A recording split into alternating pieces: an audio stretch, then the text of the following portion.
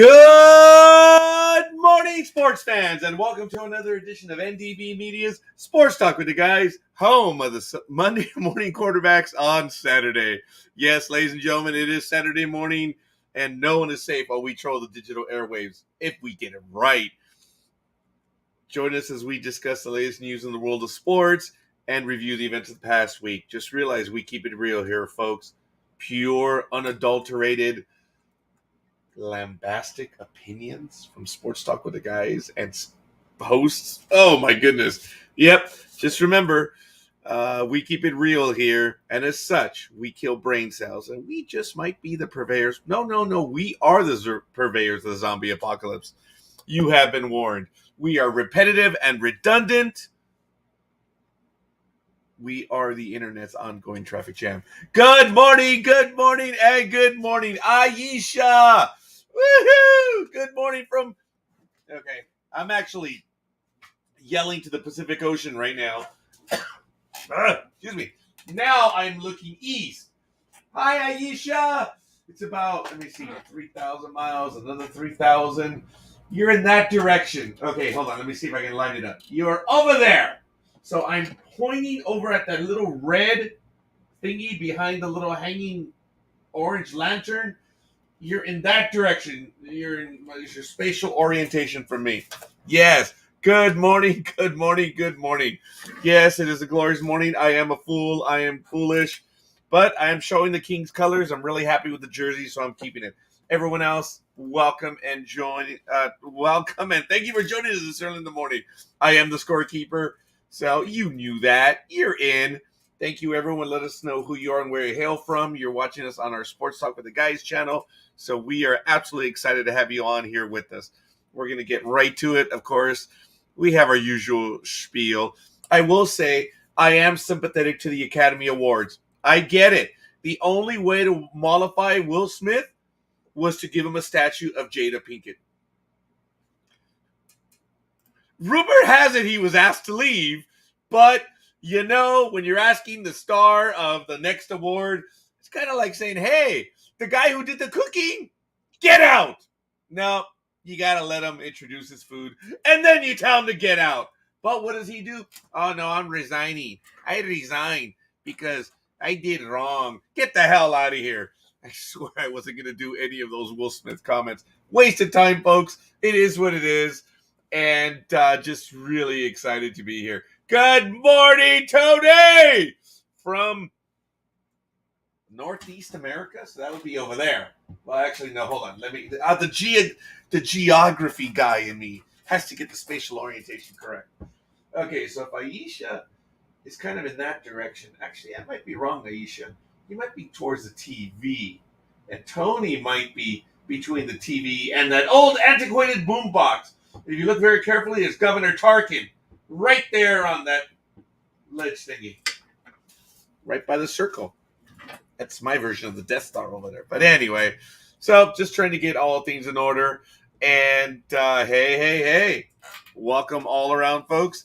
As you know, we've got a lot of stuff planned for you today. We're going to go over all the good stuff right now. As a matter of fact, in Pomona, in hell, in the world headquarters here, NDB Media, of course, a subsidiary of Jedi.x. It's 51 degrees. It's mostly cloudy today. It's going to hit a high of 72, which is awesome because it does get a tad warm in here. So hopefully we won't have to deal with the heat. It's going to be an overnight low of 54. So it's actually going to be warmer overnight in about 24 hours. Go figure. I don't know what that portends to the rest of the week. Woohoo! There's a word for the day. Oh, it's, as I mentioned, high 72, overnight low 54. Humidity is 95% right now, and I get it. It feels like it. I still don't know what it means, but I feel it. The pressure is 29.98 inches. Visibility is 9 miles, even though the sun isn't up until 6:37 in approximately 28 minutes. Yeah, there we go. 28 minutes. Yeah, I think that is. 28. Oh, no! In 32 minutes! Oh, my goodness. My math is failing me. Better not do anything right now to mess up my math skills. The wind, of course, is 0, but it hasn't southeasterly orientation, so the wind is going that way, even though it's 0 miles per hour at the moment. Dew point is 49 degrees, so we're just above the dew point. Wow, isn't that awesome? UV index, of course, at this hour is 010, and we are in a waning crescent. So absolutely excited. Let me know how warm it is or how hot it is where you are right now, what the weather looks like. But while we get to that, there was a loser. Oh my God, this joke's about me. There was a loser who couldn't get a date. He went to, oh my God, he asked a bar. Oh, he went to a bar and asked this one guy how to get a date. The guy said, simple. I just say I'm a lawyer. So the guy went up to a pretty woman and asked her out. After she said no, he told her that it was probably a good thing because he had a case early in the morning. She said, oh, you're a lawyer. He said, well, yes, I am. So they went to his place, and when they were, in his private quarters doing the hee or whatever, hee. Oh my God. The newlywed game, it used to be whoopee. He started to laugh to himself. When she asked what was so funny, he answered, well, I've been a lawyer for 15 minutes, and I'm already screwing someone. Oh, that wasn't too bad. Let me see. I see the LA Lakers lost their must-win game against the New Orleans Pelicans. Oh, dear, how sad. Yep, I guess we're going to have to see what the big dog has to say on that right now. We'll go over some of that stuff in just a moment. Hopefully you enjoyed that one. Don't have any April Fool's jokes for you. Actually, yeah, just think of everything around you. That should be enough for April Fool's. Wow. 25 degrees and freezing here in Clarkston, Michigan. I was going to say Minnesota, but I think that's MN on the initials. That's cold. Ooh, that's cold. Ooh, I felt it right here. Oh, all right. Ooh. Damn. All right, I'll turn the heater off. I know, 51 degrees and I have the heater going. What a pussy.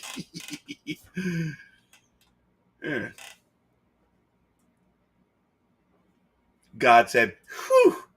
I just created a 24-hour period of alternating light and darkness on Earth. The angel said, what are you going to do? I'm sorry. I messed it up. Okay, hold on. I just created a day-night period of 24 hours. Angel says, what are you going to call it now? A day. All right, I know that was painful, but it is what it is. Oh, wow. We had minus 4 degrees Celsius last night in the old country. Yes, out here the colonials are a tad warmer. Ugh, you imperialists. Gosh. When I always played Risk and whatever, I always loved being the United Kingdom. I just did. I guess I'm an imperialist at heart. I fired my assistant again yesterday. Actually, I warned her that I was going to fire her, and she wasn't here, of course. She one day was fired 5 days. Oh, I'm sorry, 5 times in a day. She is NDB Media's or Jedi.tax's own Billy Martin. So, actually, I do have a name for her now. It's going to be Billy. She's not going to get it. The joke. So, if wishes were horses. But anyway, I'm being stupid. Good morning, good morning, good morning. Oh, man. It is absolutely awesome. We're having a wonderful morning. Thank you for joining us. And we're going to get to all the other stuff today in History Today. Want to take a quick look at History.com and see if they have a major sporting event. Today, actually in world history, I believe it was in 2005. Yes, Juan Pablo el Segundo passed away. You know who he is. Some big guy over in the Vatican. Let me see. Sports. Was there a big thing? No. Maybe. Anthrax poisoning. Mob boss John Gotti convicted of murder. President Wilson asked for a declaration of war. Hans Christian Andersen. Argentina invades the Falklands. Oh, you'll remember that, don't you, Aisha? Ponce de Leon claims Florida for Spain. Yeah, not too much happening in history. So we'll take a look at sports history, see what's going on. Today, back in 1931, 17-year-old girl Jackie Mitchell strikes out New York Yankees star Babe Ruth and Lou Gehrig in an exhibition game at Engle Stadium in Chattanooga, Tennessee. I'm sure even back then they were saying, man, they just don't give it up. Oh, but anyway, I'm thinking this is a routine now, having to do this program in the morning for the first 15 minutes or so. So I'm going to try to work in a little bit more. I have my monologue for the first 15 minutes, unbelievably. Back in sports history, back in 1974, England cricket fast bowler. Not slow. Fast bowler.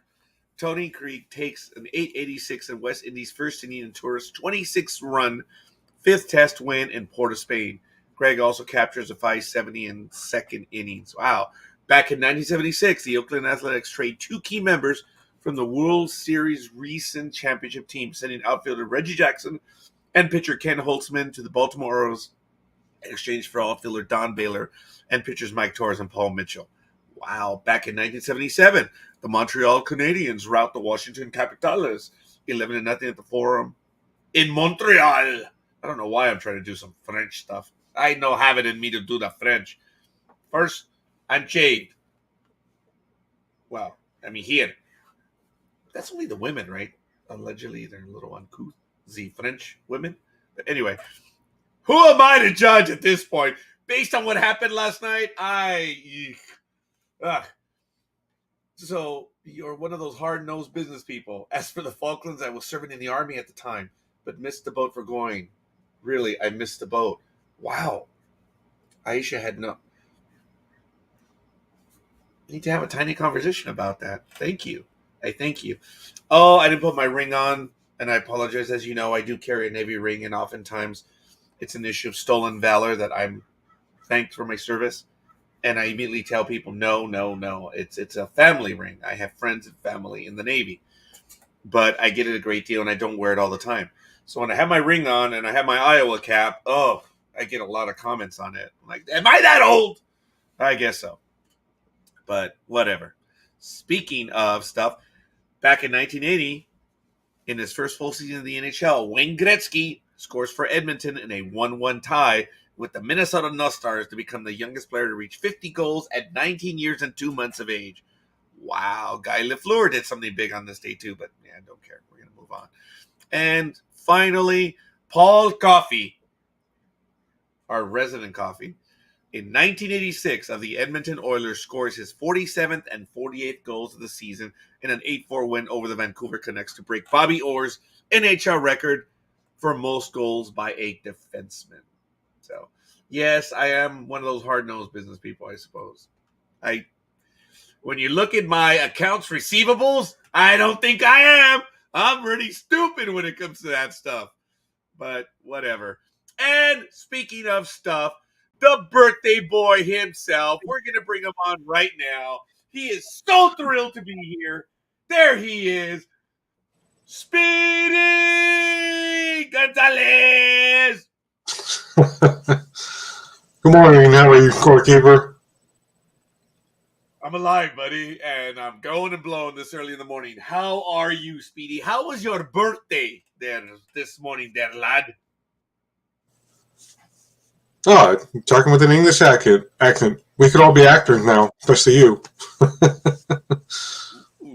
I wish I could be. But let me see. We did get a like. Thank you, Aisha. And, of course, Sports Talk with the Guys. That must mean either Big Dog or Jew or Richard or Thomas or some... Oh, I'm sorry. I meant the Dreem.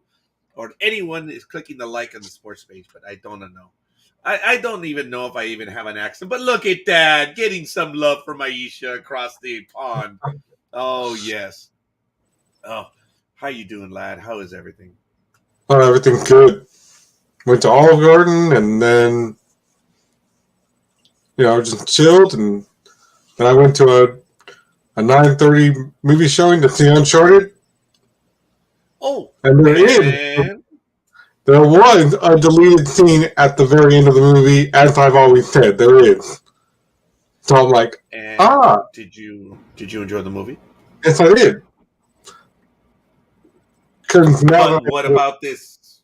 What about the scene? I keep interrupting you. I'm so sorry, young man. Because there's a guy at the end of the film where he's in prison and he's like, this is what this is really about. And I'm like, but he he kind of did what you just did. He pretends to have an accent. And there's only one thing about that I'm like, wait. Because there's also a guy in the very first video game where he's a bad guy and he's trying to kill Nathan Drake, and he also has an accent. But there's also another guy who has an accent in the second video game, and I'm like, so he's in prison, and he also wants to kill Nathan Drake, blaming him for him being in prison. That's either the one guy from the first video game or the second bad guy from the second video game. And that's how it ends. I'm like, okay. You know that, like I told Big Dog, you just have to give it a chance. They're more than likely, this is their plan to keep you interested for their second film. That has to be the big dog. That definitely is the big dog right there. But we'll see what's going on. Hopefully the big dog will be joining us shortly. As a matter of fact, I want to see Morbius yesterday, or Dr. Morbius. I did comment to the big dog about Jared Leto, and I think I just don't like the image of him as the Joker. It's kind of unnerving to me, and I don't like it.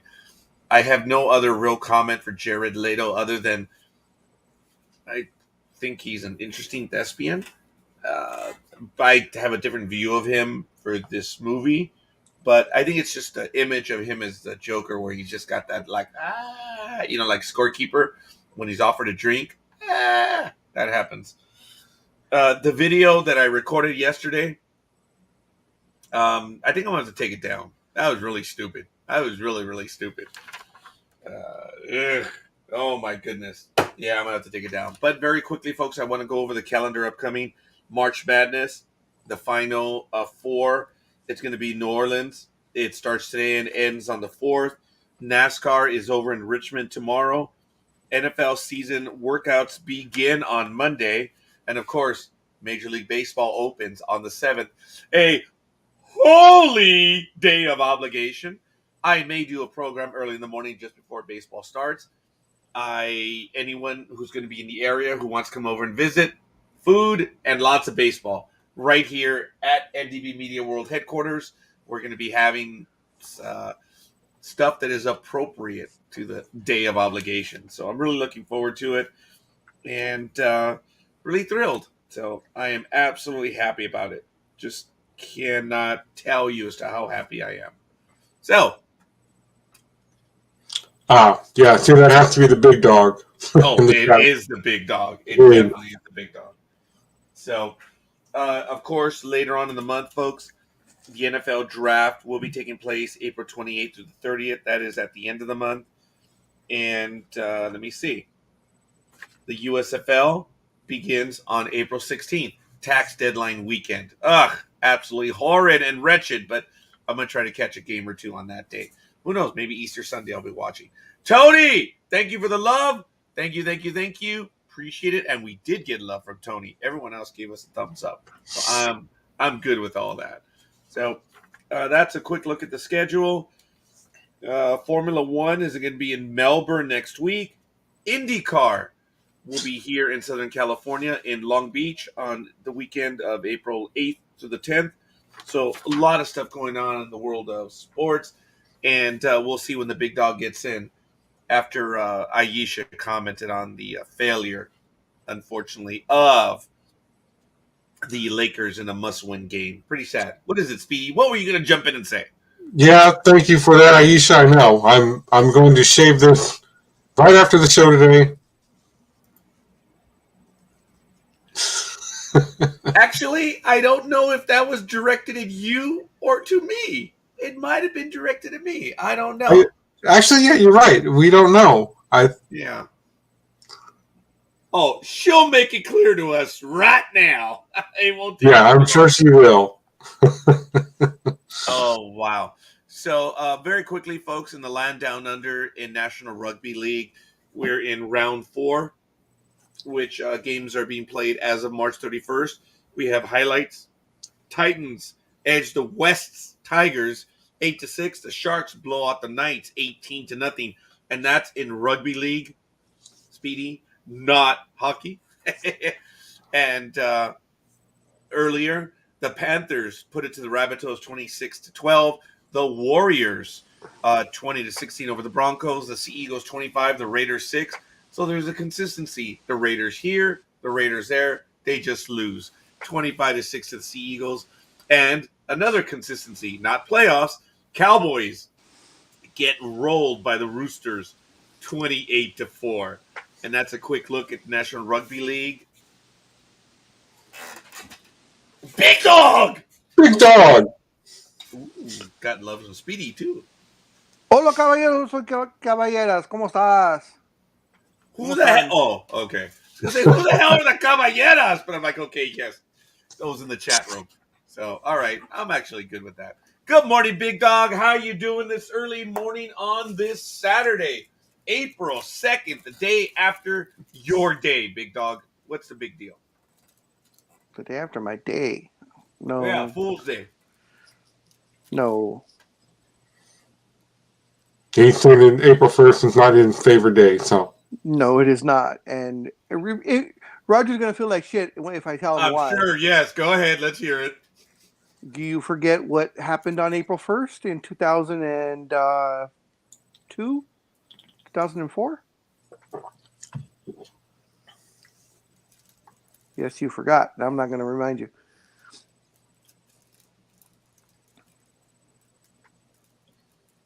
I'm too old, dude. I'm too damn old. I know. That's why. Let's just say I do not celebrate April 1st whatsoever as a joyous occasion. I figured. Because of what happened to my family that day.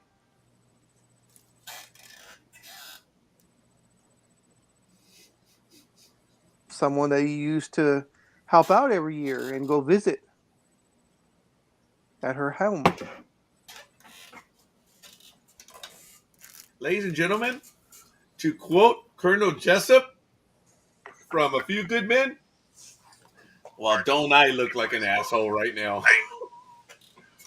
It's okay.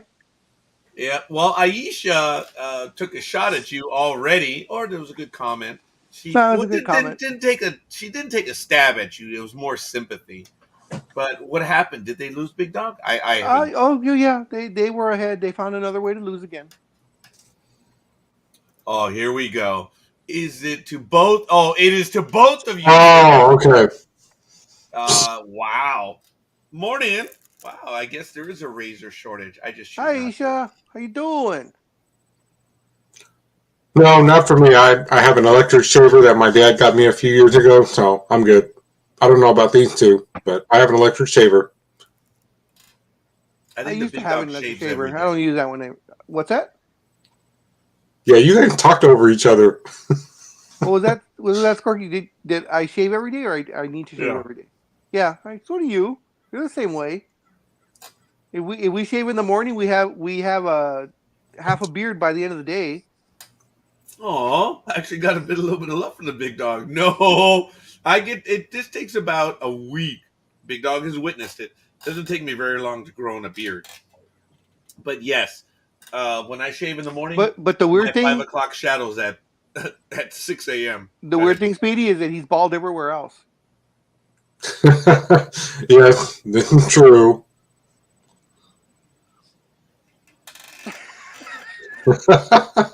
And notice how he looked down too. So he knew what we were talking about. I was looking down at my sandwich, but that's okay. I'm actually trying to have something this morning. I am starving. I did go out yesterday, and I will tell you that I had the tandoori chicken. It's an experience at this theater in Pasadena, which my compatriot, coworker Bruce, took me out to go see the movie, where you have 2x2 seating, where it's actually there's like a booth. Oh, I love seats. How cute. Yeah, and then there's two. Well, but story of my life, I was alone, of course. No, you're with your buddy. No, he was with his girlfriend. So, and I was alone with my water, my soda, my food. There's a table in the middle so you can enjoy. I wish I would have taken some pictures. I should have done it. it was different. It was really nice when you enter the place. It's like a restaurant, or it's like a bar. At the very top, you register, and then you go take the escalator down 2 levels, and then you have a genuine bar and seating area, which is really kind of nice. And What then type you have of the different movies? What was the theater called? I will have it for you in a moment, Big Dog. Because there's one like that in Downey that Jason and myself went to when we went to see a AEW wrestling event. It was the Look Theaters, and it was the same type of thing. The seating wasn't 2x2, but they all had their own tables and such, and you ordered the food and everything was brought to you. There was no concession stand. You ordered everything via your phone, and everything was brought to you. IPIC Theaters, the Ultimate Theater Experience. So it's the same, except this one has booths. So think of a traditional theater, but you only have 2 booths in the far right. No, I'm sorry, 1 booth for 2 people in the far right. Then you have 2 booths in the middle, which is for 4 people. And then you have another booth on the left. So it's conventional size, but maybe the average size theater. I mean, there's theaters that are bigger than that. So there's only 2, 4, 6, 8 people across, and you're able to lounge. The seats recline. Yeah, And it's really nice. But about halfway through the movie, maybe a little bit more, as I said, I ordered the chicken tandoori, which was okay. It was a little spicier than I thought because I'm stupid and I didn't know what I was ordering, and it was okay. I'm still okay the day after. A drink is delivered to my booth. And my first thought was, Bruce, why the hell did you buy me a drink? Dude, come on. Why? You didn't have to get me. It was liquor. And it was a Tom Collins, for those of you that know, on steroids. I think it was gin. It might have been vodka. But it had a finer, tasty taste to it. It had flavor. So it wasn't a male drink. I should have thought about that. It's a female drink. But it doesn't matter. I started to drink it while I'm watching the movie. And since I don't drink all that often, of course it took effect. And as the movie was starting to progress, I started drinking much quicker. And I'd already had my meal about 40 minutes before. So I was a bit tipsy after it. And yeah, but like an idiot, I didn't ask. I'm sorry, who sent me this? I was stupid. I did not ask that. I did not ask. I thought my buddy next to me had ordered it for me. Oh my God! Someone purchased a drink for me, and like a jackass or a dumbass. Oh my goodness! Tonight is Speedy's big night, Wrestlemania. Looking forward to his breakdown. Ooh, we may just get to that in a few minutes right now. But and speaking of someone who has his stuff together, there he is. Hey, what's Stud going on, guys? Muffin! All right, I'm gonna have to reset real quick because my audio is just really weird. Bye, Stud Muffin. All right, bye. Oh, hold on. What's up, Dreem? What's going on? Nope, I'm gonna have to reset. I'll be right back. Okay, have fun. Bye. All right. Looking forward to seeing him. Of course, again. So how did you like Morbius? No doctor in it, just Morbius. He plays Dr. Morbius. Yeah, as I said, I didn't know if the movie was Dr. Morbius or just Morbius, which that was the title, Morbius. But when I said that earlier, I didn't recall. It was interesting. I know a tiny bit of the backstory. So unfortunately, I caught myself. I said, well, wait, but it's like, dude, just shut up and try to enjoy the movie. So I spent maybe the first 10 to 15 minutes confused because I was stupid trying to think the things through, and I just should have tried to enjoy the movie. The movie was much different compared to the average Marvel movie, and that's saying a lot when you think about. That's because Sony did it. Okay, yeah. Mm-hmm. It was interesting. Are we talking about the Batman? No, No, Morbius. Oh, Morbius. You saw Morbius already? Yes, I saw Scorekeeper it. did I saw with it Mr. within the last 12 hours. with his favorite character, Mr. Leto, Wow. Mr. Jared Leto. Well, as I'm willing to give, as I said, I think the image of him as the Joker with that smile, it actually does kind of freak me out. I don't have a thing against clowns or anything, but it unnerves me, the image of Jared Leto with his eyes wide open as the Joker. It just, ugh. Wow. Thomas, I'm sorry, Stud Muffin. I don't know if you heard before before you came on, but Scorekeeper went and it was in one of the upscale theaters, Oh, okay. and someone he had his where they served dinner and such, so he ate. Yeah, I love you too. And all of a sudden, a drink shows up, a alcoholic beverage Uh-huh. shows Halfway through up the movie.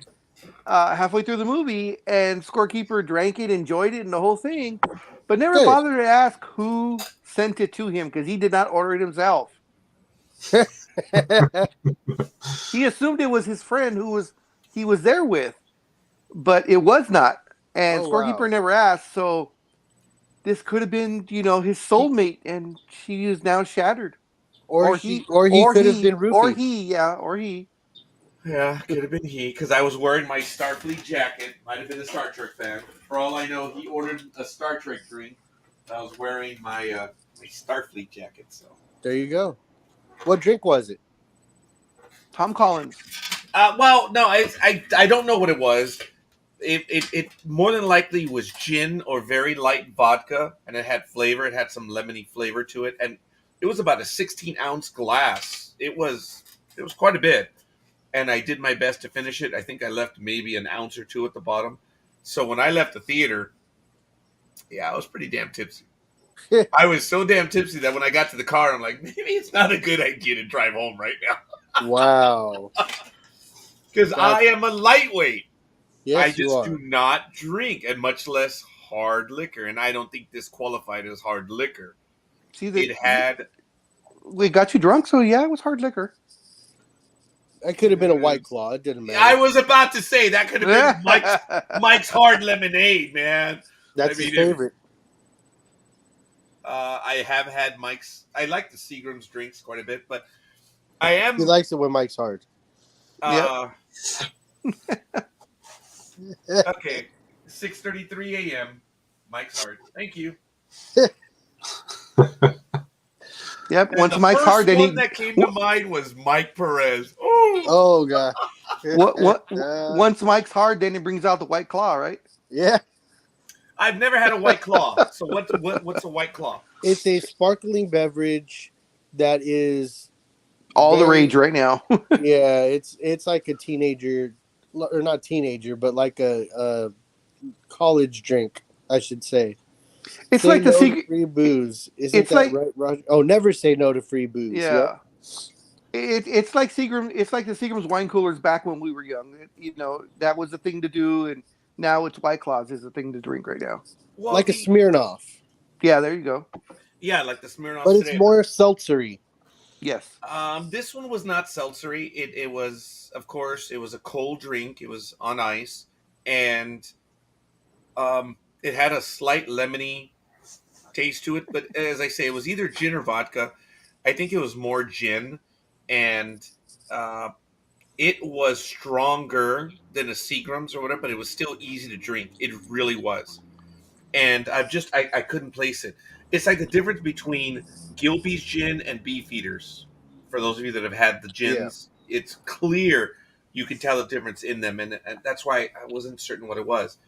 But it was really easy to get tipsy with that. Oh my god! When we walked out, we went to the bar. There were some people waiting at the bar, and my buddy Bruce went ahead, and he looked, dude. She smiled at you. I'm like, huh? What?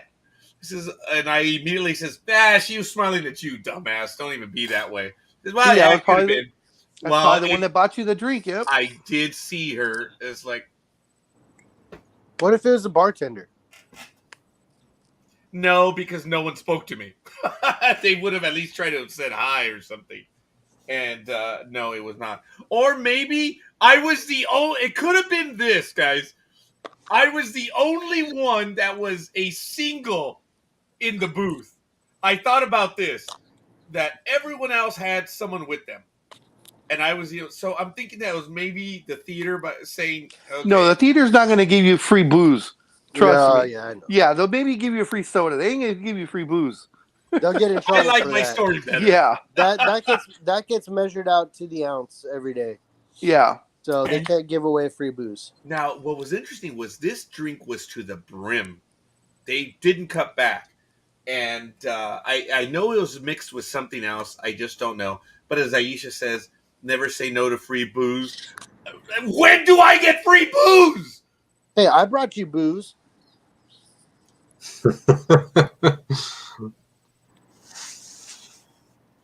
Okay. Yeah. Just go ahead. Are you telling us, Roger, that a packet of wine gums and a glass of water and you're anybody's?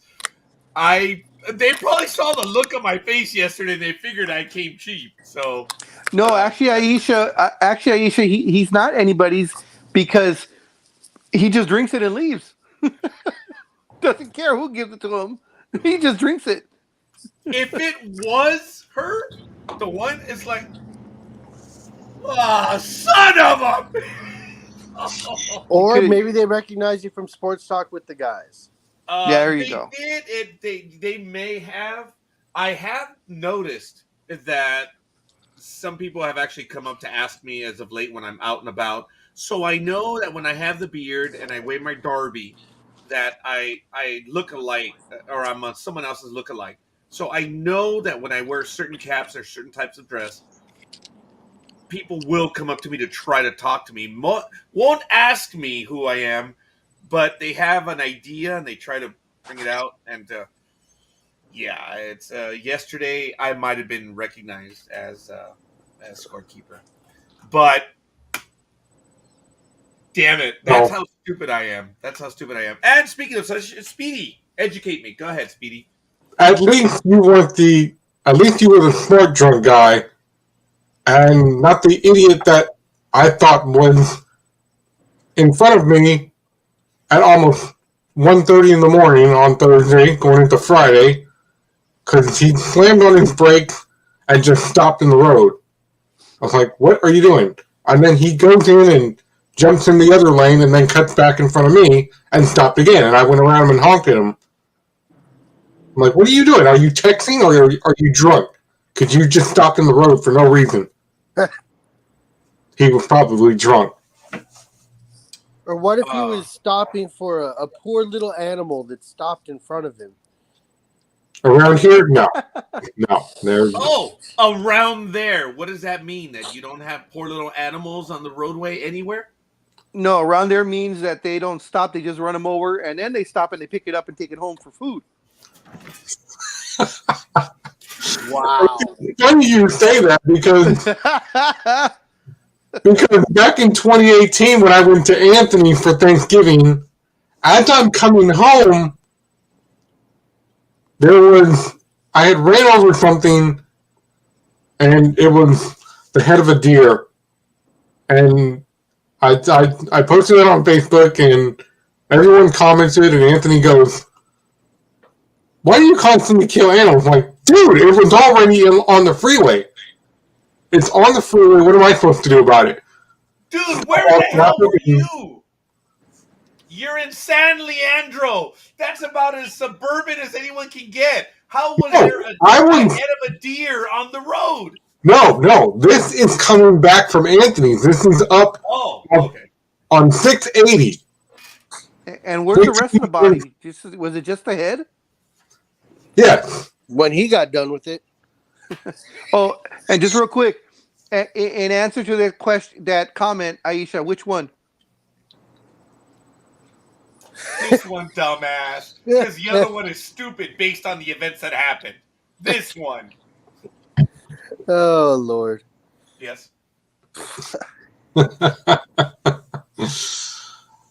Oh. No comment from Dreem on that one. Not going there. That's what she said. That's what she said when I walked out. Well, obviously, I'm not going there. Oh my God! It's just I cannot believe it. And it dawned on me after the fact when I was driving home. It's like, Scorekeeper could have got something, but All right, college basketball. actually Yes, sir. anything at this point. Who you got? Shit! Did We I got say that out March loud? Madness. We got the Final Four today. I got UCLA. Yes. Actually, in your part of town, Dreem. Yes, in New Orleans. Yes. So, question: who y'all got for today? We've got UCLA. What? Oh my gosh! Just seeing if you're paying attention. University of Cerritos left on Alondra. Heard.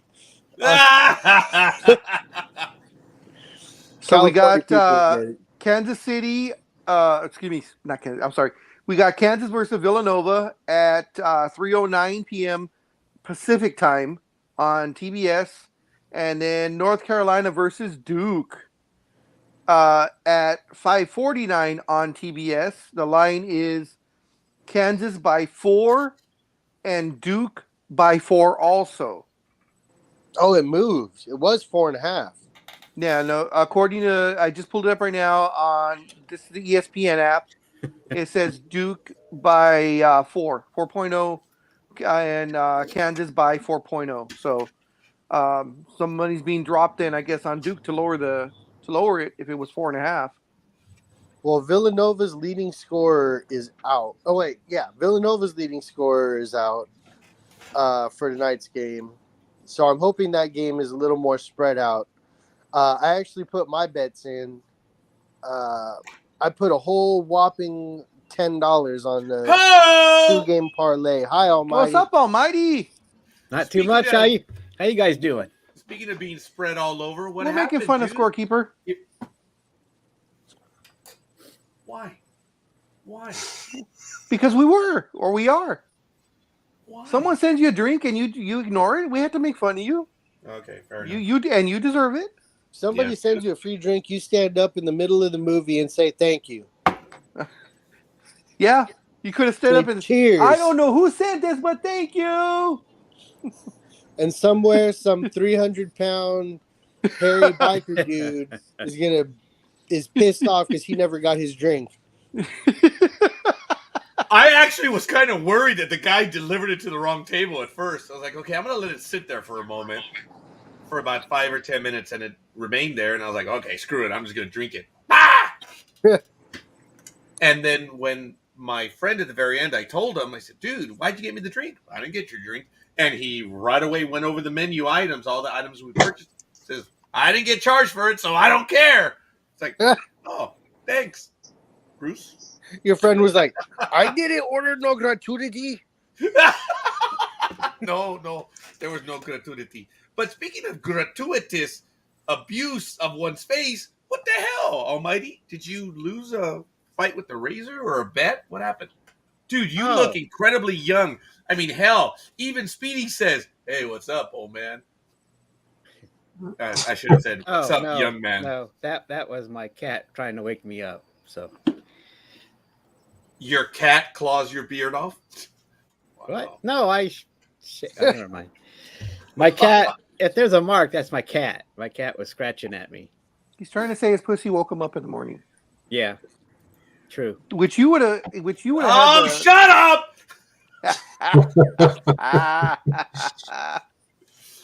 Go ahead. I ruined a good joke, Big Dog. I did. No. I knew you were going to cut it off, so there was really no rest to it. But you know where I was going with it. I had an idea. Yeah. That's dangerous. No, Almighty shaved because all the ladies were complaining about the rug burn. That's right. Oh my. Razor burn. Yep. Yes. True story. Good morning, Almighty. You got some more from Aisha out there. Yep. They were complaining about the razor burn. They were walking funny the next day. Yep. All right. Good morning, Alicia, or whatever time it is over there across the pond. It's either 4 or 5 o'clock at this time, I believe, and she'll correct us because she always corrects me. So, folks, as Dreem did bring to the table, we have Kansas number 1 versus number 2 Villanova at 3:09 p.m. as Big Dog enlightened us a moment ago, and Duke at North Carolina. So, and that's at 5:49 p.m. Both are on TBS tonight, all times Pacific. So, Dreem, forgive me, who are you going to take for this one? I'm taking Kansas and I'm taking Duke. Oh, I'm taking Dreem. Oh, I'm sorry. I mean, Wait those ones. there. Kansas Hold on. and Duke. You got to send me a big drink first. Like I haven't in the past. See, but my problem with Dreem was I only purchased wild cherry Pepsi. Or cherry Coke, I forget which one. Philadelphia's own Villanova and Duke will advance. Villanova all the way. Oh! You know what? Whoever wins between Villanova and Kansas is my pick to win everything. So I give them. I'm okay with your call, Tony. It's going to be it's going to be a close game, unfortunately. But Villanova's leading scorer is out, so I had to go with Kansas. I think I'm going to take Kansas, and I'm going to go with the upset and take Carolina over Duke. I have a soft spot in my heart for Carolina. Oh, North Kakalaki? Yeah, you do. Yeah, you do. What's it going to be, Almighty? What are we talking about? Exactly. The Final Four, NCAA. Oh, all right. Sounds good to me. It's It's 245. Okay. Gotcha. Who are we up against here? The first game will be Villanova versus Kansas. Kansas is the 1 team. Villanova is the number 2 team. And then in the evening game, it's number 2 Duke versus number 8 North Carolina. Kansas and Duke. There you go. Oh, Can't go wrong.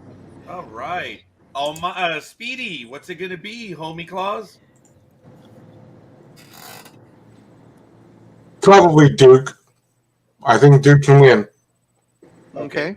And you're And gonna the take, morning game? Yeah. Or Mhm. well, the first game. First game, yeah. Villanova or Kansas? Kansas is number 1. Villanova is number 2. Villanova. Oh, okay. So that would be a bit of an upset. He's going along with Tony on that one. So, good stuff, folks. And then, of course, we're going to have the championship game. Then it will be on Monday night. And I believe the championship will be there in New Orleans. And Well, keep an eye on if Villanova, if Kansas and Duke win by more than 6 each, then I will be a very happy man. So that's what I'm going for. It's not just them winning, but I want them to win by more than 6 points. There you go. And then if that happens, then Stud Muffin's going to be taking the Learjet over here to California. No, if that happens, then I can afford to pay for the next tank of gas. how bad is gas there? Well, in my vehicle, I have to use the premium because it is older than my youngest daughter. Okay. And anything less than the premium gas. Mother of God! Yeah. Anything less than the premium gas will cause my car to shake. So I have to.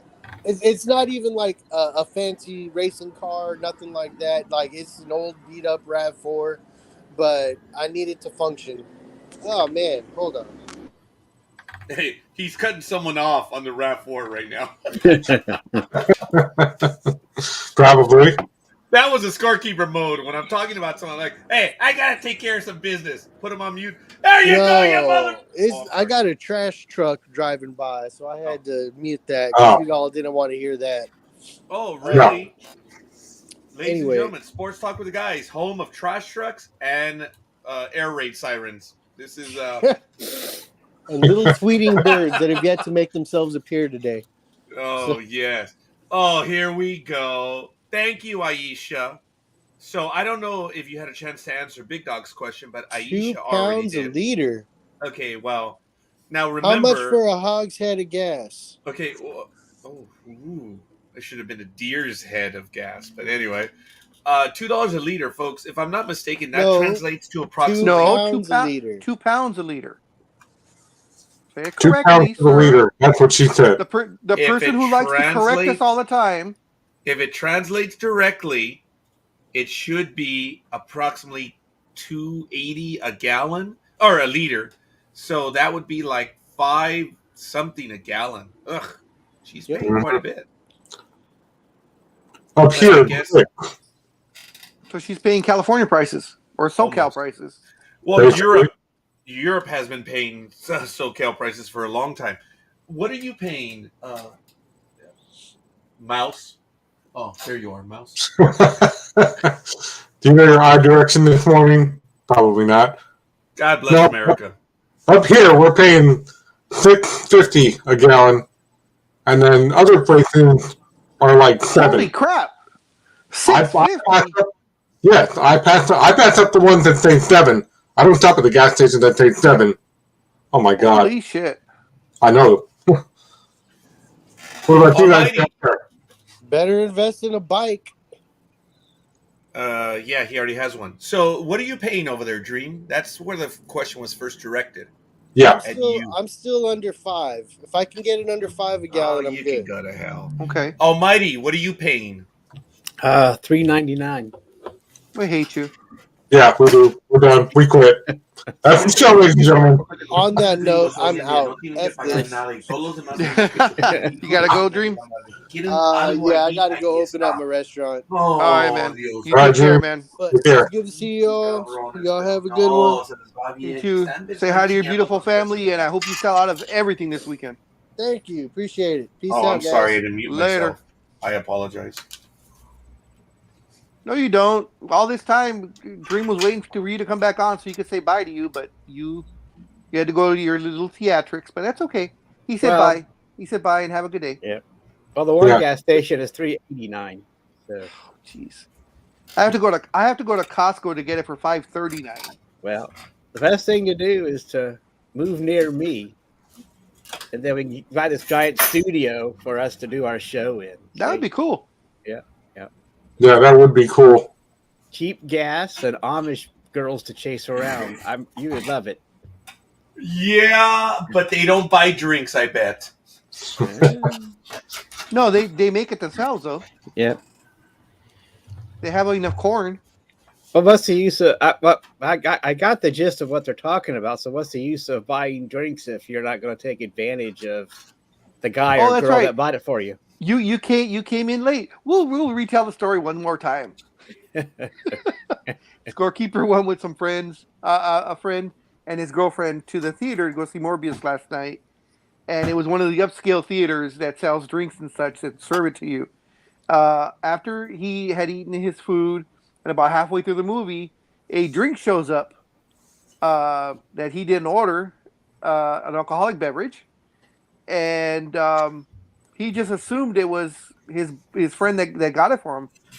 So he drank it all and left, and realized after when he talked to his friend that, in fact, his friend did not buy the drink for him, but someone in the theater bought him that drink. Okay, so Roger was with a couple. Yes. So someone felt sorry for him for being sitting there by himself, being the third wheel. Could be, or it could be thought that, oh, he's by himself and he's Okay. lonely. I'm lonely. I'm gonna buy him a drink, and but and the thing with the kicker was, as he was leaving the bar area part of the theater, there was a girl that was smiling at him. Holy Roger shit! just And kept it on walking by. was. Oh my god! It was What? her. What she was in? You remember seeing her in the theater now? No, there were 5 of them in the group. Oh my god! Oh See, my! you were- The only one that was seated, and the other 2 couples were right there with. They had. Oh, There you go. So There you go, Scorekeeper. So what is that? A Mahjong sextet? Is that what that is? Is that right? For Roger, it was going home lonely. Well, I'm just saying it could have been a Menage sextet, Oh yeah, right? yeah, whatever this. Whatever it is, Yeah. but Yeah. I know it has the word sex in it, so it was already set up for him. Hey, that happens to some of us. No, I guess. no! I like it that. happens I like to that. no I like one. that. It happens to no one. It happens to me because I'm an idiot. So Almighty was saying it was a menage a trois squared. Possibility there. Oh, very good. I So- like that one. Aisha, that's a good one. Yeah. Missed the boat, missed the call, missed everything. Oh man, this guy is so Missed the- lonely right missed now. the boat, I am missed- suffering. He missed the dock. He missed. Yeah. All I had to do That was goes to throw show the you rope, that. Yep. and I couldn't even do that. That goes to show you that you don't need to shave every time you have a date. Yeah, maybe she found the gray in the beard sexy. Yep. She wanted to call you daddy. What was the age group? Do you think of this group of girls, or your harem? No, they were not all girls. They were pairs. Okay, well, the one girl that was odd person out, about what age would you put her? She was late 30s or early 40s. Oh, yeah. There you go. She might There have, you go. I think she was rather youthful, but she was not in her 20s. Definitely not in her early 30s. So, Well, at this point, you can't be that picky. actually, it's not even an issue of picky. It's an issue of being stupid. Oh, Yep.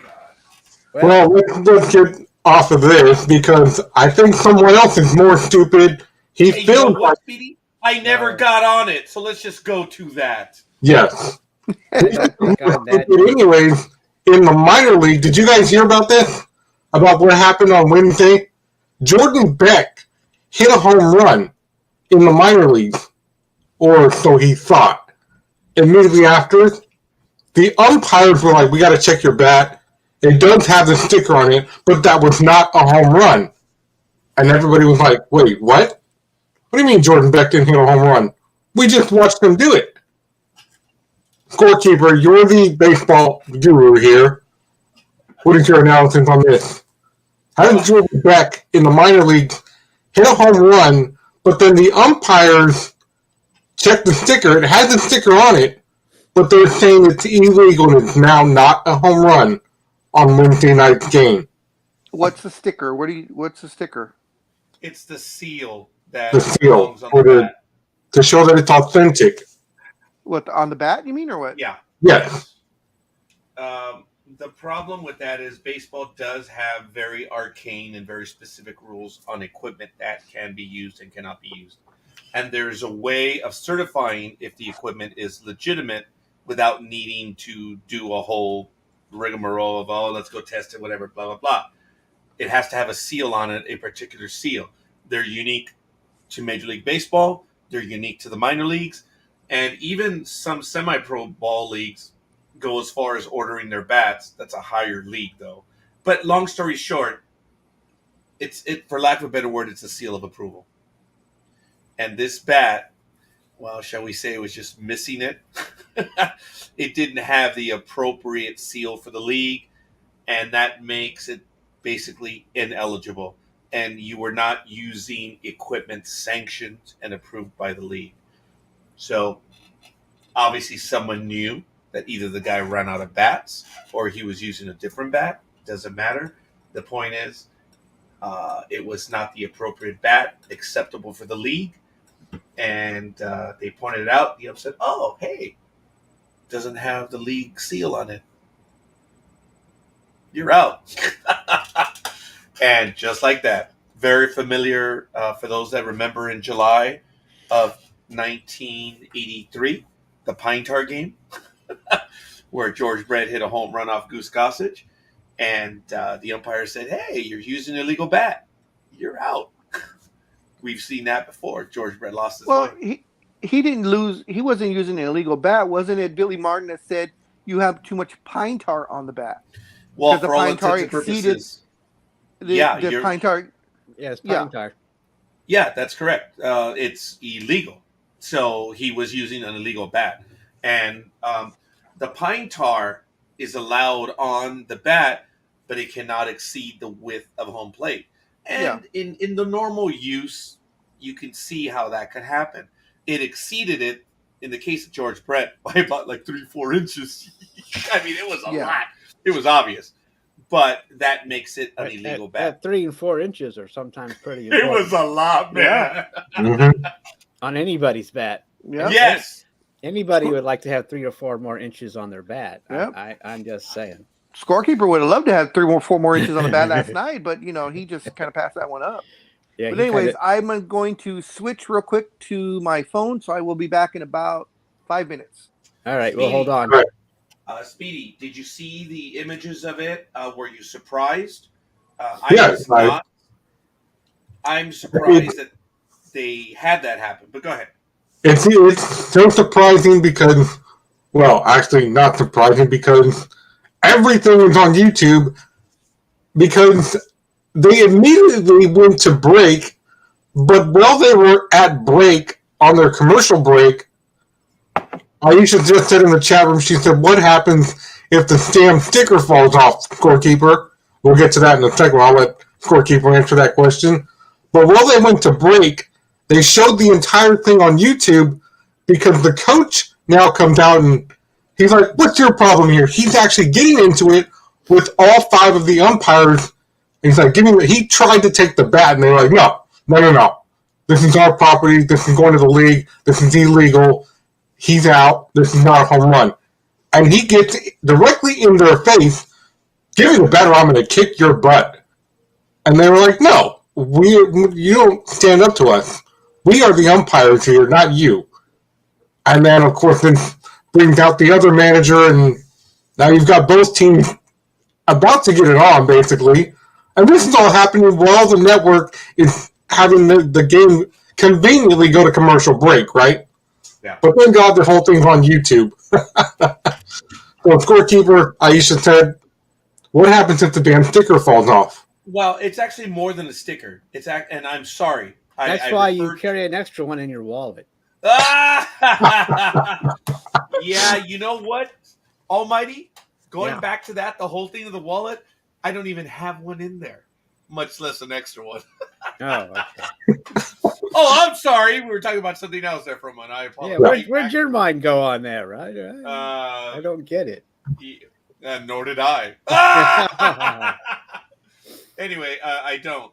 See, look, sadly enough, all I have are credit cards in there. There's nothing else in there. And then I have more ID cards and stuff on these slots. I don't have those things. No, it's more than a sticker. I used to have one, but then it got all, it got all kinds of moss on it and stuff like that, so I had to throw it out. Because never mind, it's an old one. Which collected moss and algae, and also had other foreign objects on it. So, anyway, so all I can say is thank you for that, Almighty. mold. That's it, mold. It had yeah, mold. There we go. Mhm. Man, I'm loaded with receipts. That's all I have. But all kidding aside, it's more than a sticker. It's an actual imprinted seal on the bat. So I referred to as having the seal on it. It was misleading. I didn't mean to. It's not an adhesive. It's actually, chiseled into the bat. It's part of the monogram for not necessarily the monogram, but So you it's still on the bat. you'd have to break the seal to. Think of it as the logo on Scorekeeper's hat. That's how permanent that is, right? Okay. So you'd have to break that seal to put any cork or anything in it? No. Well, I'm just saying. You said the seal was messed with, so I don't know. I haven't seen a bat with. I haven't seen a bat with the seal. Well, it's like the ones that say Louisville Slugger, for lack of a better word. Right. Yeah, Go ahead. It's marked on there. So Okay. when you play with the bat, okay, never mind. It just shows that it's approved and that there's nothing wrong with it. Yeah, I got it. that's okay. it. Yeah. Never mind. I thought that you could fuck with the bat after, and the seal would show that. And there it is, our first one of the day at 7:04 a.m. What? That wasn't me. Come on. Come on, yeah. He's like, that wasn't me. As if there's another Almighty here. But there's not. Whoa, that was an accusation this early in the morning. Oh my. Yes, that's why I apologize, Aisha. I wasn't forthcoming. on that one. I am sorry. Just So, like yes. you weren't forthcoming last night. But I was dumb coming last night. yeah, somebody else was forthcoming. Oh, son of a! Oh my! And then you could have been coming. I mean, Dude, it was a human soul that wanted to have a conversation with me. But here's the truth. Here's the truth. Even though you made that mistake, the rest of us would have too. So we're making fun of you. Oh, we're still talking about Roger's faux pas from last night. I'm sorry. If someone brings me a drink, I'm finding out who gave it to me. Yep. And hope that you're by. You know what? I don't think he cares. If it's a guy, then I would have said thank you very much. I don't swing that way. So yeah, enjoy your movie. Enjoy your movie. Yeah, but at least someone would have found interest in you, and that's the important part. Yes, I would have went home happy. Yeah, someone was interested. Yep. I went home happy and depressed at the same time. Believe it or not. And even more so. And even more so now that you realize it was that one girl that was by herself also. Was she cute? Yeah. Yeah. Did she have... That's why when Bruce pointed her out, I'm like, no, it can't be. It cannot be. Did she have big eyes? No, she was from Earth. Okay, funny man. Okay. Anyway. Oh, Scorekeeper. All I can say is she was blonde. She had long hair. That's in Scorekeeper's wheelhouse. He loves next time you go there, I'm going with you. So you can go home with her instead? Yeah. I just say, I'm going to, because, Roger gave up his claim. That dumbass will drink the drink, but I'll go home with you. Yeah. That's right. Yep. You don't have to knock Roger over. I will. But anyway. Wow. Or bounce off Roger. I don't know what would happen, but I'd ricochet myself off of Roger into her chest. Hold on, pal. I'm not a volleyball here. See, and Almighty has had this set up, and he'd go up to her and say, forget that guy. I'm from Ohio. I'll show you what the big O really is. Yep. Yeah, the big O. I'm not prepared to argue that. That's funny. That's too damn funny. Ladies and gentlemen, Sports Talk with the Guys, home of the idiot scorekeeper who didn't know what to do when a drink was presented to him. We've all made that error, so don't. Oh, I'm getting a lot of love from Speedy. From Almighty. Yeah, I know. All right, stop it. So, I want to thank you for that, Almighty. There's Roz. Yeah. She's probably seen the painful video. I think I have to take the video down, man. Hi, Roz. I gotta say, my buddy in Las Vegas was awake, and when I called myself a dumbass on the video, he was like, "Yeah, you are." Yeah, even he. Oh my god! Oh, was that the video you sent last night? That's the video I was recording as I was driving home. Yeah, I could have gone back. She was still there. Oh my god! Wow. That is disturbing. I had every chance. Oh, and still.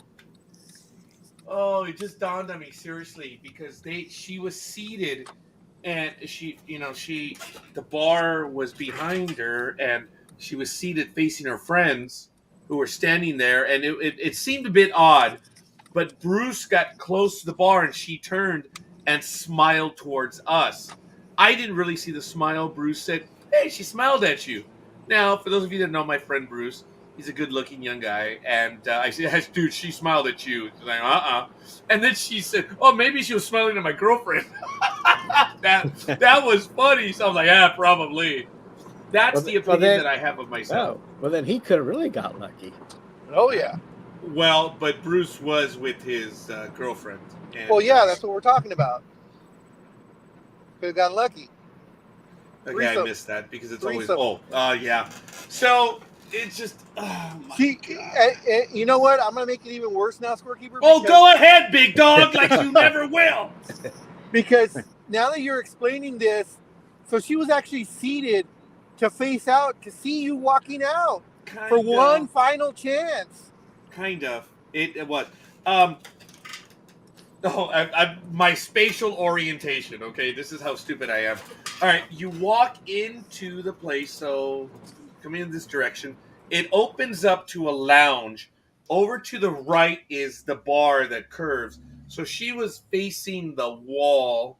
Her friends were on that side, and when she looks to her left, you can see everyone exiting from the different theaters. And when we exited, it's when she looked over when Bruce got close. But wow. It was perfect angle. She didn't have say she was seated looking at the people exiting, but the way she was, oh yeah, oh god. Oh god, oh god. But on the other hand, maybe you would have walked over and she would have said, "Who the fuck are you? Get out of my VA. What the get out of here." Or she might have said, I think your Van Dyke is funny. So, you gotta look at it that way, that she was, Thank you, Almighty. I appreciate it. You're the only one that's giving me any bit of love today, man. Hey, we've all been there, we poke fun at you, but that's what we're supposed to do. But still, that would have made more sense with your video if you had maybe you turn and been like, I believe I left my keys here somehow. There are my keys. What's your name? That is very true, Alicia. That's true. That's very true, Alicia. No, that's like a point. dumbass. When we got to the very top, I asked the attendant, "I'm sorry, do you have restrooms up here?" "No, they're down there in the lounge." I'm like, oh, okay. I went back down. Oh, all right. I went back. There's no doubt. I'm just stupid. So anyway, folks, good morning. So now she thinks you're a dick. So you have no choice in the matter, because she thought you did it on purpose. What the fuck's his problem? Does he think he's too good for me, that old fuck bastard? So anyway.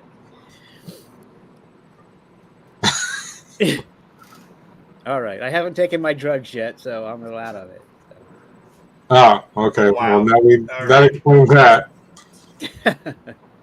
All right. Well, or maybe enough. I have taken my drugs, and that's a side effect of me being weird.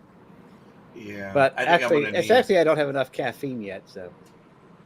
Yeah, people are starting to see my video. Frank Madrid. Thanks, Frank. He's dying laughing about the video. So I guess there it is. It's still there. I don't know if I'm going to put it on private. Go ahead, Big Dog. I was just going to say, I commented since we had that conversation yesterday about the banana. I know. I don't know. Hey, anyway, Speedy, how you doing, Speedy? Is everything good, Speedy? I commented on the second picture about the banana being finished, and I tagged you and your assistant on it with my comment. So I take it you have not seen it yet. No, actually, I've seen it. I'm just not prepared to confirm or deny anything at the moment, based on what I said earlier in the program, where you weren't with us, you dick. Yeah. Yeah, Speedy was there when you mother. What did you say? Absolutely nothing, Speedy. I'll go back and listen to it. Pal. Okay. Defend my honor. Okay, anyway, we're going to go ahead and continue. Aisha says, I can't find the restroom ploy. No, I'm not that stupid. Or wait, I am that stupid because I asked 2 attendants. Oh, my God. All right, let's go on. The failure in my life is quite clear. Folks, don't be Scorekeeper. Don't even try. Just think, and you'll be fine. Don't do what Scorekeeper does. Nothing. Do the opposite. Just do everything the opposite. But good morning, ladies and gentlemen. You're listening and watching the sad life of Scorekeeper and his compatriots. Good morning, good morning, good morning. Sports Talk with the Guys, home of the Monday Morning Quarterbacks on Saturday. Today is April 2nd, 2022. It is a fine time. As mentioned, the Final Four. We've got some other stuff going on. Oh, yes, Zeke Heil. Go ahead, Big Dog. I was just going to say, you have a wonderful life. It's just, this is just one unfortunate bump in the highway of life. So you have a great life. What are you talking about? Yeah. Do you know who I made friends with last night? besides your hand, I don't know. 4 pillows. That's who I made friends with. 4. I actually do. No, I have 1, 2. I have like 5 or 6 pillows. Jeez, that's how sad it Wow. is. Oh my God! Did you see? Oh my God! Did you see Almighty's face? Yeah, I have way too many. All right, guys, we're gonna continue. I think we have some news, Speedy, on WrestleMania. Do we today? You want to get to that right now? Because I guess this is a major event, is it not? Yeah. But, as Aisha mentioned earlier, giving off night 1 of the result. No, I will not be doing that this year because tonight my siblings have decided we're going to take you to Lazy Dog tonight. So I will be not here. I will be in Fremont, California in a few hours later this evening. So I won't even be here to be watching night 1 of WrestleMania on Peacock or pay-per-view at all. But there have been a lot of changes to WrestleMania itself because, as per usual, Vince McMahon's like, no. Yes, we're doing this, but we're changing the ending of this. As I said last week, when Jeff Hardy was discussing his match with his brother Matt Hardy, okay, so do we have to run this by the writers? And Tony Khan and everybody looked at Jeff and goes, no, we don't have writers here. We're not WWE. We don't do that. And so Jeff was like, cool, all right, well then, free for all. And they were like, yes. But, the big dog, he knows this as well as I do, along with our good friend Sonny Clark. When you're this close, especially when today is the day of, big dog, What? they've only got night 1 done.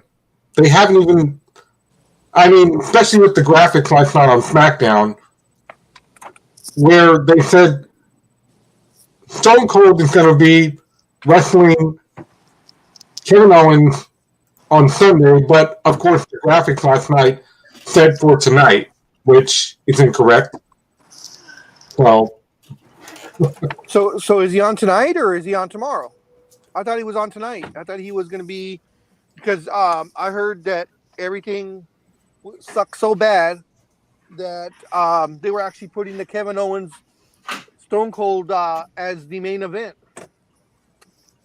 for tonight. that's what I thought too, and they even said that, but as they were talking about it, Pat McAfee said on commentary last night, yeah, the Kevin Owens versus Steve Austin will take place on Sunday night's main event. But on the graphics, as you're reading it on the bottom, it said Saturday night's main event. Yeah, well, that's an easy thing by McAfee. He hasn't been around that long. It's an easy mistake, especially since WrestleMania used to be a just one night event on Sunday. So, yeah. He could, what I am going to say, though, is I don't know if you watched SmackDown last night. I did. But that Ricochet, Garza, and what's his face, the third one, that was an excellent match. That should have been an opening night 1 or night 2 match to get the crowd going. But instead, they put them on damn SmackDown. So they're going to give Knoxville, Paul Logan, and freaking McAfee all 20-minute matches that are all good. I'll tell you right now, all 3 of them are going to suck big time. Yeah, none of those guys are wrestlers. McAfee may be the most athletic of them, but the Jake Paul one, he hasn't done anything at all. Knoxville is just going to try and have as much fun as he can because, of course, he is who he is.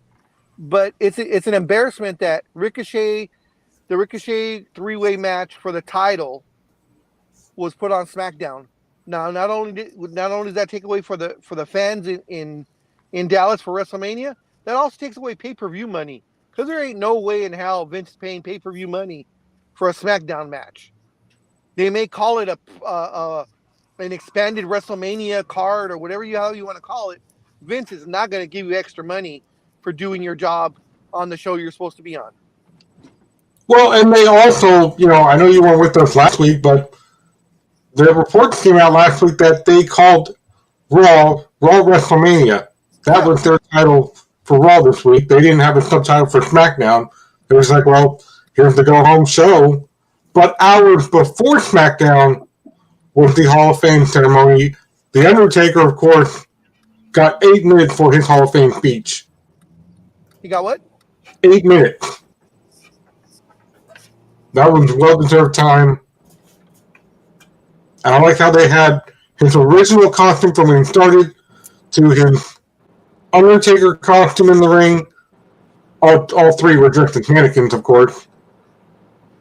Yeah. And Vince and him hugged in the ring. And Vince handed him the microphone and exited the ring. Which was kind of strange this year because normally they have, like when Steve Austin was inducted into the Hall of Fame, they have to come out on the actual stage and do their speech from up there, not in the ring. Because they have the wrestlers sit around where the ring normally is. But I guess last night they felt differently. I guess they were like, well, the ring's already set up. Let's just do the Hall of Fame in the ring. Well, the main and that's reason what they did. Go ahead. The Steiners finally got inducted into the Hall of Fame. Mick Foley said that it was long enough that Vader got inducted into the Hall of Fame, which should have been well before his passing. That's true, but also when Vader did talk bad about WWE, we all know Vince holds grudges, so that's one of the main reasons why it took so long. But the main reason why they did the ceremony the way they did is because everything is being done in Arlington, in Dallas Cowboy Stadium. So there's no way you could have done a ramp or a stage. Excuse me. So they don't have the raised platform like other stadiums where you can just use the remote control. It's too immense. Okay. I mean, it's a football stadium. There's no underground platforms or anything that can come up from underneath because you have the stadium ground. But I do like the fact that they that Vince let Undertaker talk as long as he wanted because he went on for over a half hour. Yeah. I don't know if you watched it. I watched it live. Yeah, I watched it as well. I thought it was all kind of boring up until Taker came out. I love the fact that he got a almost 10-minute standing ovation. Yeah, that was cool. He deserved it. First time I ever seen him actually, and he came out as Mark Calloway, his real self, but you could tell that he cried a bit, while they were cheering him, and in a couple of his stories you could hear him. But I thought it was great. I was kind of disappointed that he did not mention Mick Foley in his speech, where he thanked all the other wrestlers, that have helped him out and helped further his career. Because the myth of the Undertaker wouldn't be where it's at now if those matches with Mick Foley as any one of his personas didn't happen. The myth would be great, but it wouldn't be where it's at now without those matches with Mankind and Mick and Cactus Jack and everyone else. So I was that's the only part I was disappointed about, that he didn't mention Mick Foley.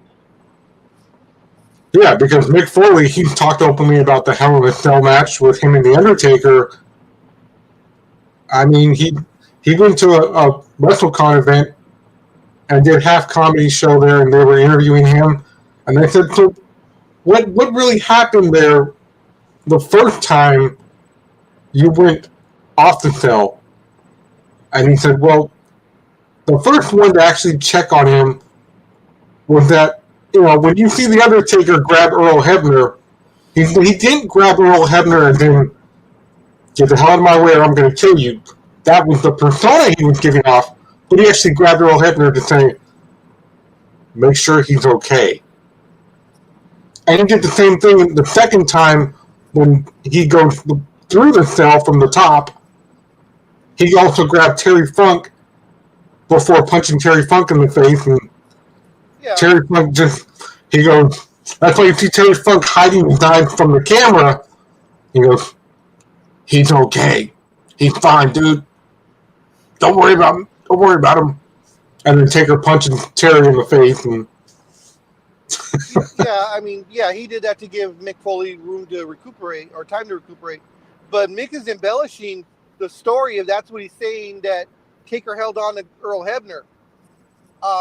Anybody that's watched the match, as soon as you said it, I knew something was wrong because Earl Hebner was not on top of the cage.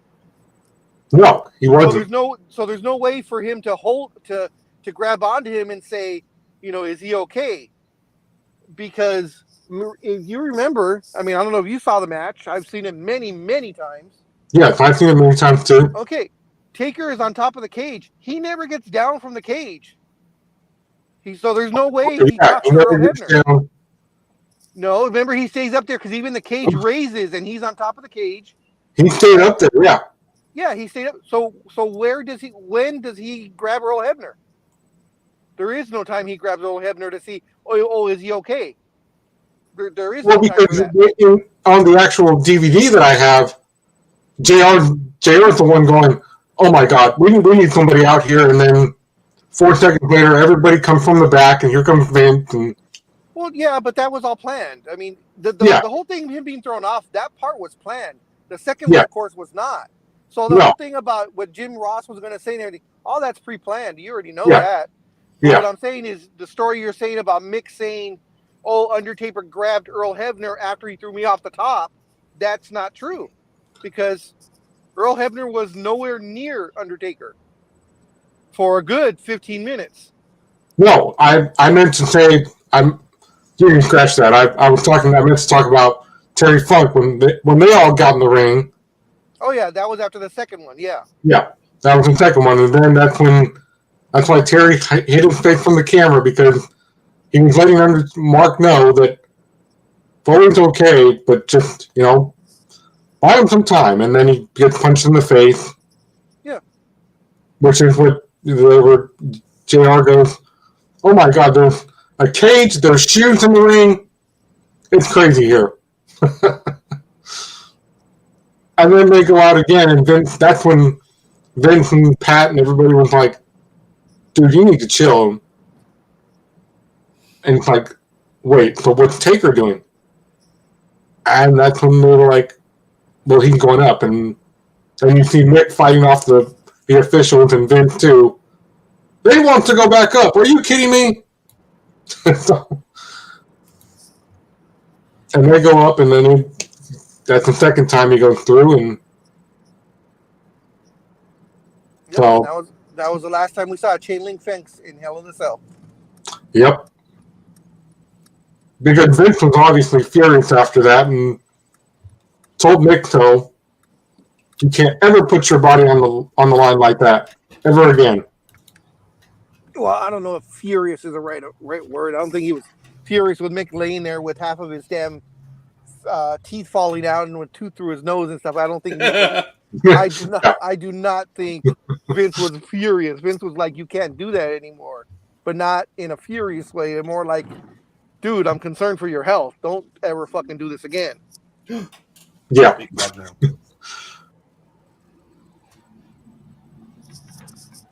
Yeah, we'll have to see what happens. And like I said,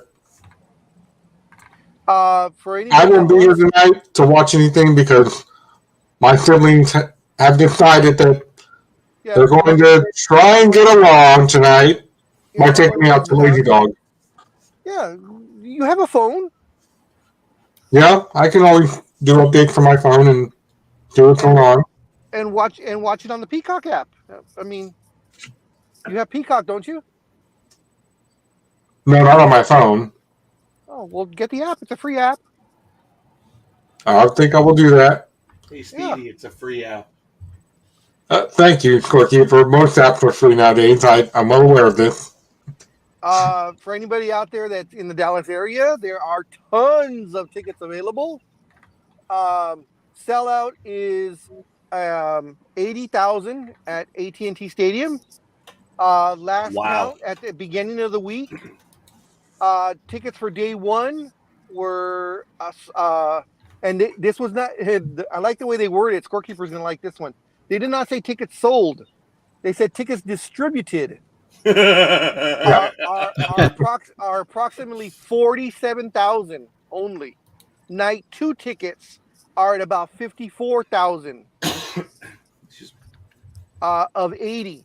Now, last time they had Wrestlemania in AT&T Stadium, which was 2016, they sold. I believe they said they sold 78,000 tickets. Vince McMahon, in his infinite wisdom, announced the crowd at 102,000. Okay. Yeah.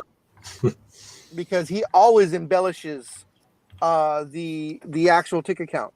There was an actual. I should have screenshot it and I didn't. There was an actual. Someone actually graphed it out. How he embellishes. The lowest he's ever embellished is about 12%, and the most he's ever embellished is 25% of actual sales, and of course higher than what they were. Okay, but wait a minute.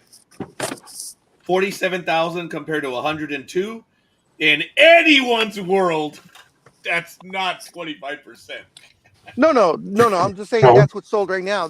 I don't know what they're gonna have it at, but let's say they sell 60,000, he'll announce it at 80. Yeah. What I was saying, Scorekeeper, was that in 2016 they sold 78,000 tickets, but he announced it at 100 as 103 or 101 to be a new record in AT&T Stadium. Okay, if they sold, just looking at it this way, if they sold 80,000 out of 102, I don't know what the big deal is. That's a lot. But I get the whole thing about embellishing. Why would you be embarrassed? 80,000 people? Good God! Because Vince McMahon is such an egomaniac. Whoa. That he has to have the fact it has to be that WWE has sold the most tickets of any event that's ever been held there. That's always his thinking. So even though he sold 80, which is an incredible accomplishment, that's not good enough for him. Moron. Yeah, but he's a billionaire. But he's a billionaire moron, though. Uh-huh. And since a win, we can talk about the fact that, well, someone wants Prime to take over, but that's not happening. In terms of Triple H announcing his retirement last week. Who's retiring? Triple H. We talked about this last week. Stephanie McMahon's husband. Yeah, okay. Sorry. Vince's son-in-law. I apologize. I thought I heard correctly. I was like, whoa, wait a minute. I thought we... Yeah, you brought that up last week, Scorekeeper. You're one of... Whoa. I don't know if I did, but we'll continue. Yes. Thank you, Almighty. Scorekeeper was like, I wish I could reach through the computer and just choke you out. Yeah. Just real quick, in answer to Roz's comment, no, Roz, he's not going to wrestle. What he's going to do is they're going to do it's like a talk show segment that they're going to do. They're just going in there. He's going to do probably a Stone Cold Stunner or two, drink some beers, and but there'll be no wrestling. Yeah, and he has said he has no desire to wrestle. He has said that many times. He said it took him 10, 15 years to get it out of his system. And now that it's out of his system, he has no desire to wrestle whatsoever. So it's to make the fans happy. And it's probably going to pay him probably $25,000, $50,000 for those 15, 20 minutes. Probably. I mean, even like more. Like I said about last night, they put it on the graph that Kevin Owens versus Steve Austin, and they kept saying, even Michael Cole, who was like, oh, yes. It's an actual match, Pat McAfee. It's an actual match. Pat's like, I can't wait. So I'm like, well, it's not an actual wrestling match. But Michael Cole has been saying that he's not sure how much longer he can do this. Oh, you must have jumped for joy for that. How many backflips did you do when you heard that? Oh, plenty of them. I did plenty of backflips, especially when he said, "I'm not sure how much longer I can do this with my hearing loss taking form thanks to Vince." Yeah, I wouldn't doubt it. I know he's forever in everybody's ear. Uh-huh.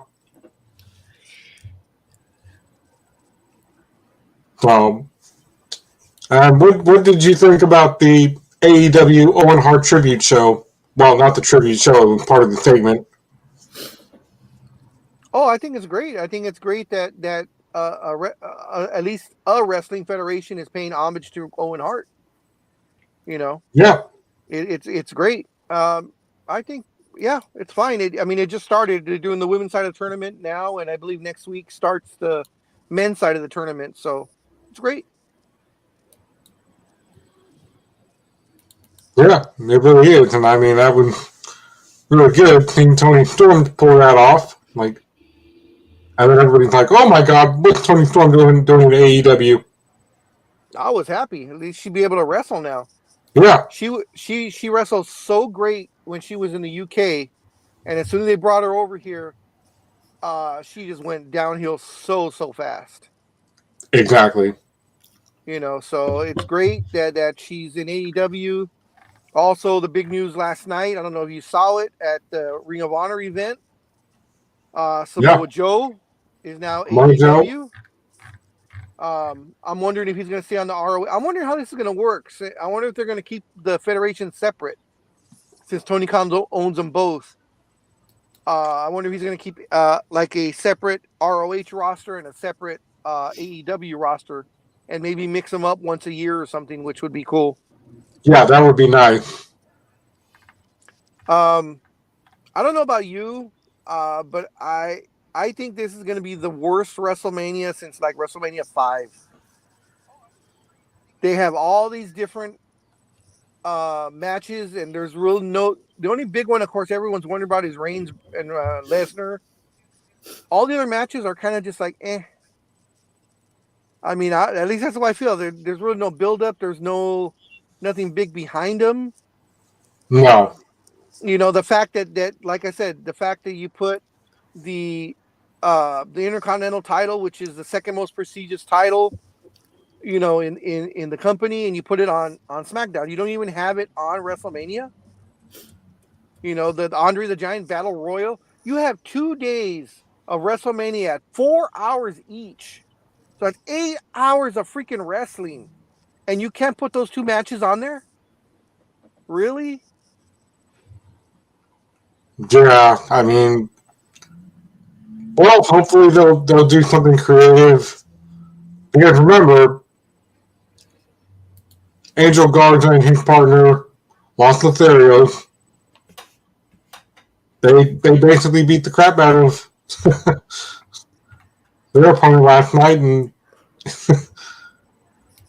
I mean, that was one hell of a match. I mean, Ricochet, they finally let Ricochet, you know, they gave him enough time to have a decent match. Yeah. So Ricochet might come out tonight and be like, "You know what, that was totally unfair last night. So I want a rematch with both of you. Or one or the other where one of you gets banned. Let's have another triple threat tonight." Why? I mean, he beat them both. I mean, he still has the title. It's not like he lost.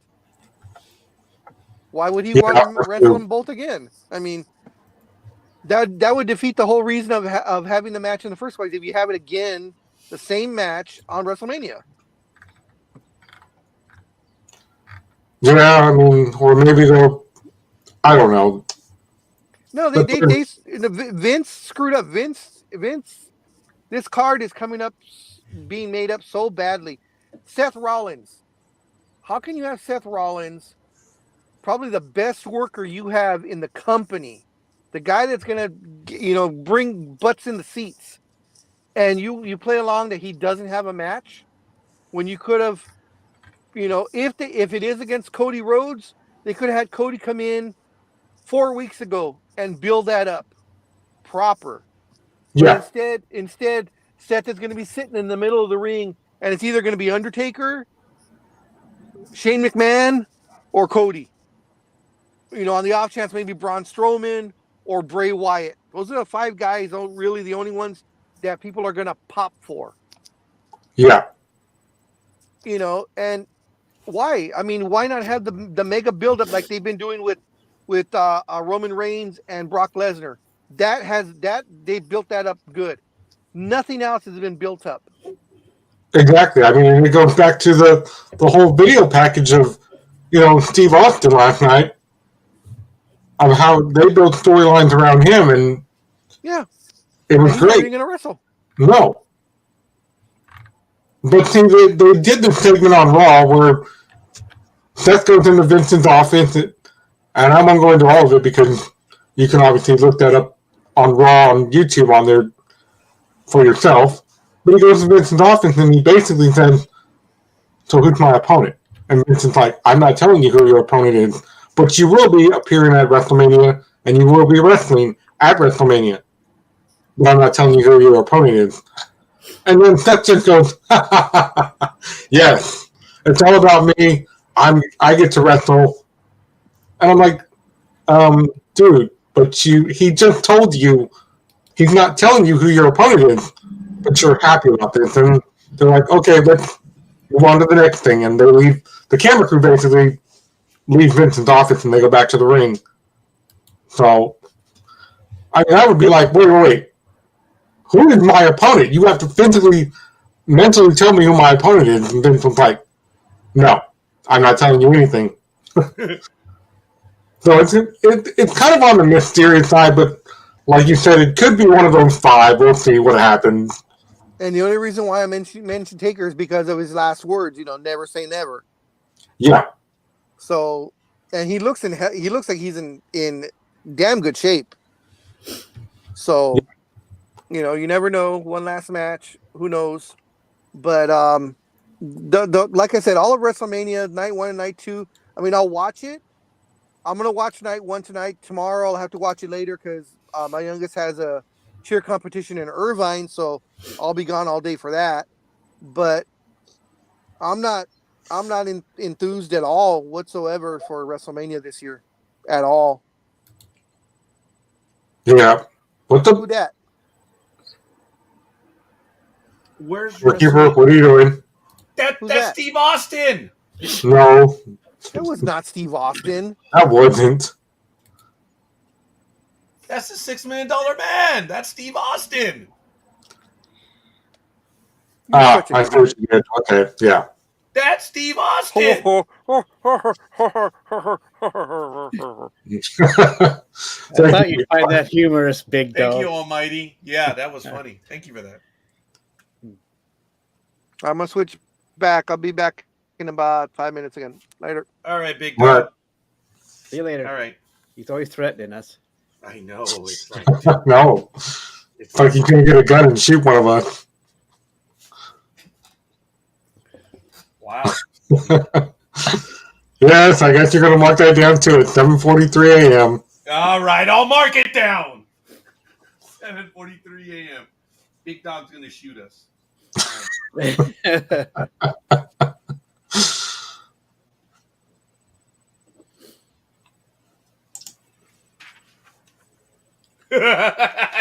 It's all there.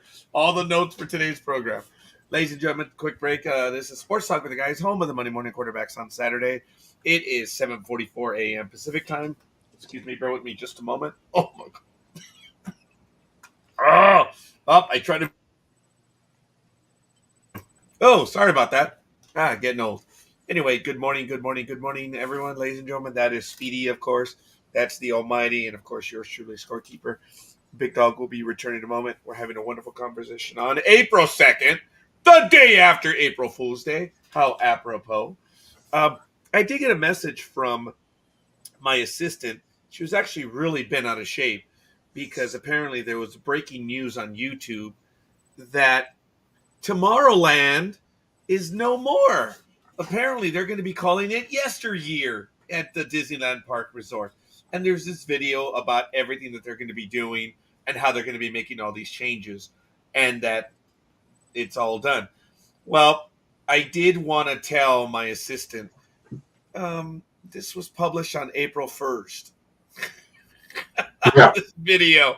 I have a sneaky suspicion it was April Fool's Day. But anyway. Well, there's a lot of April Fool's jokes on YouTube. I did tell her at 12:14 in the morning. I said, "Sounds like April Fool's." Then she said, "Maybe. If it's not, I'll be mad." I'm like, okay, so that's all right. So big stuff in store at Disneyland. We shall see. Yes, we see that in the chat room. Yeah, I don't think they can get that done in 6 weeks. No, there's no way they can build a stadium in Vegas for the A's in 6 weeks. Well, I don't know if you've caught it. All kidding aside, folks, as we transition, we cover everything at all times. We're going into baseball real quick. We have been talking about the inside sources that I have that people in Las Vegas are laughing at everyone when it comes to this whole idea of there's secret negotiations going on in Las Vegas. We're like, the hell are you talking about? It's not secret. It's happening. People have been talking about the fact that everything that's going on in Las Vegas may be secret to everyone else, but it's the worst kept secret in Las Vegas. What? So that Oakland Athletics are going to Vegas. It's like it's the worst kept secret, and I kind of have to agree with them now. It's not that it's secret; it's just the news media has got its eye somewhere else. But there was an article by Coffey. Thank you. I believe it is Coffey. That according to the Las Vegas Review-Journal, the Athletics are planning to announce their preferred Las Vegas site for a potential $1 billion dome stadium in 4 to 6 weeks. I'm a traditionalist, or makes me old, whatever. I kind of want to see Oakland still remain in Oakland just because they've been there forever. But I get it. The economics. I get it. I'm not that stupid. Stupid, yes. I'm the scorekeeper. But that's why I'm glad I'm flying up to...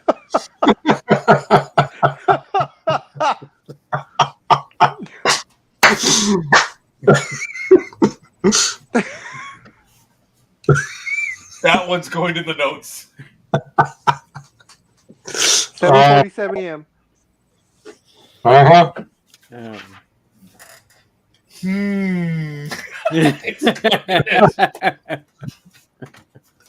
You should draw that Facebook emoji where the face person in the emoji going, Yeah, just like that. Big Dog, they're getting back at me for last week. I need to cover my mic, I guess, but still. No, that was funny, dude. Stop it. Folks, I want to thank both Almighty and Speedy for last week. Oh, my God. Oh, my goodness. Oh, there it is. There's Gridiron Girl. Morning. Yes. Good morning, Gig. That What's up, was Gig? getting on my nerves for a while, and she knew it. I don't know why. She would just comment with that face, like, what? So it was very annoying. It doesn't work anymore. He's not working. But thank you for that. Thank you for the love, Roz, and thank you for the love, Gig. Appreciate the likes, folks. And thank you for everyone watching us this early in the morning. It is Sports Talk with the Guys, home of the Money Morning Quarterbacks on Saturday. I did want to advise my co-hosts, not in a bad way, but my first appointments are going to be at 10 a.m., and I have to prep, so I think we're going to be done by 9:30. So we'll be done by Unless it's 10:15. gonna be Okay, early. no problem. That's right. Stay on schedule. That's it. Yeah. Just keep that in mind. We just got to stay on schedule. And Gridiron Girl does acknowledge everyone, so it's all good. Girl. What did you think about the other Vegas news that they announced sports-wise during the week? Scorekeeper? Remind me, Big Dog, please. In 2024, they are going to have a IndyCar racing on the Strip. The Strip will be closed down, and they will actually race on the Strip a la Long Beach style. Wow. I can see that happening. I mean, look, Long Beach is a large cosmopolitan suburb here in LA, and they get away with it. It's a good race in Long Beach. You, the strip has a curve or two in it, but the side roads that'll make it interesting. They can make this a good race. I'm looking forward to it, Big Dog. If you think about it, you could get any damn hotel room to have a view of the race right there, dude. That'll be true. The problem, Wow. the only problem I see is actually closing down the strip. Yeah, I wouldn't pretend. Oh, well, go ahead, Speedy. What are your comments on that? yeah, they make a lot of money on the strip in Vegas. I know that from watching Cops. And there's a lot of entertainment that takes place on the strip. So shutting it down would probably be problematic for the people there, the businesses that make money on the strip. But I'm also excited because these are a lot of these things that we only imagined as kids in the 80s and 90s. Not these guys surrounded me this morning. Yeah. There's a lot of video games involved with racing that pretended to have a race on the strip, that pretended to have, a race going down Los Lagunas Boulevard in LA. And then of course, Fast and Furious movies came out where they went to different parts of the world and stuff like that, and now racing's becoming to life for real. I'm just wondering, and Scorekeeper will probably know better than I, but I'm assuming all the major hotels, mega hotels that are on the strip, the Bellagio, everything, the Mandalay Bay, Caesars, all those, do they all have side entrances? Well, that's what I was thinking. Big Dog and I were there during the construction of that really awesome little, I think they call it City Center, where they have like 7 hotels or 7 buildings in one area. As far as I know, there's really only one major exit for the city center. Almost every other casino has entrances on the sides or in the rear. But for the capacity, I don't know, Big Dog. I really don't know. And that's the only problem I see. I mean, it's great that if they can pull it off and they can have the race on the strip itself.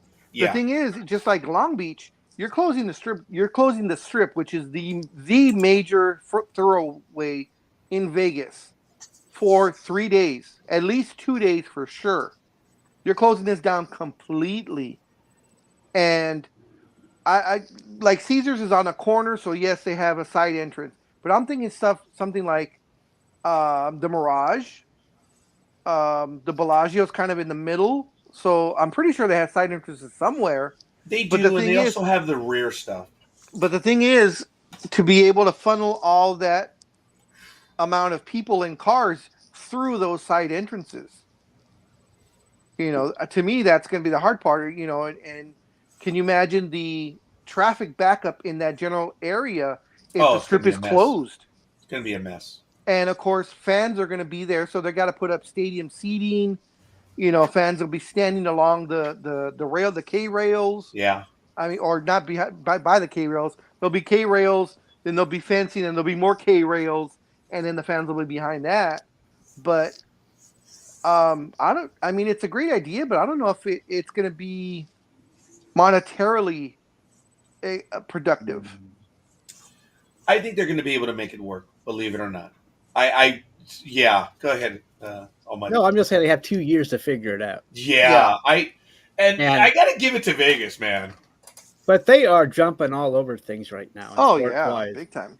And the one other thing I have to add is not my problem. Yeah. It's Big Dog and I have been there to Vegas enough that we do know some of it. But guys, it's the main entrance, and it's off the strip. There are there's very few frontage roads. So for those of you that know, it's usually the main strip, and then you might have like a grassy island in between, and then you have the side roads. There aren't too many of those. They do exist on Las Vegas Boulevard. It is 2 miles, where at times it's 8 to 10 lanes wide. It's huge, and it can still get backed up.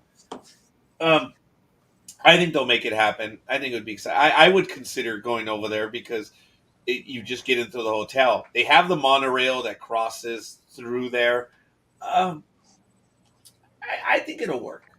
I think it will, and I think it would be good for Vegas. I would be interested in attending that IndyCar one because unlike the Long Beach one, I have no interest. It's in the backyard. I don't like going to Long Beach because I know the traffic in that area, and I'm not interested in that. So knowing that, multiply that probably by 20, and you get the Las Vegas traffic. Yeah, probably. Look, you're probably going to have 100,000, if not more, attend. I can see that happen. I can see Vegas pulling it off, and I think this would be good for the city. They'll figure it out. Every casino does have a rear entrance, but for you to drive towards the casinos, it's going to be a nightmare. But hey, not our problem, Almighty. It's not our problem. Yeah, you're right. And Aisha, you're right, Aisha. I don't think we're arguing that the street racing. We were thinking because there are parts of the strip that are jammed with legions of people just walking up and down the strip, and I think that's what Big Dog and I were thinking. Yeah, it's more the crowds, and I'm thinking the just how people getting there. I just pulled it up right now. They'll make it work. I just looked it up on Google. It says 37,000 cars pass on the strip per hour. Yeah, and 40 up to 41,000 at the peak. Up to 41,000 people walk on the strip per hour. That's not in a day. That's per hour. Guys. That's 2 miles, folks. I'm gonna see if I can get my buddy who lives in Las Vegas. I cannot tell you where he works and what he does because he is in Las Vegas. We'll leave it at that. Secret Service, CIA, but FBI. Anyway, let's just say that he is there, and then I also know someone else who's also NCIS. There it is. Yeah, I like that one. That was good. A lot of naval bases near Las Vegas. I'm telling you, dude. I'm telling you. Yes, lots of naval bases. But that's interesting. But we've been talking about Oakland going to Vegas for a couple of years now. Oh, yeah. And I'm like Roger. I'd like them to stay in Oakland, but the city's just not playing ball, so to speak. Yeah.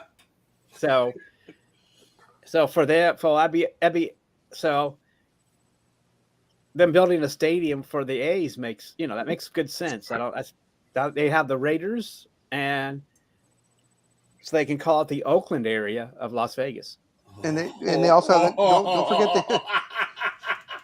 So they're going to build it in downtown. I get that. That's funny. So they're going to build it in downtown Vegas, then, right? Yeah. Actually, there is talk. Okay, look, folks. They built a brand new stadium for the Raiders. Duh. It's incredible just going around it. They also built a brand new stadium for the Golden Knights. The Golden Knights. Thank you, Big Dog. And they also built a brand new stadium over on the north side for the minor league baseball team that they have there. It's really nice stadium. So you still have Cashman Field, for those of you that know, which is just north of downtown Vegas. Remember, we're talking about the Strip. That's not downtown. Downtown is where they have that white-covered experience stuff. That's the Fremont old experience. Vegas. Yes, thank you for that, Big Dog. The Fremont experience. That's really the downtown area. That's the old Vegas. That's the scary part of town. At night, but, if you go about a mile past the Fremont experience. A mile? I think a block north and a block south. You will see things that no horror movie can top. I think when Hollywood needs inspiration, they just go to the Fremont experience. You go past the Fremont experience, like Scorekeeper said, a block either past or a block below, and you'd be surprised what $25 will buy you. Well, and that's why Aisha just said what she said in the chat room. She said if they can close the strip for filming, why not for racing? They can. But usually that's for just hours at a time. Yeah, exactly. This is an entire weekend. And usually it's the middle of the night also. Like Exactly, yeah. 2 and 5 in the morning that they'll close it. Actually, there is quite a bit of filming that does go on in Vegas. So, yeah, that's I can see it happening. But I do. I can see that race, and it would be cool. Now, if and you it's going to be. I'm sorry. Just to add, what they are talking. If they go through with it, it will be a night race, also. Oh wow! Well, to take advantage of the lights of Vegas, It's exactly what they want to do, and they're even talking about. I think that'll work. They're even talking about doing something with neon on the cars as they're racing. Wow! Bye, Aisha. Aisha, thank you. You were on with us from the very beginning. Aisha, as always. Say hi to your mom. Lady. Hope you're doing good. Have a good time. Say hi to the queen. Give her a high five. Folks, just very quickly, I'm going to do it. If you guys want updates, Aisha, already, thank you for your number. I appreciate it. If anyone else wants updates from my trip to Alaska, I already have the flight. I already have the car. I'm going April 20th, and I'm going to be coming back on the 28th. I don't know how much internet access I'm going to have, but texting and stuff like that is pretty strong. If you want pictures of where I'm going and what I'm going to do, just let me know. Let me have your number, and I'm going to be texting regularly from up there so I can bore the holy shit out of all of you. Why don't you just post on Facebook? I think well, like I said, I don't know how good the internet access is on a daily basis at the hotels, the cities, yes, but where we're going to be, I understand that there are significant gaps. So, I think they use the horns from the Elks as Wi-Fi access. Yeah, it amplifies it. Yeah. I didn't think about that. Yeah. Huh. So go stand by an elk if you want and try it out. Don't be afraid of the elk. Just walk up to it, try to pet it. I can't wait to see it. Try. You know what? If the damn thing buys me a drink, I may have a conversation with it. Well, at least you're learning. Then you'll be just like Arnold Schwarzenegger. God, all of you are dying to slap me on that one. Damn it. You'll be just like Arnold Schwarzenegger and Jingle All the Way, where he's actually talking with an animal, and he goes, "Here, I can't drink this. You have the rest of it on the house." Oh, was that what is it? Jingle All the Way or something? Yeah. He has a beer with the dog. Actually, that was kind of funny. So, Scorekeeper, a serious, honest question. Since you'll be up in Alaska, will you be trying any exotic meats that will be available up there? I'm going to see how well it goes. I'm going to try. Okay. I'm going to have to limit it. I am stupid. I'm going to try. The seafood, surprisingly, folks, thank goodness due to my diet, I'm genuinely having trouble with beef. There's no doubt. I was told to avoid it. It's not an issue of avoiding it. Every time I have any form, it is painful. That's why yesterday, I know, at King Taco. Well, no, it was more King Taco. More that the was more because I wanted you to try like elk. I'm going to give it a shot. I'm just going to watch the portions. And when I go into the restaurants, I'm just going to tell them the truth look, I've got this. Can I try the small portions? What? Almighty, what? God, that look. I don't have no look. You're like. No, I'm listening. No, I don't mean to do that. I'm just listening with interest of what you're going to. It's like you're silently judging me, man. I don't care what you eat and how much. Oh, I'm sorry. I'll stop that and give you a different look.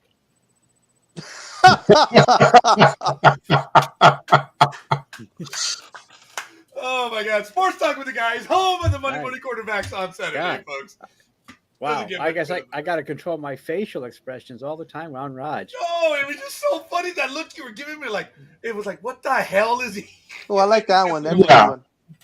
There, I like that. I really like that one. That's the almighty one. That's the scorekeeper special there. Oh my gosh. That's the now okay. Anyway, Go ahead with your portion, your child's portion story. I'm Child portion.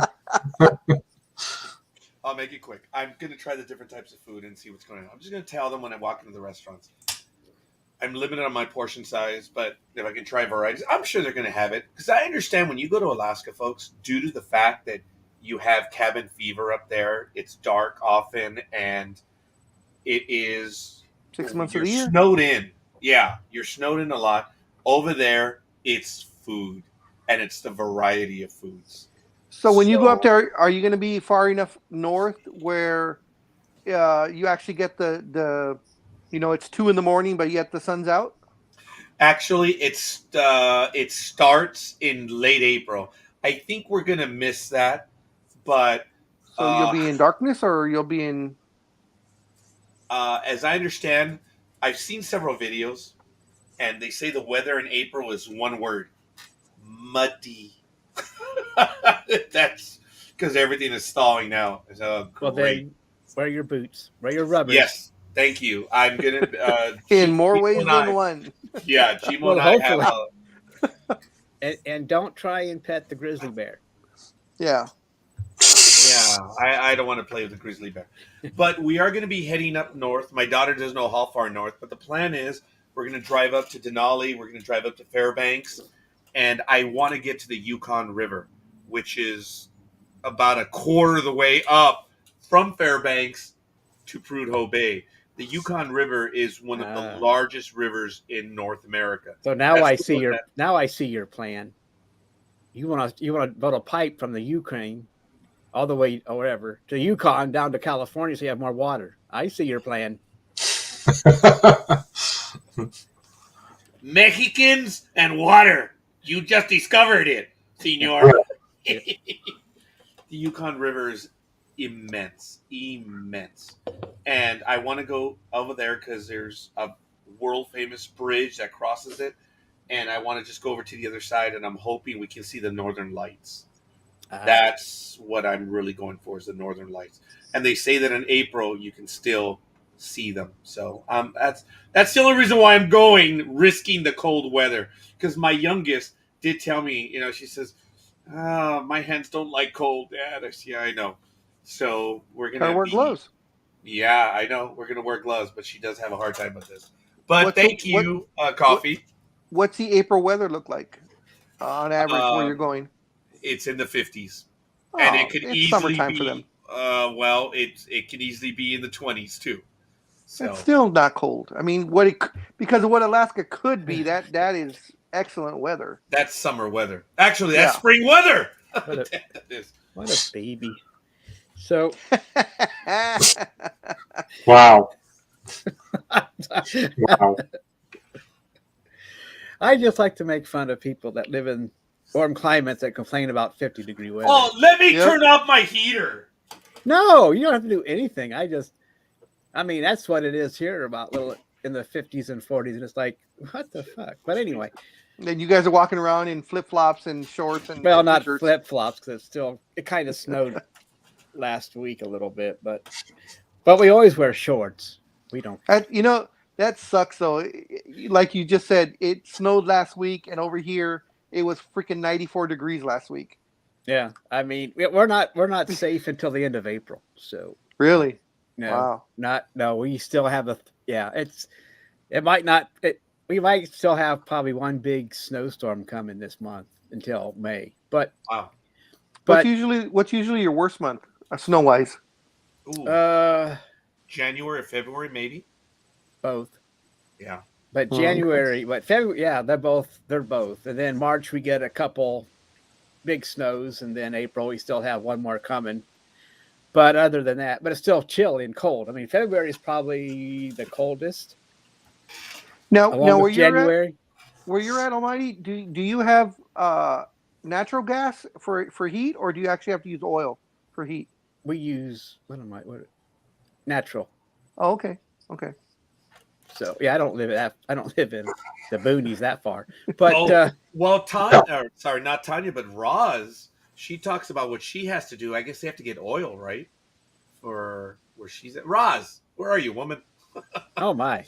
Yeah. But behind but- me, yeah, like we're behind using me and behind Big Dog, the plunges came out. No, Yeah. behind me is the lights. Oh, The sun. Yeah, that's very good. Now, the three of us, sans Almighty, our weather is actually more akin. Speedy gets a bit more water than we do, but usually when it's hot down here, it's hot up there, and vice versa. When it's cold up there, it's cold down here. But it's all relative again because it's California weather. There's a reason why we love California, and that's because even when it's cold, you can be out, and the rest of America laughs at us. You go that cold? I understand that when people are visiting from the East Coast and they hear our weather reports of it's going to be cold outside, better bring your plants in or your animals. They're like, what? What the hell is that? Remember, Big Dog, when we get those frost warnings? Mm-hmm. Yeah, that's the East Coasties laugh at us for that. So I believe this is Coffey. It's 40 degrees here, and the sliding door to the balcony is open 1/3 of the way. The fresh air is nice. Yeah. Yep. Do you get cabin fever up there, Almighty? Is it there are times when you're really snowed in for maybe days or weeks at a time? No. Okay. We He have doesn't live in the boonies. They He lives in a city. But when they talk about getting a blizzard these days, they don't know what a blizzard is unless they live. I was gonna say you can probably when you were probably a child. Look, You can probably tell some 78 stories. In 78, we had a huge blizzard where you actually were snowed in because it was like, feet and feet. I mean, 10 feet high of these snow banks. But they say a blizzard, and I was like, what the hell are you talking about? You look like no. But we haven't had we do get a lot of snow sometimes, but it's not. But we know how to handle it. Yeah. Oh. Hey, by the way, the helmets, that looks cool, Almighty, right behind you. Oh, all the NFL helmets. I just noticed that a little while ago. Appreciate I just got that in as part of my background. But that is awesome. But look at his background, look at his, and look at mine. Yours is awesome. Well, thank you. I just wanted to put something back there that looks sporty wise, and plus I do. Sporty. You're awesome, Almighty. Oh my God! Just stop. That's kind of creepy. But let me. Well, thank you. Oh, thank you. I did. I thought. The reason I got that too is because it has the Redskins helmet. I wanted to get it before you couldn't find it anymore. Because I know it seems to be racist or whatever, but still I don't like Commanders, and I kind of like. I wish they would have stayed with the football team. Moreover, but that's good. The hell with that! You still have the tribe logo. That was love, dude. Yeah. Well. I'm thinking about buying more Native American team logos and to put up there so I can be racist as possible. But because not to be racist, but who cares? No. I mean, whatever. We're traditionalists. Yeah, but going with real quick, the Bills are building a new stadium in Buffalo. It's done, huh? So the deal is done. It's $1.5 billion. Oh, how much that's is the city? And the states. I think the state's paying half, and the NFL is going to give them a $200 million loan, which you only have to pay back 50 of it. And Buffalo's chipping in. The team is chipping in an amount too, but it's done. It's probably going to. I don't know when it's. I think it's supposed to be finished by 24. I'm not sure of the finish date, but it's done. So they won't be moving to San Antonio to get a stadium. They will be staying put I don't in know. Buffalo. $1.5 billion. I'm not impressed with that number. Well, since we're on the subject of money, and people don't really like talking about money because it's a personal subject for them, but can $100 million save Joe Buck and Troy Aikman's ESPN Monday Night Football gig? Because that's what they're trying to do now. Is add more for Troy and Joe. But yeah, we were talking about Buffalo. We weren't done there. No, but the thing is, the only reason I said something because I had that story up, but I haven't gotten to it yet. But that's fine. You're right. You're right. They're trying that. You're right. But we've talked about that before. But will they say? But do you think it would save ESPN, Speedy? I mean, do you think that Joe Buck and Aikman have that kind of pull to bring watchers in? Because I think they do. Well, some would say yes and some would say no, but their former colleague, he doesn't agree about that at all because he says that, hey, Larry, Curly, and Moe can even do a show on sports like we do, but people wouldn't listen. That guy being Greg Gumbel.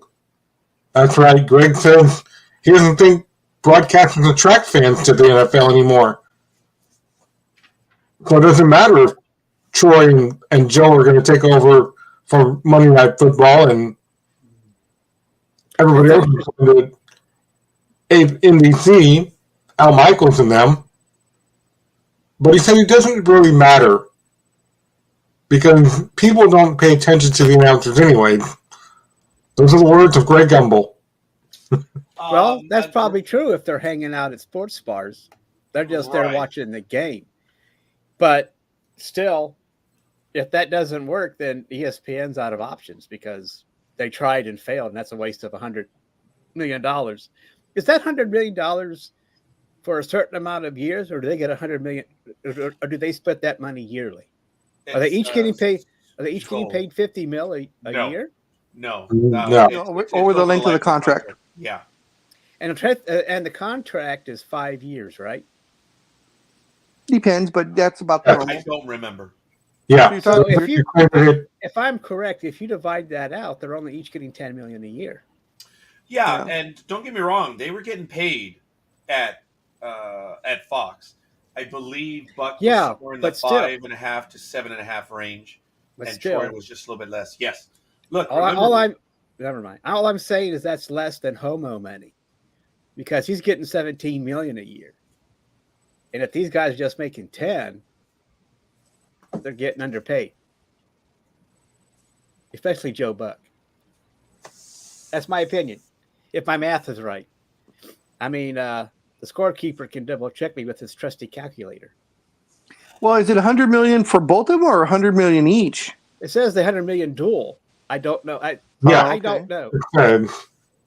because Amazon just added to that, and they were like, "Would you guys like $100 million to join us?" And they're like, each get, "Yeah." but so For really, Amazon. if they're only getting 50, splitting 100. What do you mean Amazon? Yes, ESPN is making out on that deal. What do you think? Well, remember, it was Amazon that spent most of 12 months supporting the Brink to entice anyone for a broadcasting position to back up their new Thursday Night Football. Uh-huh. Yeah. And that's Yeah, what dropped out. And that's why Yeah, they but have, what does that have to do with the ESPN deal? well, Al Michaels is at Amazon now, so Yeah, he's going to be called. I thought he retired, but I guess Nope. I guess for that kind of money he'd come out. He'll probably die during a broadcast. Oh, wow.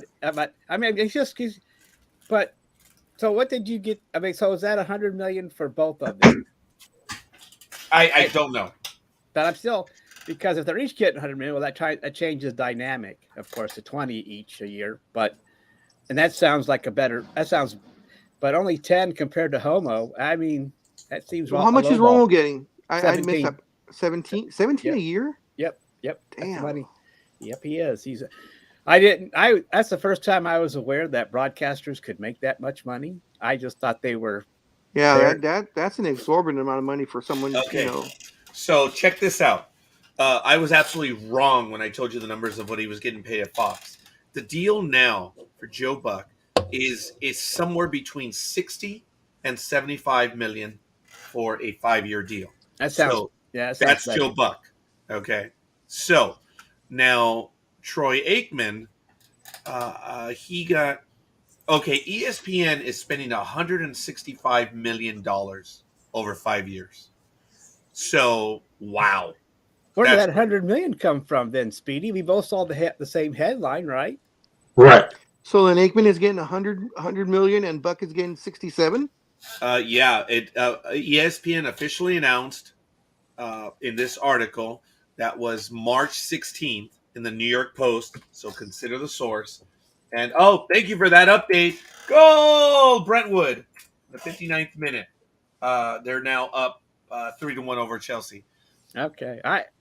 It is $90 million on a 5-year deal for Troy Aikman, tying Romo of CBS for the largest yearly annual TV salary, while Buck has inked a 5-year deal for $75 million.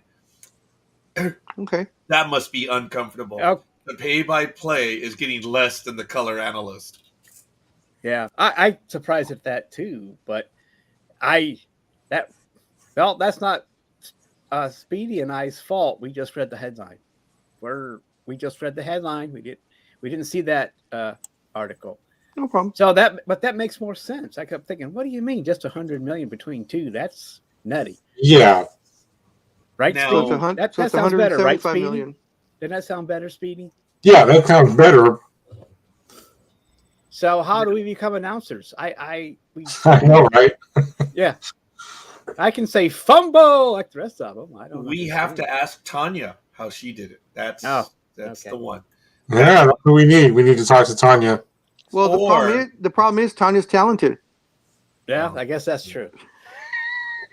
but I could always make my Roger faces, and then that should There you bring go. in viewers. That's good for at least $20-$30. Yeah. Or my so-called Roger faces. I don't. It's really. You're doing well today. You are. And you've been doing well for a while. This isn't the first time that we comment on the faces you make. Yeah, Now, yeah. Girls comment sorry. on my faces too and say, "Man, you're creepy." But that's just the way it is.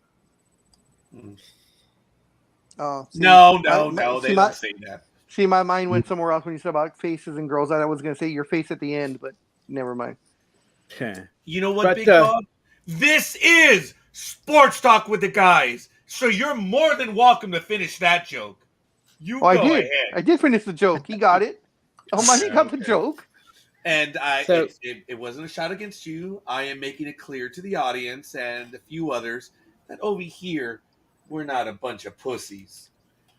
So if we can tell a joke, we're going to tell a joke. It was made Yep. very clear to me that Yep. a certain program was not Sports Talk with the guys. in my case, we're not pussies, but we also don't get pussy either. So it's a win-win situation, a lose-lose situation. No, win-win situation. Scorekeeper can attest to that one. Well, but anyway, before we get too vulgar by the scorekeeper, I wouldn't By be the Scorekeeper? I wouldn't be vulgar. Wow.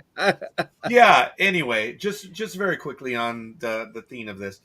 ESPN is now spending, get this, $2.7 billion. Okay, check that out. $2.7 billion a year On what? on the NFL broadcast. Okay. I mean, I can't. Extended it for 11 years for Monday Night Football. It's just hard for me to fathom that they make that kind of ad revenue. I mean, I guess they do, but it's like, man, that's all. And part of that goes to plus the NFL fees, right? Or is that part or NFL fees? That's the part of entire deal. $2.7 billion for Monday night. Yeah, and probably half that goes to the NFL, or not half of it, but a big chunk does. And I'm just thinking, I just think it makes you. But I think that I'm just saying that's a lot of ad revenue. I guess they get it because they. Anyway, it's just the only thing that means is, guys, we're going to be paying more in carriage fees for that. ESPN is already one of the more expensive ones. Forget the Spectrum Sports Network. Big Dog and I have talked about that ad infinitum and absurdum. This ESPN thing is just going to increase. I forget the last time we talked about it, but carriage fees for ESPN are somewhere in the $5 to $6 range. And if you're looking at this, it's going to easily go up. So does that mean that each side is going to blame each other for not being able to sign a deal? You're losing ESPN because they're hog tying us. Then ESPN will be going, yes. Oh, Spectrum, they don't want to pay us our money, and then that'll go on for a few months. Yep. You see it all the time from NBC, ABC, anybody. It's like, oh, they don't. They're all both being babies. But all we know is our rate's going to go up. That's all it means to us, right? Yes. Scorekeeper, do you usually get the Major League Baseball Network, the MBL network? I just re-upped. This is the second year now. Damn it! Why? I should have called you when I read it. Oh, the special. Yeah. No, Amazon evidently is are going to be the only place that you can see Yankee games. I sent him a link. I sent him a DM. He did. I sent him a DM. I saw when I first saw it, I thought of the Raj Man. The Raj Man, there it is. So, do you get the Major League Baseball Network just for the Yankee games, or do you actually want to see it for all the games? I do see it for all the games, especially on opening day. Folks, let me tell you, having them MLB TV, there's a lot of baseball on. There's a lot of material. There's a lot of the history. It's kind of like what the NBA channel did. They were, I think the NFL really was ahead of the game on that. But yeah, NBA went on steroids when, you remember, right, Speedy? All the stuff that they had. Man, they went into the archives, you can access almost everything on the NFL channel. It was a traditional thing. It works with the NBA network. Oh my God, they just jazzed that bastard up. They made it really work. And now Major League Baseball is following in their stead. What you can access on the computer is just almost every video record that they have. And it's crazy. That's a lot. Major League Baseball Network is great. And if you are a wise person who has T-Mobile, you get MLB for free. I'd be a little pissy about that. Have the what? That you get T-Mobile for free. Oh, I don't have. Well, if you have T-Mobile, you get Major League Baseball for free. Yeah. All right. I don't know. I mean, I've been a Verizon man for quite a while. Damn it! Well, T-Mobile is the offshoot of Verizon. I mean, T-Mobile runs off of all the Verizon towers. So yeah, they all buy each other. Doesn't everybody? Yeah, they all bought Sprint bought them, and this has been going on for several years. So I don't know why everybody's so surprised about that. Anyway, the deal with Amazon now is that they're going to have the Friday night game. They've purchased them Yes Network access.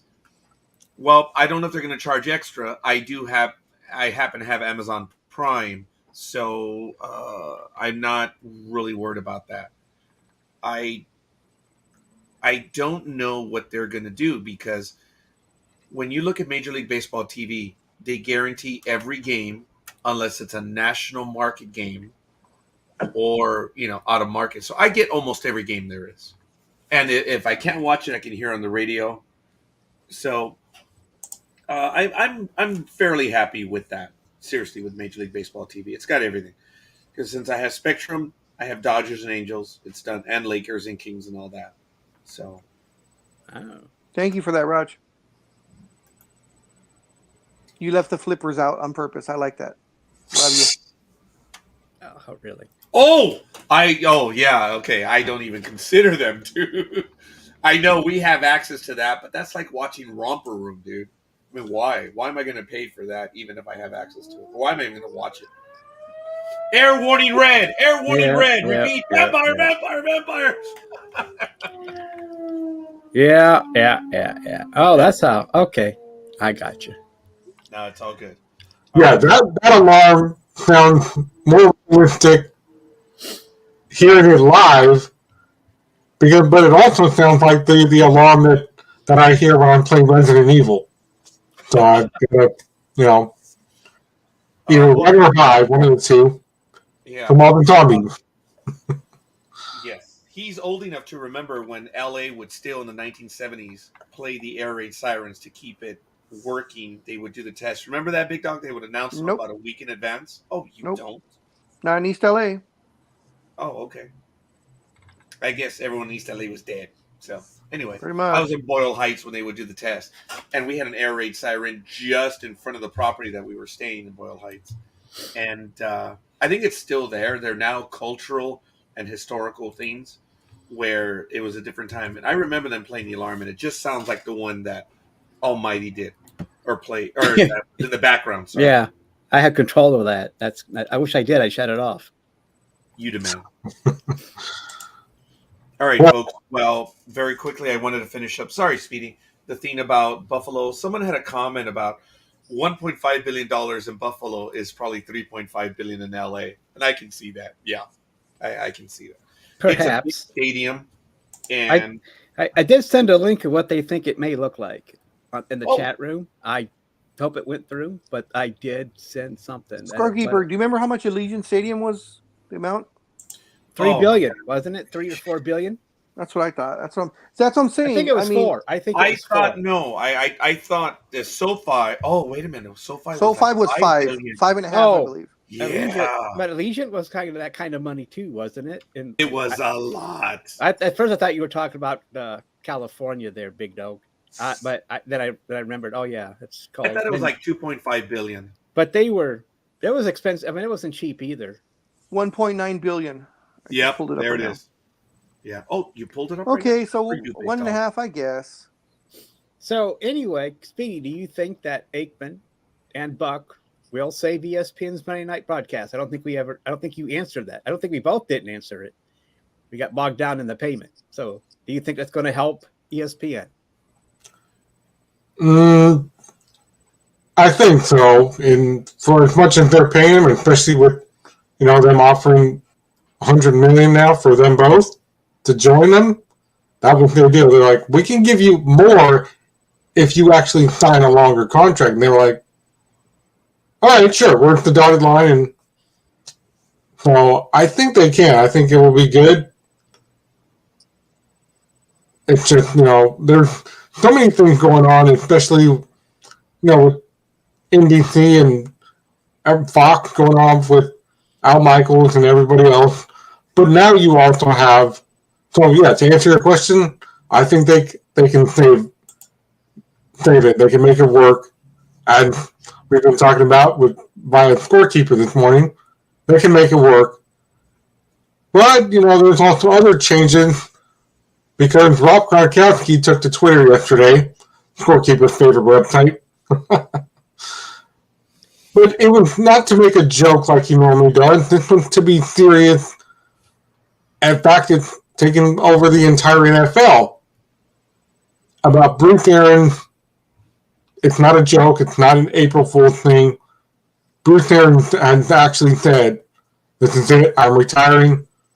I'm done. And Gronk said, I'm going to miss you. Thanks for the last 2 years, Coach. Hopefully they let you keep riding around in your golf cart. Keep it real, bro. Big Dog, do you think Buck and Aikman will make a difference in Monday Night Football? No. I don't think paying that kind of an exorbitant amount of money, $165 million over 5 years, unless they're going to start showing more games. I can't see paying that kind of money for one game a week. NBC, Fox, CBS, they have a run. They run the gambit on Sundays because you can see 4 or 5 games. And then as we get closer to the end of the season, you get Saturday and Sunday. But I don't see spending that kind of money for one game a week. I don't think, they are what they are. Monday Night Football used to be, of course, on ABC for. That used to be the crown. Yeah, that was the thing to do. Howard Cosell and the whole thing, and it was on a major. Yep. Frank Gifford and whoever else. Al Michaels, wasn't it? Yeah. Was it out? Was that late? That was later. It? Yeah. I think we went through this before. We couldn't think of the third person. Yeah. Well, there were numerous. I think we all agreed on Miller. But having that on ABC, which was everyone could access that. A channel 7 over here in California. ABC. You could. It was national. Everybody got it. But even ESPN, without cable. Yeah, and with ESPN, there are still some people in a lot of areas, excuse me. I like in that. America, areas. I'm going to remember that. Maybe I was thinking areolas, but anyways, you were thinking something nasty. I know that. Were you trying to? Were you thinking about areolas? Is that what you were doing? Yeah, thank you for that. All right. So, there's a lot of people that still cannot access ESPN. So paying that kind of money, like I said, for one game a week, I mean, I think they're gonna stay there. Their ratings may increase a bit, But as far as like saving ESPN, I don't think it's going to go anywhere. It's theirs to keep, and I don't think having these two is going to change the ratings. Like you're like, oh my God, look how much we've gone up. We're up, 25%. I don't see that happening unless they have excellent games. This past season was a great season for ESPN. They had great Monday night games. But how many years before that we were like, oh my God, why are they even playing this game?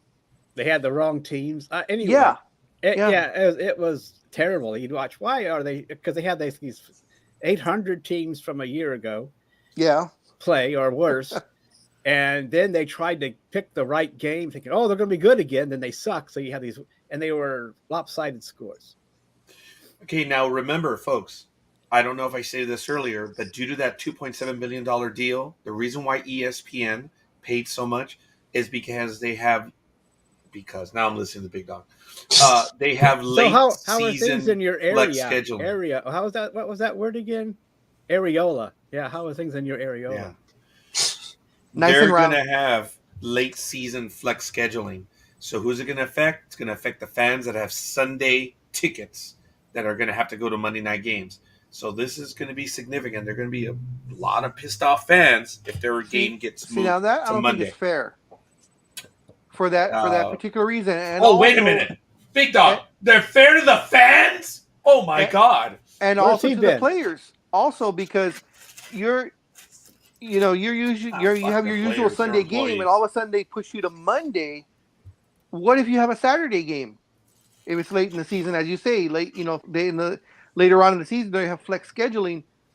Are they going to move the Saturday to a Sunday game so the guys have more rest? Well, they're actually just talking about Monday night that they're going to be moving to that. So, yeah, I understand that, but you're saying it's a flex schedule, so they'll move Sunday to Monday. Let's say it's the Raiders and Dallas, so they're going to move the Raiders Sunday game to Monday night. But what if the Raiders the following week have a Saturday game? Because we are towards the end of the season. Yes, sir. I'm just agreeing with you. Oh, that's not a question. I'm not trying to finger your asshole, but when but I'm just agreeing with you. I'm sorry. I just because I was thinking the same thing. Because I got what you were saying. I mean, Monday, Saturday. So would they move that exactly to Sunday? And so you're screwing everything up. They probably won't because they didn't move stuff around when they had to play middle of the week during the pandemic. Yeah. I guess the pandemic's still going on, but no one cares anymore. And the thing also with changing the schedule, just like Scorekeeper said, there's going to be a lot of pissed off fans. I mean, it could be that this fan saved, for a year to take a trip to Green Bay or something. Okay, perfect example would be my niece and her husband. He's a huge Green Bay Packer fan. And he's had some medical issues, and one of his bucket list things was to go see the Packers play in Green Bay. So 2 years ago, not in December. Actually, they went in like November. It was cold as hell. She said they were freezing their ass off. But he wanted the whole Green Bay experience. Well, he got it. Well, did it snow? Did it snow? Yes. They got it. Yeah. So, and that's exactly what he wanted, though. He said he wanted, because he had the option of going earlier. But he wanted the whole experience. He said, just in case he never was able to go back again. So they planned this whole thing out. So let's say this happens, with this flex schedule, and all of a sudden, for whatever reason, we're not going to do it Sunday, we're going to do it Monday now. And, you got, number one fan over here that's flying cross country and doing the whole, fan package where you go behind the scenes. That's what he did. The hotel and the whole 9 yards. And now you can't. Well, hopefully they would be able to switch everything around for him. Yeah. But yeah, I see what you're saying. But this flex thing has been around for years. I don't know how long. Yeah. But don't they get a few weeks in advance warning? Most of the time. They do, but it depends on the won-loss records. It could be a week in advance. Well, this past season, yeah, we didn't have very much Yeah. advance at all. I remember. Yeah, I remember that too.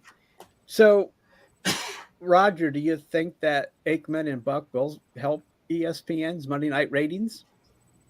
Because of the flex scheduling, I believe they're going to help their overall ratings. But actually, yes.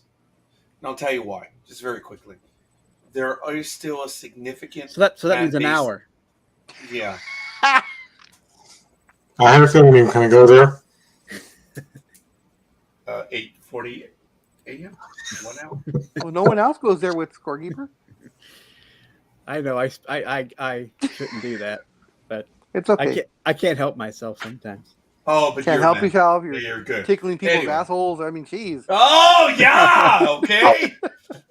Jeez, we've already crossed the line on that one, man. Look, right now, since ESPN has now gone to their own digital app, they're actually doing well on signups.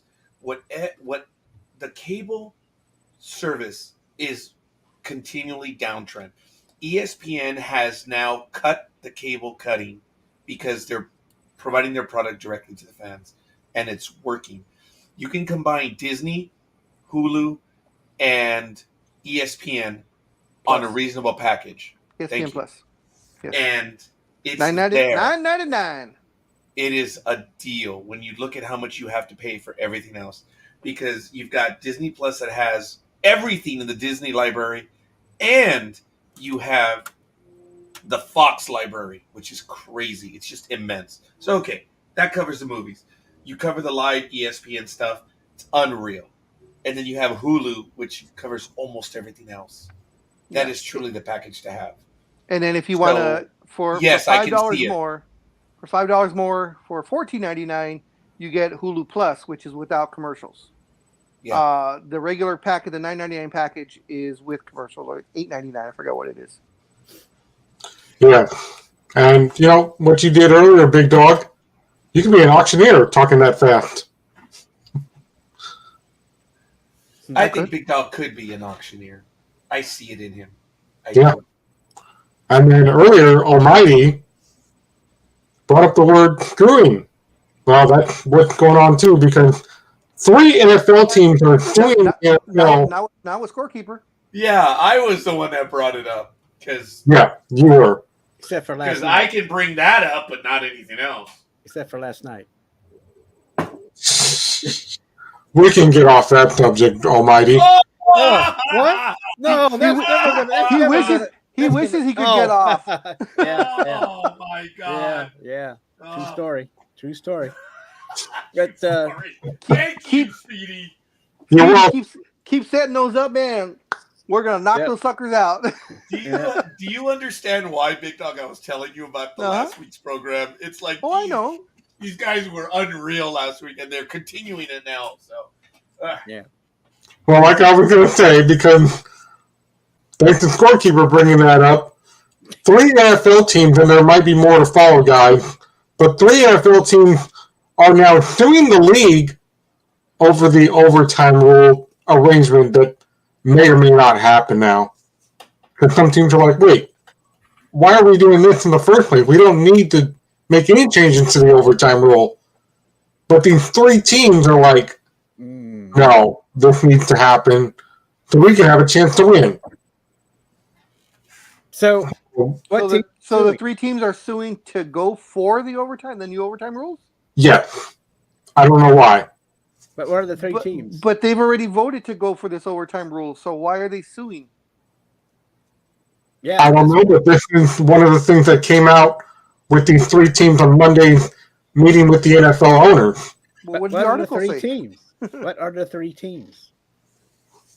I think one of them was the Bills, the Browns, and I think the last one was Pittsburgh. Well, the Browns don't go to the playoffs, so I don't know what they're worried about. Yeah. And I guess I don't know why the Bills would sue, because didn't they lose like that anyway in the POs? It came up on my Facebook feed yesterday, and I don't. But so these are the teams that voted against it, then, right? Hold on. He said they voted. No, he said they voted for it. Okay, it doesn't make sense to me. Oh yeah, are they suing? Or are they whining? That's what they said to the owners at the owners' meeting on Monday. Could it be the Okay. Bengals, the Vikings, and the Dolphins? Yeah, hold on a Yeah. minute, boys and girls. Okay, April what it 1st. was April 1st. those April. three Oh. those three voted against the new overtime rule. They didn't say anything about suing them, but I'm trying to. I'm not going to bother to look for that one. Oh, that's fucked up. That's screwed up. No, We're it's going not. to head out for Almighty. I keep saying that, but that's me. Oh, hey, I just got an email. It says that my McAfee, which I haven't had forever, just got renewed. Wow, isn't that awesome? Goal! Thank you. Brentford scores again. There is nothing about them suing. Just says they voted against it. Yeah, there's nothing about them suing. Oh, you guys actually looked it up? Wow. Yes. They You both know were- that- and if it's on the internet, we you know try it's and true. give proper news. Yeah, Of, Bengals, Vikings, and Dolphins voted against it. Yeah, that's according to exactly what I have also. According to one of the models on Sports Illustrated. And I'm looking at CBS. All right. .com. All right. Yeah. So CBS. So we have two almost valid people say something about it. No, you gentlemen are valid, as is. No, we're talking about CBS and Sports Illustrated. Yeah. But I mean, if it's on CBS, I give it credence. Not sure about Sports Illustrated. Sometimes it's kind of goofy, but Sports Illustrated is the only thing they're good for is swimsuits. Sports Illustrated is not what they used to be. It's a shame.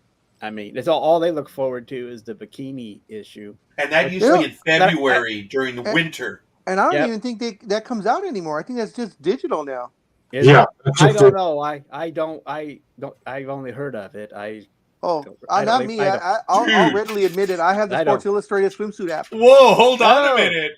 Of the years that we've been on air, I think half of them we've done the swimsuit edition. Yes, we have. have. Yeah. Well, it used to be in February. So I missed those? That would have been fun. It was fun. Good God, yes. Oh my gosh. What the Actually, on the Daily 15, remember when we used to do on the Daily 15, we used to get the monthly issue of Maxim, and everyone got their issues, and all we did was yay or nay. Mm-hmm. That was, you remember. It was funny, man. And I had a coworker come in. Oh my God, Ashley, she was gorgeous.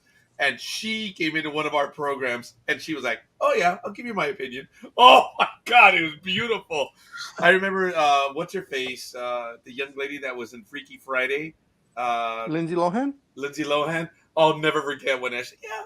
Oh, I'll take me some of those red freckles. Like, oh my God, she was great. I never forgot that. But Maxim Mondays when we did that was really funny.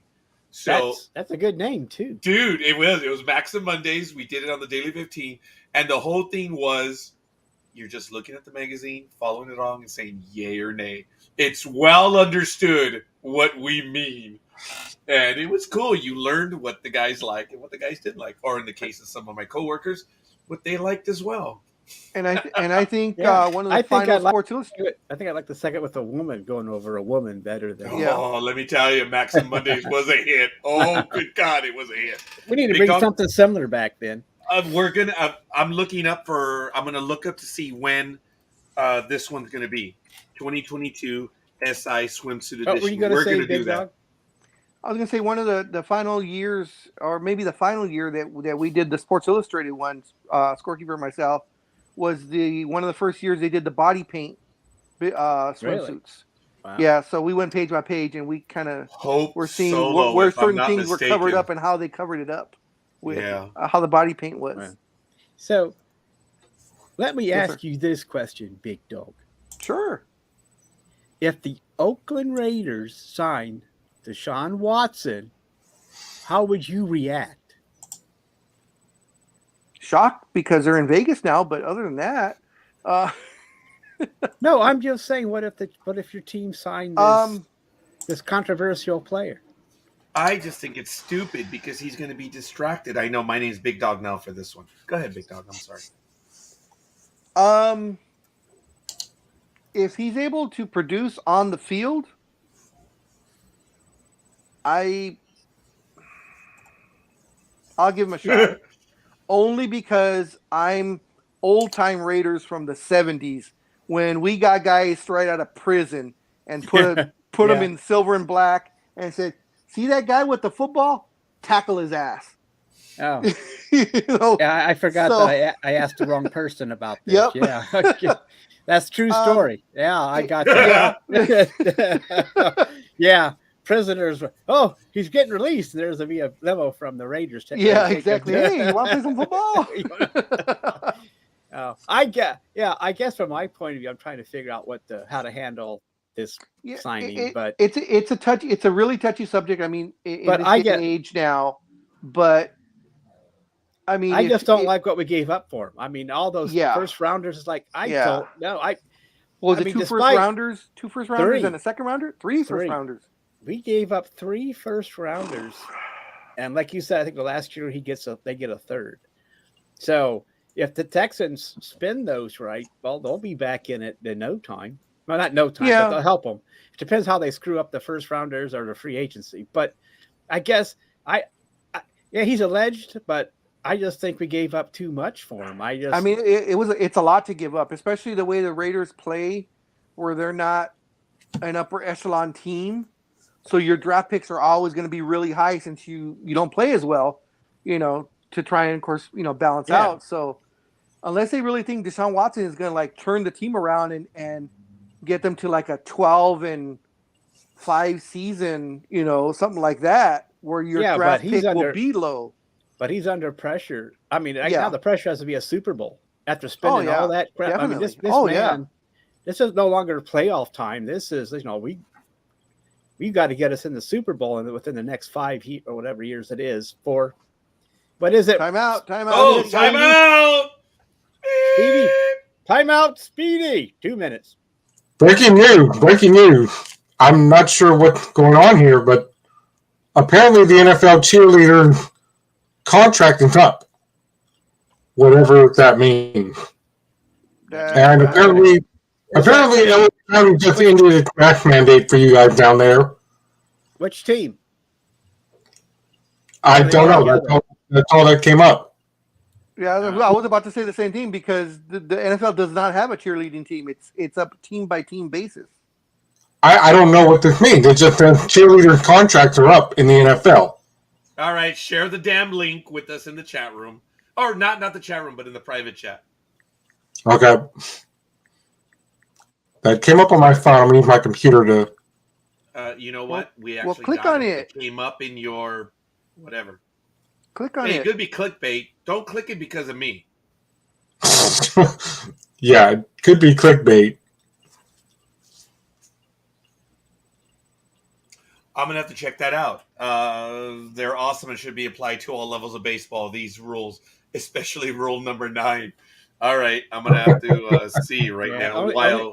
I only got something from last June for them to be Yeah. heard as NFL teams try to fix problems. That Yeah, must be I got after same thing. the sexual harassment last year for what's his name that was taking pictures of the cheerleaders. Yep. Remember that? We talked about that Yep. one time. Yeah, I don't have anything either. And the other thing I see is Cowboys settle cheerleaders' pay dispute. Now you get a pay boost, but that's from 19. So I don't see a sting for strike yet. WR. But I don't think there's a cheerleader. I don't think Kinda there's a cheerleaders place is union.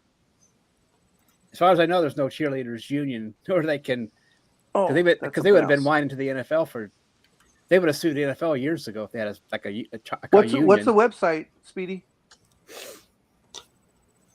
I'm not sure. It just came up on my phone. I think it's called AprilFools.com. Got that. Press We on got that. There's the other link for the one that Coffey put in the chat room right there. Huh. So I'm gonna check that one out. Well, that is interesting, but I don't think it's true because they're not even union. Who the hell was that? Was it me? Wow. I talking. heard that, monster. I was gonna say it's Speedy. He had that look on his face. Mother of God, I heard that monster down here. It's still echoing in my ears. But anyway, Rule number 9. If a fan catches a foul ball, it's an out. Why not let the fans get in on some of the action? That's funny. I'm going to have to check out all these other rules. The Savannah Bananas have changed the game. Oh, So, bananas. Scorekeeper knows about bananas. and yeah, Speedy. What Yeah. about the 49ers signed Deshaun Watson? No, he's a. Oh, No, he's a Raider also. Yeah. That's what I meant. They're similar. Oh yeah, 49er, Raider, they both got the sound. There, that's it. But what would you think if the Raiders signed the Deshaun Watson? I think that would be good. All right. Awesome. If I may, I think it's bad for the team because he's distracted with these criminal actions. Say what you will, it's going to be weighing on him. He's going to have to be involved in the defense. This is an incredible amount of money that he could conceivably lose. He's going to be stressed out worrying about it. And I'm not saying that in dick mode. I'm saying that in, dude, he's going to be stressed out and worried about it. And it's going to be on him, and it's going to affect his play. I hope it doesn't, but he's a human being. Oh, sorry, I didn't mean to say that. He's going to be affected by it. I don't think it's going to be good for the team. I will tell you this, that when he signed, 22 women jumped up and down in glee. I will tell you. Oh, the money, right? Yeah. So they're jumping up and down. So they're like, oh boy. Even though but yeah, you're right, because all these cases still have to be settled, right? Yeah. Whether during in the court or out of court. Now, everyone is saying, folks, and you have to understand the way the criminal system works down in Texas. When the first jury said we're not going to indict him for criminal, okay, they just went to another jury. And it was close, but they didn't indict him again. So you have to remember that. Just because you haven't been indicted doesn't mean that you're off the hook. You have statute of limitations. That's what actually saves you. But they also have all the civil cases have to be settled. I mean, he needs all that money to settle all his 22 cases. I mean, that's a lot of money to settle. And whether they're settled out of court or not, that is not known yet. And if they are out of court, they'll probably have a DNA that they can't disclose the amount and probably not an admission of guilt either. Just that here's their $2 million or whatever millions of dollars, go away. Yeah. Don't you think so, Raj? I would agree with you on that one, Omar. What about you, Big Dog? Yeah, I would agree. Also, what's up with Baker Mayfield with Deshaun Watson on your team now? I mean, he's the bench warmer now. How so the hell did that happen? Is he the bench warmer, or will they stay with him in case the Deshaun trial happens? That he gets indicted, or Well, my opinion is, I mean, Baker still has a guaranteed contract of close to $19 million this upcoming season. And I would hope that they would keep Baker just in case Deshaun gets suspended by the NFL. Yeah. Not so, because remember, Deshaun still gets a minimum payment if he's suspended. So he still gets a payday even though he's not playing. You know what? I got to give it to his agent. He got that in the deal. Wow. Yeah, or unless the Browns says so too, just to get him, because he didn't want to go there. He didn't want to come here to Cleveland. He wanted, but enough. That means, as the old saying goes, money talks. Well, he got a sweet deal. Yeah, I'm sorry. Go ahead, Big Dog. No, I was just going to say. I mean, for the Browns, it's worth it this year because his 2022 salary, his base salary is only $1 million. $1,035,000. He got a 8.9. Let's just call it $9 million. That's his base salary if he gets suspended. No, this is his current contract. It says. Oh, with Houston. Yeah. Well, with you guys, because you guys signed him 5 years, $230 million. He has a 44, almost $45 million signing bonus. His average salary will be $46 million, but this coming season, 2022. It says his base is $1,035,000 with an $8 million, $993,000 signing bonus. But in 2023 is when it kicks in, all the big salaries. So I guess the Browns are expecting him to be suspended this year. I think so, yeah. So- because Are you guys- 2023 that- through 2026, he makes $46 million base salary a year. I don't know if they'll be able to trade Baker. We're talking about only 1 year left. He's still Yeah. getting 19 million. So is Baker going to? Because if Baker can walk away after one season, and that's a lot of, it's not, Yeah. and and that's expensive. And it also means that they would want Baker to start. 'Cause you're not going to spend that kind of money for a backup.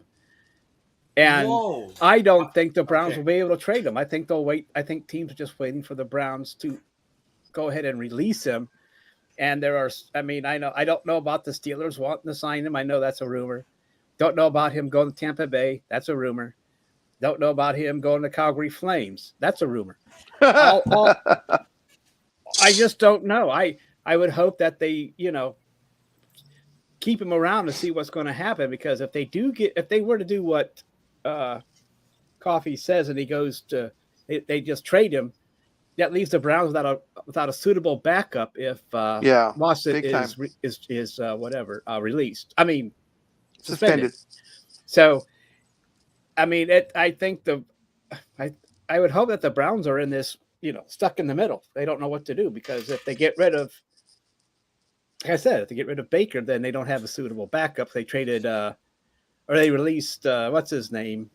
Yeah, I know. Yeah, Buffalo. Yeah. So, and I don't know if the other guys will be able to take over. It looks like the Browns are playing it smart, though, as far as the way the contract for Deshaun was structured. That they're only paying him $1 million this year or this coming season. So it's almost saying, okay, we don't expect him here on the field. That's why we're going to give you $1 million this year, and then you'll serve out your suspension and come back. Yeah, I like that link. Send a Pollock to Chicago. I like it. And I love Roger's face. But I thought he left. He's with Pittsburgh now. So I don't know. Baker needs to stay until we find out, and that, even though that'll be after the draft and probably not until late in the summer in the NFL. But still, I don't think if the Browns are smart, they don't need. They should be in no hurry. Yeah, I know. Okay, stop. You're done. We all know. But they're not. But I said if. But go ahead, Roger. Continue that, because everybody should be laughing about that. But no, just if the Browns are smart. I mean, yeah, come on, they will dude. hold. Yeah, I know they would hold on to Baker until they find out the final guys. NFL. Yeah, the end result. Yeah. End result. Guys, seriously, I have to ask you, quick round robin. Do you really believe that you would take Deshaun? Yeah, that's the trade that's coming in, which you've already heard here first. The Dodgers acquire Craig Kimbrell. Oh, that's not what this is. No, what is it? Keith Yandel's NHL record consecutive streak ends today. Let me see if it actually pulls up NHL? something. Yeah, we'll Yes, see sir. right now. Okay, see if we can get that up right now, Big Dog. Folks. Yeah, let's see. He was a scratch for tonight's game. So that ends his NHL record-setting consecutive game streak at 989 games. Wow. That's crazy. That is crazy, because these guys, hockey players are the toughest guys, man. They get the shit kicked out of them every single night. Well, I think Speedy will tell you it's not as much as it used to be, even almighty. Look, no, it's not, but, they really try to, end this fighting. To bore down the game, I know. Yeah. I used to love seeing hockey games. That's a good one, Big Dog. Yeah, I used to love seeing the hockey game. You go to the boxing match and a hockey game breaks out. Yeah. True. This is the theme. They're trying to make the game attractive to millennials, and it's not going to work. You have the fan base that's going to watch hockey, and they're trying to open it up to everyone else. And hockey is so popular in Louisiana because the fans and the players, they all work with each other because they don't have front teeth, none of them. So it's not due to injury. Wow, that is That is bullshit. That they're going to sit him down for that. Or the starting. That's BS. Anyway, folks, this theme. Speedy's getting serious. Yeah, I know. I think he's ready to come in on this one. He's got his hat on. Yeah. Yeah. All right, folks, we're down to about 24 minutes here Did on you Sports ask Talk us with your the Guys. question? Yes. Do you guys really see Mayfield better than Deshaun Watson, Speedy, Big Dog, and Almighty? I guess. No. Okay, well, thank you, Almighty. Well, but I'm not saying he can't get the job done. We have to see. The thing is, he's got this trouble. He was injured last season. I know that's not an excuse, but you can see that it bothered him. He should have still been given a chance this season because it's last year of his contract to see if he heals up and can do it, because we know we can get him, that he could get us. We've already seen him get us to the playoffs into the second round before we lost to the Chiefs. But Deshaun is probably an improvement. But the thing is, they gave up. Well, my only complaint, besides the other allegations, is that they gave up too much. After I complained about the Broncos giving up so much for Russell, then the Browns turned around and do it. So I became a hypocrite. What do you think, It's like Speedy? that. It's like that meme, with where they say, I can't believe you're doing this, and the other person, well, here, hold my beer. Oh, yeah. So that was them talking about, about the trade before, and Cleveland's like, oh yeah, you haven't seen nothing yet. Yeah, Big Dog. They want to outdo us, outdo the league. What was the original question? I'm Do sorry. you prefer Sean Watson over Baker Mayfield? Because I think Baker Mayfield has established himself. He's established. Well, that's what I'm saying too. But the deal is done. But I'm not saying Baker can't do it. I'm just saying Deshaun might have a little bit of an edge. Yeah, but that's exactly what I was going to say. Yeah, but we don't know since he sat out a year. We have to take that into consideration. If he kept himself in shape, or if he was out busy doing other things. The upside for Deshaun is more so than Baker Mayfield, but I would keep Baker Mayfield right now because he, as Almighty just said, he's established with the team. He took them farther than they've gone in a long, long time. So Yep. I keep him there till Deshaun can show he can play. Speedy?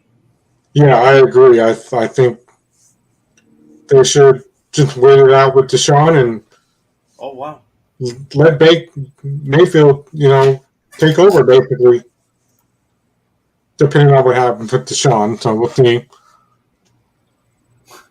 And since they're only paying Watson $1 million or whatever, Baker should be able to start with his $18 million contract. Right. Yeah. Even if he doesn't get suspended, they should at least give Baker, since they're not going to lose much money this season, as Big Dog alluded to, they should maybe let him start and see if he's still got something, even though, and then his contract's up. Don't owe him any money. He has bye-bye and goes to the Flames. Yeah, and also if you want to trade him, during the season, have him start so you're showcasing him so you get a better chance of getting a draft pick or something for him. Right, but that's my opinion. I mean, I know since people are telling, if that's the kind of money that he's going to make, Watson's going to make this year, stick with Baker. He's not hitting since Watson is not going to be a major cap hit this season. Yeah, exactly. And maybe that's their thinking. I don't know, but then again, that's them trying to be smart, and Roger has the proper response to that by laughing. So there we go. Yeah. It's so ridiculous. Sorry, that was my. That's my thinking. If I had that information, I just thought that was his base salary, even if he got suspended. But if that's this season, that would be my thinking. Okay, so what? He's only one. He'll understand. We'll let Baker show off, and maybe use him as trade bait later in the season. That's a good call. I like it, but I don't know. For all we know, they could just release him, still pay off his contract, and he ends up with who else? And maybe no one. Maybe he'll just sit out there. That's true too. Yeah. Earlier you were talking about me, Big Dog. What did you? I hate to bring this up on a sports show, but Because everybody, even Jim Cornette brought it up on his podcast. What did you guys think about the slap at the Oscars? Well, that's kind of sporty. You know, it's almost. If he would have done it that bare knuckle, we could have talked about, you know, a one-punch knockout. But still, Yeah, I've seen the video. Uh-huh. And Paul Heyman said one time, I can have 1,500 writers write a story and go, just have him walk up there and slap him. Because a lot of comments have been going on YouTube about these videos. One comment said, yeah, it's supposed to be like that. They're actors. This is a joke. And that's when Paul Heyman's comment came back to me when I remembered on his podcast about the 1,500 writers just to write for one guy. Okay. But then again, Will Smith was like, keep your effing wife's name out of your mouth. So what did you guys think about this? Because but then she got pissed off about it later. Do you think it was real, or do you think it was fake? We'll go with that first. I think it was fake, and I mean, Chris even went like this, like he knew it was coming. So I mean, okay, you make fun of. Let's put it this way, Matt. I think it was real. I thought maybe it might have been a work until Will Smith sat down and said the things about, you know, keep your my wife's name out of your fucking mouth. That's when I was like, oh no, this shit's real. You make fun of. You're the comedian, and you make fun of someone's wife who has an illness, and you're making fun of it as a joke. And you're standing there, like you said, oh, he knew he was already flinching. What else do you expect if you're on live TV and the person you made fun of, her husband comes up walking towards you? What do you think, he's going to hug you? No, you know you're going to throw down. They're both from the hood. They both know hood. I knew it. As soon as I saw him walking up there, like, oh, shit. I thought they were going to be on the ground rolling around, hitting each other.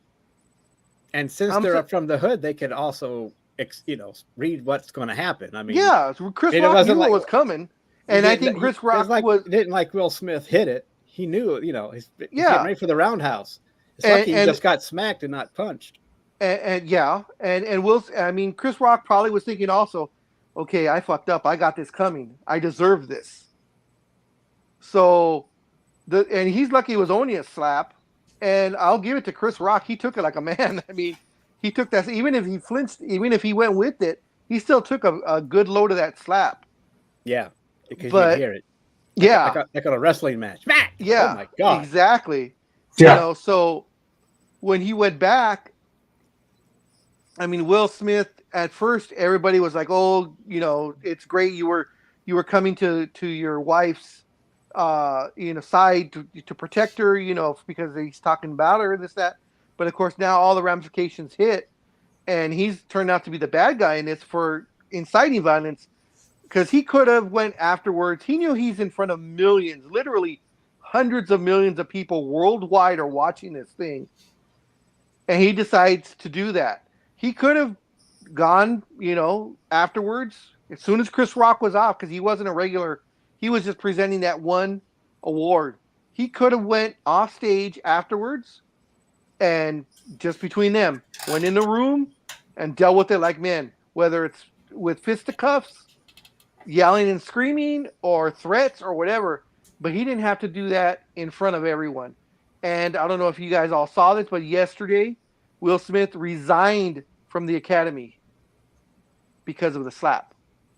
So he's no longer affiliated with the Academy. And Scorekeeper, who is a Hollywood person, that especially with variety and all that stuff, Scorekeeper, what exactly does it mean, him resigning from the Academy? Does that affect his acting at all?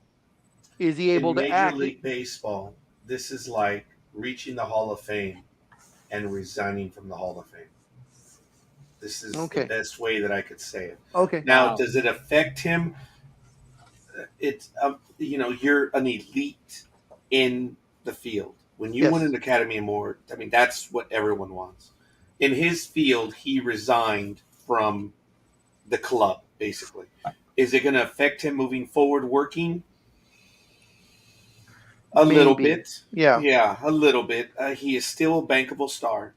But anyway, I've been listening to you guys, and But how many people have wanted to smack Chris Rock? That I'm is sure true. quite a few. So I'm sure that. But go ahead, Roger.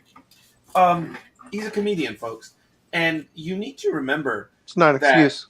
Jada. That's right.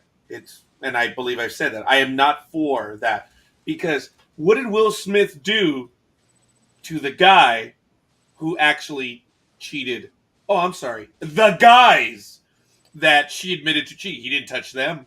He didn't do That's because they have an arrangement, and it's an open marriage, and it's been well documented that they have an open marriage, both sides, for years and years and years, and they say that's what works for them. I understand they've had an open marriage and they declared it, but this is before it was declared. But it's okay. The point is, what did he do to those guys? Not a damn thing. And also further, I don't think one has to do with the other. No.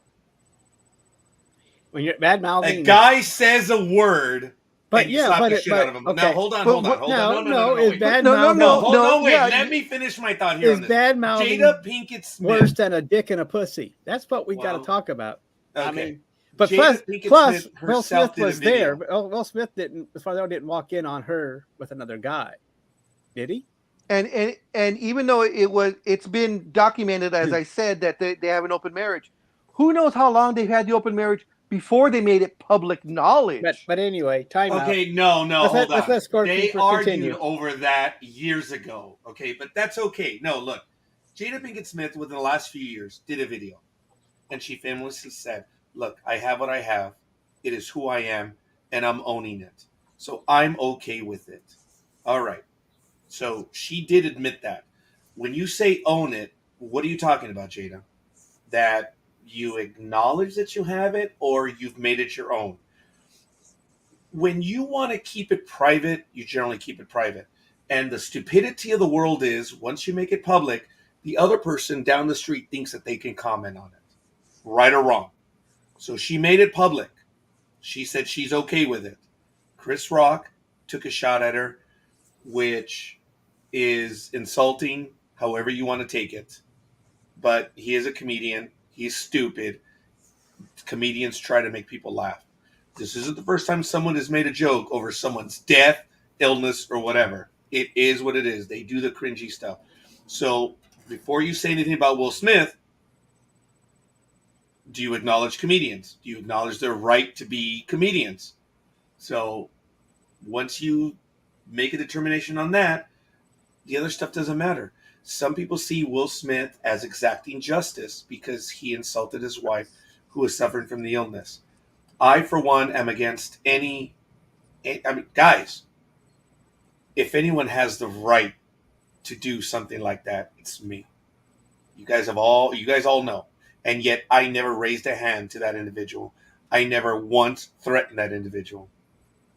I am against physical violence when it comes to stuff like that. If the guy's going to talk, let him talk. He's that little bully on the street. Do whatever you want. And I'm sorry, I don't really want to comment anymore because I've never been in that spot. Will Smith admitted that he had a moment of anger and he screwed up. And I'm paraphrasing. Go ahead, Big Dog. I was going to say, a statement was read on the air, not by Will Smith, but a statement saying that it was from Will Smith. So I, to this day, even though it's only been a few days, I don't believe Will Smith said any of that stuff. It was his PR people that wrote the statement and put Will Smith's name at the bottom of it, because he has not come out publicly and on camera said, "I'm sorry about this. I regret this. I regret that." It's only been on paper. It's only been through a statement. I don't believe Will Smith is apologetic for what he did. I don't think so. I think the way he is he's like, I did it. That's the way it is. PR people take care of this. Ooh, well, okay.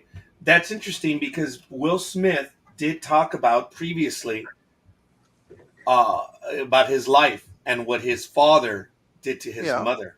Yeah, I know. And he said that shaped him, and he is against violence. This is not a one-time shot. He has said it many times. He is against physical violence because he saw his mother collapse and blood, come out. So Now, is he against physical violence or physical violence against women? There's a difference. I don't recall. I have no idea. Okay. So, I don't know, Speedy. What is your thought on it? I am against violence in any form. I'm an old guy. If you have to resort to fisticuffs, yeah. Well, my thing, I'll just say this, is that my thing on this is when my whole health issue started taking form, and then a year later, when me and my neighbor went to Disneyland, which, side note, I'm never sharing a hotel room with that man again.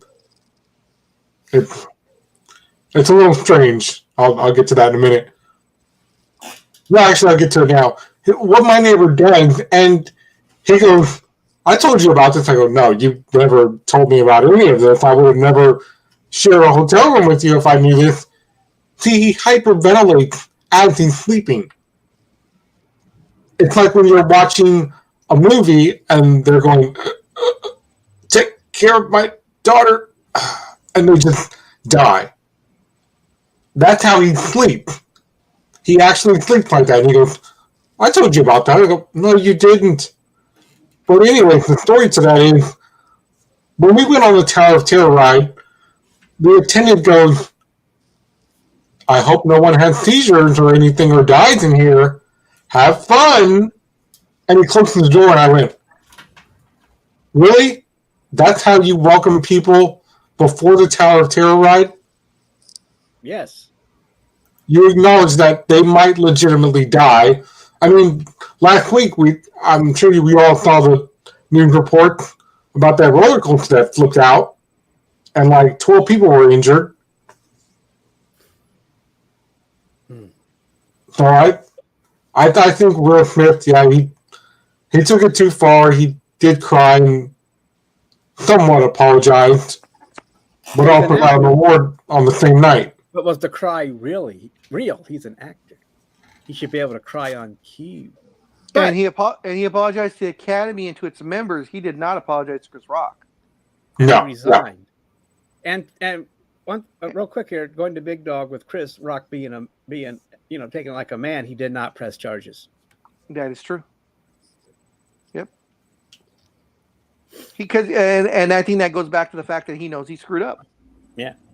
And with the person that said that for that terror of whatever ride, that's just getting the writers in the mood or adding to the suspense, whether right or wrong.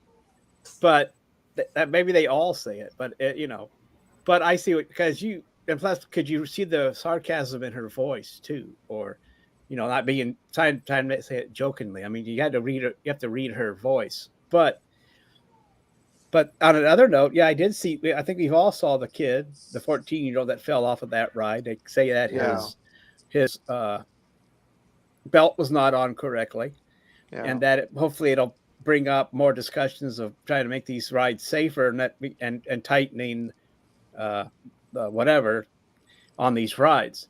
I mean, it's sad, and I guess what you find out that he was not allowed on other rides because of his size, and that he's just 14. And he was just 14 years old.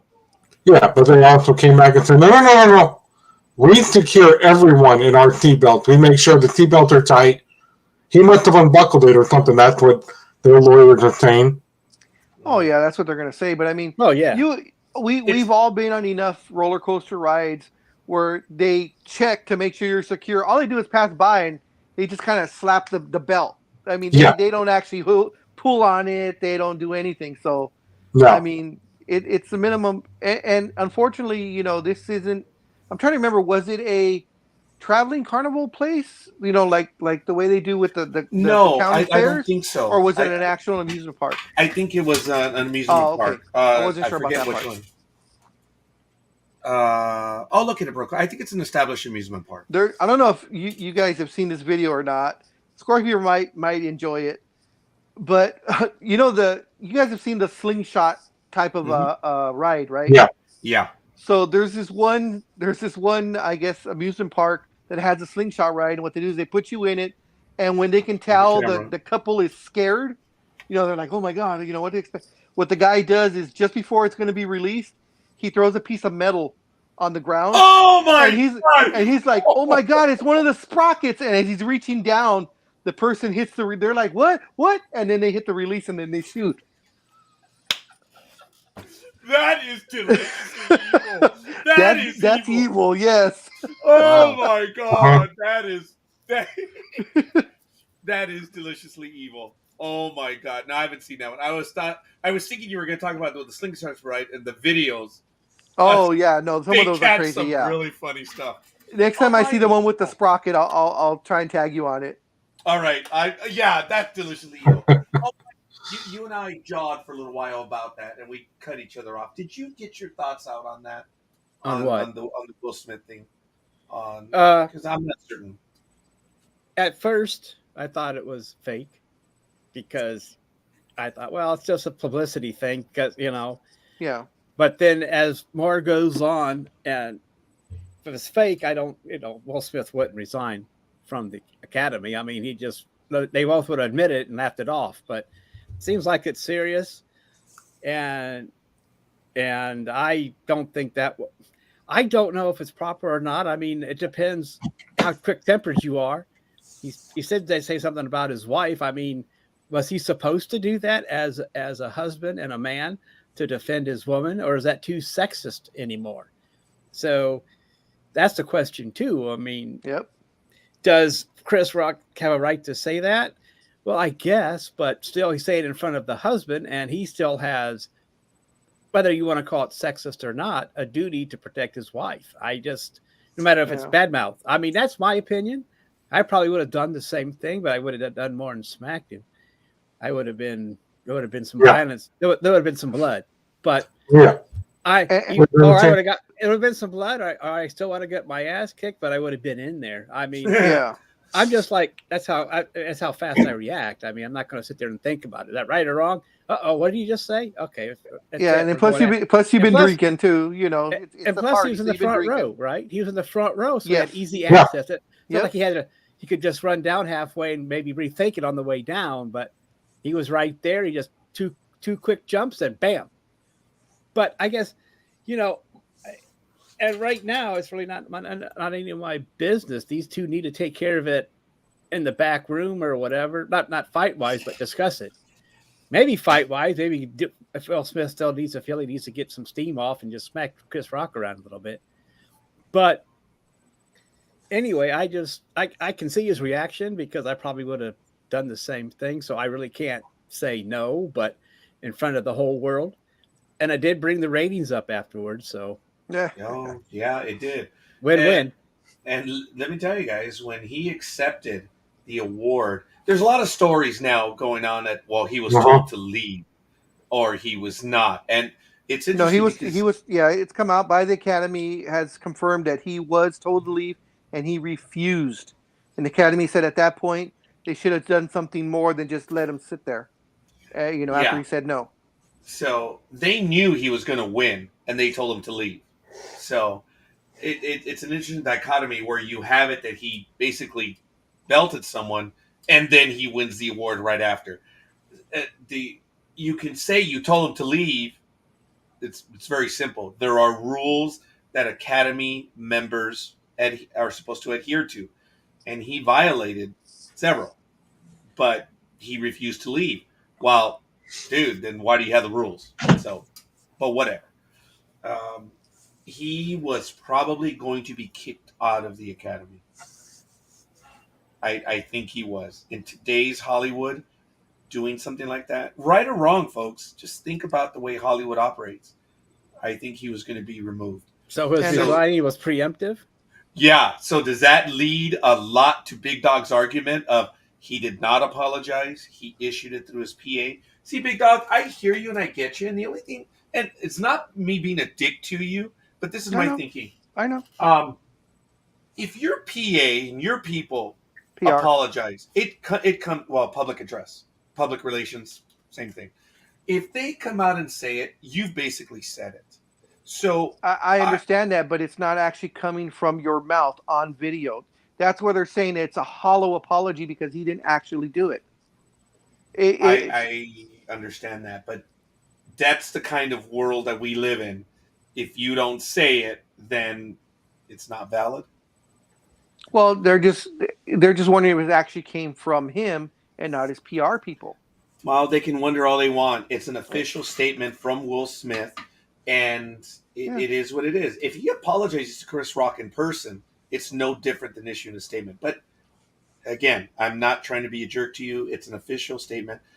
But I think it lends credence to your argument that he is not sorry in any way whatsoever. So he resigned from there before he got kicked out. Yeah, but that because he resigned doesn't still. The Academy still there still could be more repercussions coming from the Academy because there is a lot of rumors, and they're just that rumors that they're going to strip him of his Academy Award. Well, when you guys mentioned the whole thing, mainly Scorekeeper, about where they asked him to leave, and it's not just Uncharted. There's been other movies about this, Air Force One, let's start there, with Harrison Ford, when they're like, get him out of here, and all of a sudden you have 5 security guards. I mean, I saw that on the Uncharted film where they're like, yeah, but that's a film. This is real life. I know, but that's what I'm saying. I've seen this happen in real life where, like, 3 police officers show up and they're like, you need to leave, you're being 86 out of here. Let's go. Why didn't they have to do more? Have security guards go to Will. Because remember, this is on live TV, 100 million people watching. They didn't want to make more of a commotion than what had already happened. He's in the front row. You think they're going to be able to show up with cops and they're going to be able to angle it on the TV somehow where no one's going to be wondering what's going on? They asked him to leave quietly. They went up to him and said, we respectfully, we need you to vacate the premises. He says, no, I'm not leaving. You're going to have to take me out physically. At that point, he's challenging. He puts it back on them, and they're deciding, okay, do we want to do this on national TV, worldwide TV? Do we want to make that type of commotion? Exactly. So they decided discreetness was a better part of valor. But you got to understand. I mean, since I got here, but they throw in cops. Oh my! Oh yeah! What kind of big protest that's going to bring outside afterwards? Will that be enough to spark violence by BLM or anybody else out there using it as a talking point about police violence against African Americans? You never. I mean, it's such a touchy thing now. I'm not saying it's right. I mean, cop violence. No, I know what you're saying. Yeah. But still, that could have enticed even more. It could have been a negative effect against the Academy going too far against an African American. If he was white, you could probably kick his ass in front of the TV and no one would care. But in this day and age, it just brings up what the police have done and still do today is just abuse African Americans and Latinos because of the color of their skin. So you've got to be aware of that. So real quick, the Academy did the right thing. Was just, okay, we asked him, he said, no, we'll deal with it afterwards then. And try not to show any more close-ups of Will Smith unless he's passed out and looks bad. That's my opinion. I'm sorry I interrupted you, but that was... No, very well said. But in this day and age. Plus, real quick, since I asked you guys about Deshaun Watson, I guess my opinion, since me being so close to it, my thought was to become a Steelers fan for the duration of Watson's tenure. But then I'm thinking, well, what if I missed the Super Bowl doing that? I can't do that. I guess to me, being so close to it and the allegations, it just affects me more. That's why I try to get your opinion on it. But But since I guess I should, but then again, I didn't do that when they got Kareem Hunt right after his domestic abuse stuff. But this is 22 people. So are you saying that the Cleveland Browns are the new Oakland Raiders of 2020? Well, they're not. Well, he's not a prisoner. He didn't get out of prison. He still has allegations. I mean, it would be different if like Sean Watson just got out of prison for murder. Then yeah, he's the one. But I don't know. Maybe I'm reading too much into it. But it's just but I guess I'd be protesting because of all the draft picks.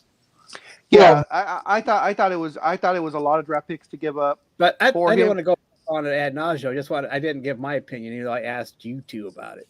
Yeah. No, I understand. Just real quick on the Chris Rock thing, Coffey said in the chat room, he said, "What are you talking about? It's a black guy hitting a black guy." He's directing this to you, all right. He said, "What does BLM have anything to do with this?" Because if the police would have came in and did something to Will Smith, who is black, whether or not he was attacking another black man, Coffey knows this. He's just trying to incite us. Yeah, it's the fact that the police would have been arresting a black man or tackling him down to the floor, whatever was exactly. The case. Yeah, and it's the same thing. What if it's a black cop arresting a black person? It doesn't matter. It's the fact that it's a cop arresting a black person. Yeah. And the part before that about defending your wife, I'm sorry, Coffey. You may not want to defend your wife or significant other, but if someone insults my wife or significant other, damn right I'm going to be defending her and going after that person. Yeah, see, right or wrong, I don't care whether it's 1980 or 2020. Well, I got that. You kind of agreed with me, Big Dog. About hell yeah, I agree with you. Vengeance, yeah.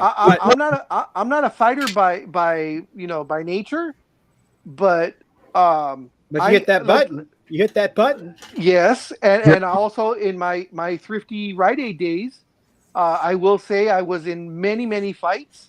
I never started any of them. But I will say right now, I finished every single one of them. Yeah, I would have. Yeah, we know Coffee just being Coffee, but yeah, one time in high school, this one a few weeks after my mother had died. Oh, that doesn't matter. Black cops, they're considered white. Oh my, that does not matter. Go ahead, Speedy. One of my sister's ex-boyfriends, we never got along, and I never liked him. And he made the comment of, "Yeah, you need to do what the school said. Leave the campus because your mother's dead and so will you be." She was a bitch anyways. I was like, "What?" Wow. And even though, kind of like Will Smith was asked to leave, the school asked me to leave, but I was like, "No." And my sister knew what was coming. So did Anthony, because Anthony was there, and I just lost it and beat the crap out of that guy. Yeah. And right there. Now I'm leaving campus. So sorry for interrupting you, Speedy. I know you're getting frustrated with. In that comment, okay, that's fine. You want to feel that I'm wrong? That's fine. You talk about Jada and Demi Moore. Demi Moore shaved her head because of the part, and they paid her an exorbitant amount of money to shave her head. In case you didn't know that, I believe it was $50,000 they gave her on top of her regular salary. To shave her head. Just for the head. Yeah. Jada Pinkett Smith does not have that choice. She lost her hair because of a disease. Yep, just so for her head. You cannot compare the two of them. No, I'm sorry. Yeah. Yeah, come on, Coffee. That's two different things. Yeah, it is. And plus, I'm sorry, I did miss some of it. But like for Roger said, just for the head. It must have been good head. Yeah. Well, Scorekeeper, Coffee's trying to say that Demi Moore is the same reason why Jada Smith has a bald head. No, that was a movie. No, yeah. Typically for G.I. Jane, that was different. Yeah. You're right. I mean, that's two different things. Demi Moore did it of her own accord after getting paid $50,000 for her head. So I don't know. They're two different things. I saw that comparison somewhere else too afterwards. Someone was talking about Demi Moore, and it's like, that's two different things. I mean, but people will stretch things out. Yeah, the narrow-minded people will do that. And even more so, The single guy, not me, but the single guy that live in their mother's basement, Oh, apron stringers. those are the ones creating more problems like this. Big Dog refers to them as keyboard warriors or something. Yes. What do you call them? Keyboard warriors. Yeah. I wouldn't even call them warriors, but that's No, they're apron not stringers. warriors. Yeah. Well, that's why we call them keyboard warriors, because they're only warriors behind the keyboard. Keyboard, yeah. Yeah. That's why, folks, I don't care for Twitter, because everyone just piles on there, and it's just like it's a waste of time. It's fake. It's fake. What do you have on Twitter? Just a bunch of people bitching. Oh, Tony! Wow, thank you, Tony. Words are just that, words. Throw the last punch, slap, not the first. 21 years in law enforcement. I had much worse said to me daily. That is true. And, Thank you for that, Tony. And Learned a I little respect, bit too. I respect you for your for that comment, and thank you for your service. The problem is, though, you're trained to be able to take that type of abuse, and it is abuse. And I wish it would never happen. But these are just two guys technically off the street. They're talking crap to each other, and one talks about the other person's wife. So, right, we're not trained to be able to withstand that type of vulgarity. You had it on a regular basis, and I commend you and all other uniformed people, whether they're in the service or police officers, fire department, whatever. You guys go way beyond, and you take way more. And I don't know how you guys do it, and I commend you for it. Jesus Christ. But I think this is just a different situation. This isn't like Chris Rock and Will Smith were busting each other's balls. Whoa. Like we do here on the show sometimes. I get what you're saying, yeah. It's just like he came out of nowhere with it, and it was like it would be on most of our parts, like being Big Dog, it'd be a knee-jerk reaction. I mean, boom, you hit that button, we're gone. And I know it's still, we can still be arrested for assault. But yep, same here, Tony. And we get so. But sometimes a person's a person, and that wrong thing said, and you react. I mean, you can't. And plus, they've had beef for the last 6 years with each other. So. This isn't a first. Yeah. Chris Rock has taken shots at Will Smith numerous times. One of the most famous. Will and Jada, yeah. Oh, yeah, as well. He has taken shots at them before. And if you think about it, okay, well, no, I'm not going to go down that line. But they have had beef before. And it's guys, it's a shame that it happened. But I guess everyone will be watching the Academy Awards next year for Slap Part 2. Yeah. Well, the thing. Go ahead, Speedy. I'm sorry. Well, and see, it's also it's kind of funny because one of my former employees at Safeway, she posted a meme about the whole Fresh Prince days where the fake woman on camera, where she sends the line, I'm sending you, because you got one little fight, I'm sending to your aunts and uncles in Bel Air. His mama. Yeah. Like, well, that's a Fresh Prince meme. That's, no. Uh-huh. There's lots of memes about that, and like, well.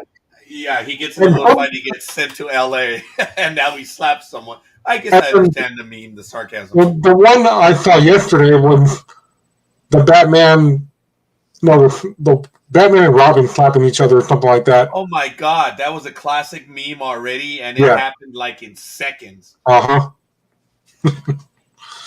But let's get off of that, because Sports Media just announced that Big Dog, everybody else, since I will not tonight, that Wrestlemania will now be free from 7 to 8 on all platforms. And then they'll go right into the 8 o'clock showtime. Okay. Versus what they were doing before. So the pre-show, in other words. Oh. Yeah. Yeah.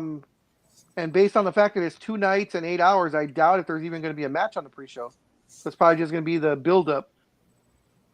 Yeah, so that's what they're doing from 7 to 8. That's what Sports Media is reporting. And then probably at 8 o'clock, they're going right into the pay-per-view, which will not be free. So, Well, I mean, Peacock, $9.99. yeah, Peacock and everything else. Well, I mean, that's the cheapest. I mean, if you go pay-per-view, then it's $60. And I did see that they actually put, I guess, much as they say they don't keep an eye on AEW, they do, because they decided to show WrestleMania at select theaters also. Yeah, But of course, that's $20 or $25 a pop. right. I've already had my fun at the theaters this week, so I'm good.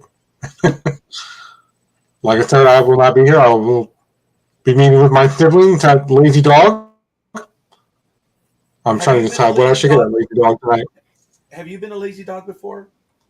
Yeah, so I've been to Lazy Dog before. Okay. But Very good restaurant. You were saying, Almighty? I was going to say I didn't mean to sound so harsh toward Coffey with my comments. I apologize for that. No, you don't. No need for apology at all. But one other thing, Adrian Peterson is going to retire as a Viking. I know that has nothing to do with anything, but it's. I did see that. Was he signing like a one-day contract so he can retire with them? Or? Yeah, that's not unusual, but yeah. Still, I think that's pretty cool. I think that's pretty cool when they do that kind of stuff. Yeah, so he signs a one-day contract, and he'll probably be in Canton someday. As far as I think, that's what they say anyway in the article. May not be in 5, but it'll be in. It'll be. And do you think he's worthy of Canton? I don't know. Okay. He didn't want to. He did well. I haven't. He has the name. But he kind of dwindled as time went on, and he doesn't have a Super Bowl under his name. So it won't be right away, like I said. Maybe they will honor him, but he doesn't. He was outstanding for a while, but he's bounced around so much in his later career. I don't think it. Whether it just depends. I don't know if he deserves it, but he may end up in there. I don't think he does, because he was a good fantasy pick for a while there. Oh yeah. And then, I guess he'd put him in the same boat. Is Tomlinson Hall of Fame worthy? Yeah. Oh. I know I drafted him in his rookie season, and he led me to a fantasy football championship. That's all I got to say. There you go. Just like that Rams running back, Todd, or whatever his name was. Todd Gurley? Yeah, when he was rushing all over Seattle. Oh, yeah. Oh, yeah. I just needed him to win. That's all I needed was, oh, my God, he's scoring close to 50 points a game in those last few games during our fantasy football playoffs. It's like, go, boy, go. Well, I couldn't say boy, but go, man. But, he led me there. Yeah. I have a half serious, half not serious joke. Question, actually, not joke. Kind of half serious, kind of half not. But what do you guys think about this one? Tom Brady came back for one more year because he did not want to go into the Hall of Fame with Big Ben. He wants it all for his own spotlight. What do you think about that? That is awesome. And so he decides to wait out one more year. So then it'll probably be Big Ben, Tom Brady, Aaron Rodgers, in consecutive seasons if Rodgers will retire in 2 years. But what do you think about that? That Brady came back because he wants the spotlight just for himself. That is interesting that he would do that and be like, I don't want to share the stage with him. No, I want my own spotlight. Okay. Okay. Is it just Ben Roethlisberger? Because, correct me if I'm wrong, this isn't the same as the baseball where you could have one guy elected. No. You can have 4 or 5 guys elected, but the thing is, Big Ben's going to be the star in 5 years. He's the main guy being right. Hall of Famed. Just like Tom Brady's the major one, or so on and so forth. He's going to be the draw. Yeah, exactly. Okay. So that's what I'm saying is, do you think he didn't want to share the spotlight? Have 2 huge names, 2 of the biggest quarterbacks of all time, being drafted into the Hall of Fame or being elected into the Hall of Fame, excuse me, at the same time. I'm not willing to say that to That's the what I'm saying. biggest I'm quarterbacks of all time. Well, Tom Brady, much as I hate to say Tom it, Brady, yes, but is Ben number one. Roethlisberger. Big Ben is top 10. But with it being in Canton, that's Okay, as close to Pittsburgh. Yeah, they'll swamp, exactly. They will swamp. In the minutes Hell that we yeah, they have will. left, guys, Cuervo challenged me, and I have not answered him. So I'm going to challenge you so that we can answer Cuervo. The Marines coming after you. No, he believes in hard luck cases. He'll never. He's retired. He's got time. He's going to make you stew. Okay, make me stew's different, but no. He's done his duty for people like me who need the protecting. So he talked about who is on my Mount Rushmore. And I've been thinking about it for the 2 years that he asked me. So I'm going to challenge you guys. Today's April 2nd. How about we do this for the May Professionals program? And by the way, I'm hoping, I know it's last minute, we're going to have a Professionals this Monday night. So if you can join me, that would be beautiful. If you can't, it's all good. But for the May program, I would like our program to be about your pantheon. Who is on your Mount Rushmore? Now, your Mount Rushmore an actual Mount Rushmore of 4, or do you go the Mount Rushmore of 5? Yeah, because some like to do it in 4, some do it in 5. So that's why I'm asking. I understood from Cuervo. No, I believe that. Mount Rushmore of what? Yes. Now, quarterbacks. Cuervo asked NFL me about baseball. I believe. I'm not certain. I have to clarify it because I'm going to ask Cuervo to join us. Hopefully, he will for that Monday night. But I know he has a different life now. But what is the Mount Rushmore? What are we going to do? Are we going to do just quarterbacks? Are we going to do our particular sports? Because, guys, I'm hard pressed, like in basketball, to choose a Mount Rushmore. I am hard pressed in hockey. I would stick to the traditional names in those. So we all have our love of sports. Big Dog, I would like to know your Mount Rushmore of basketball. I would stick to the baseball, but not just me. Almighty, what is your real love? Is it hockey? Is it football? Or is it baseball? Or is it all of them? Do we challenge ourselves to come up with a Mount Rushmore in all 3 or all 4 of the major sports? Should we do that? In 2 days? No, for the May program. Oh. But right now, I put us on Mount Rushmore. That's a good one. Oh, damn. I think we're done. There you go, Cuervo. Sorry, buddy. There's the Mount Rushmore. There it is. And I'm the guy with the glasses on the end. We're the greatest comedian team out there. And actually, I'm not going to back sports. I don't think anyone is even close to that. Yeah, what did Lenny Melnick say? You guys are funny as hell, but you don't know shit. Yeah. And I'm paraphrasing. So yeah, that's a good one. Okay, May. Yeah, I get because. Or do you guys want more time? But no, we should have a clock. We should have a clock. But when you first bring us, like, oh my god, all these names and players, rush through your brain like 4.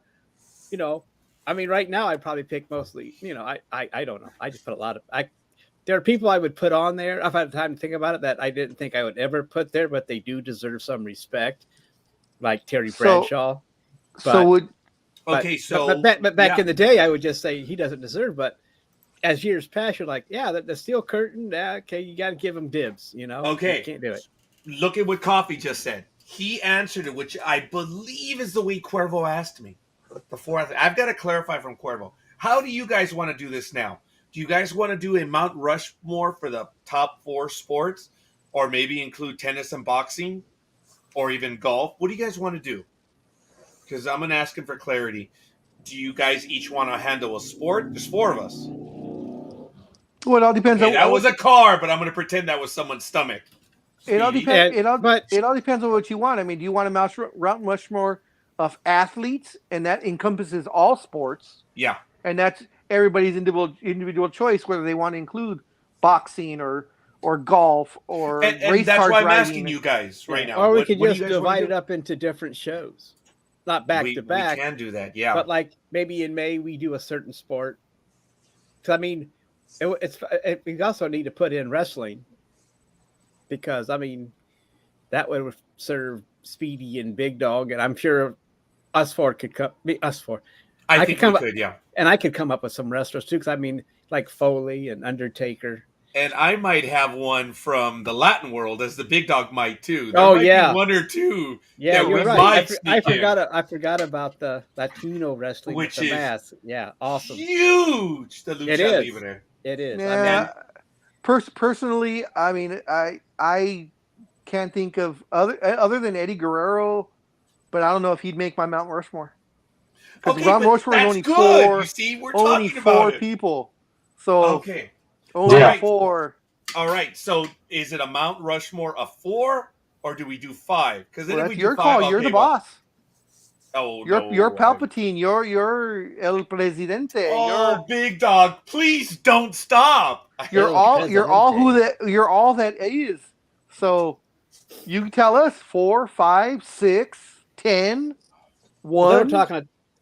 Well, I like the Rush. I like the Rush Mountmore theme because it makes you really think about it. If you have 10, Yeah, so that's I know. I was just being facetious about that, but Mount Rushmore, would either be 4 or 5. So let's go with 4.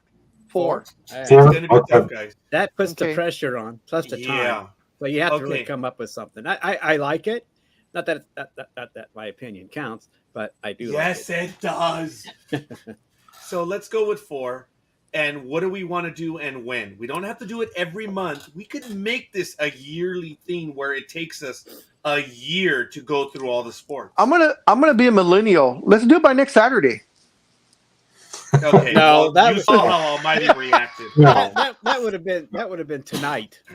No, let's do it now. Oh my God, I can't wait. I'm gonna shit my pants. But anyway, that's a millennial. So that sounded like Roger last night if he would have gotten some. Oh my God, I'm gonna pass out. I think I just did. Oh my, yeah. Oh God. Well, I mean, I think a week or maybe 2 weeks would be fine for, like, say, if we were to say everyone come up with your top 4 quarterbacks of all time and give everybody 2 weeks. I think that's enough time to think of your top 4. Okay, this is good. So we're going to stick with quarterbacks. Are we going to I was just throwing that out there. I mean, it could be whatever sport or whatever thing you want it to be. That's perfect. Are you guys good with that? Seriously. Yeah. Or Mount Rushmore. That should be that should be an easy one, kinda, to stick with. I mean, I don't know how. Oh, I'm just saying it should be mine may be a little bit way out there, but I don't know. But calm down. I saw Danny White. I saw him play. That's the greatness of this, because we're all going to have our own. We're probably going to have a couple of consensus people up there, and there are going to be a couple of obscure people on there and be like, "What?" I know wrestling wise, I'm all over the table. I mean, that's true. Yeah. Mm-hmm. I mean, for me, the only people I can think of, I mean, just off the top of my head, that are absolutely on there no matter what, would probably be Flair and Shawn Michaels.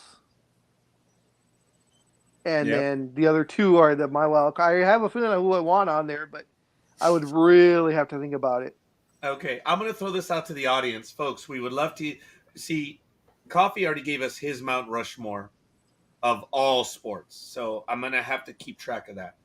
But for everyone else, when do you guys want to do it? We'll make it a Saturday or we'll make it a Monday. Whatever you guys want to do. Do you want to make it a Monday night, since we're kind of doing it once a month? You don't have to. We can do it Saturday. Depends on Speedy's schedule. Okay, so then that means we have to do it Saturday. Because Speedy has not been able to do a Monday night. So, because, if we want to include the man. Okay, guys, let's do this. Let us shoot for May 7th. And let's start off with our Mount Rushmore of quarterbacks. Okay, and I'm going to leave it open. Could be NFL, could be USFL, could be XFL, could be Europe, whatever. Whatever you want it to be, it doesn't matter. Okay. So, your Mount Rushmore of NFL quarterbacks. And I'm going to ask Corvo to join us on that one. That would be awesome. And to end this broadcast, Oh, well, look at that. I have a joke. Uh-oh.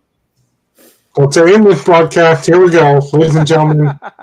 Gentlemen, what do you think of this? I saw this on YouTube via NFL players, and the rule is their game was whoever laughs first is the loser. The one that doesn't laugh is the winner. That was their game, and I was like, oh, okay. And I picked one, and I liked it. So here it goes. What does the red light say to the green light? What? I think you're yellow. I what? I can't. What did it say? It said, don't look, I'm changing. That's funny. Way to go. Scorekeeper's out. Yeah. Changing into what? Oh, no, I was just Mexican. I laugh, and then I laugh again. Remember, we do that. Yeah. Here's the joke then, and I'll wait for him to finish drinking because he might spit it out. There we go. Because Almighty's gonna like this one. What's worse than your honor? What's worse than two girls running with scissors? What? Two girls scissoring with the runs. Oh my! No. I knew it was going somewhere like that, but I wasn't. You just didn't know where. Yeah, I was like, okay, wow. Nice pick. And here's a quick Oh one. my gosh, Marino! Oh my gosh. Okay, yeah, that's a good one, but not on. Guys, just look at that list right there. It's going to be entertaining. Ah, Tony! You see, thank you, Tony. Tony, I would love to hear as well. So I already have the Mount Rushmore for Coffey. On Saturday, May 7th, we're going to be doing that one. Because when I get back on April 30th, April 20th, I'm going to be worthless on that Saturday. We're doing a program. I'm also doing a program from Alaska, folks. So I'm going to ask your help on this. I'm going to set it up before I go, but it's going to be, I'm going to require one of you guys to actually be in the program to start it up. Because I don't know the type of connection I'm going to have up there. But I want to be on it. I want to do a program live, and I'm hoping to have a backdrop of Alaska when I'm over there. Holy crap. So dude, I am really jazzed about this now.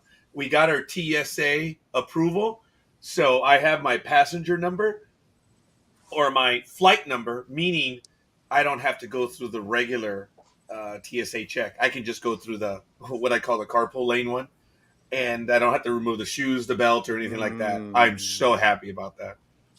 So, yeah, Coffey, I think we're going to end up doing that as well. And because with football, I don't know if that's your order, but Brown should be first. I'm sorry, sad story, but Brown should be first because of how many. I see Bo, but Bo really, didn't get Bo Jackson, really?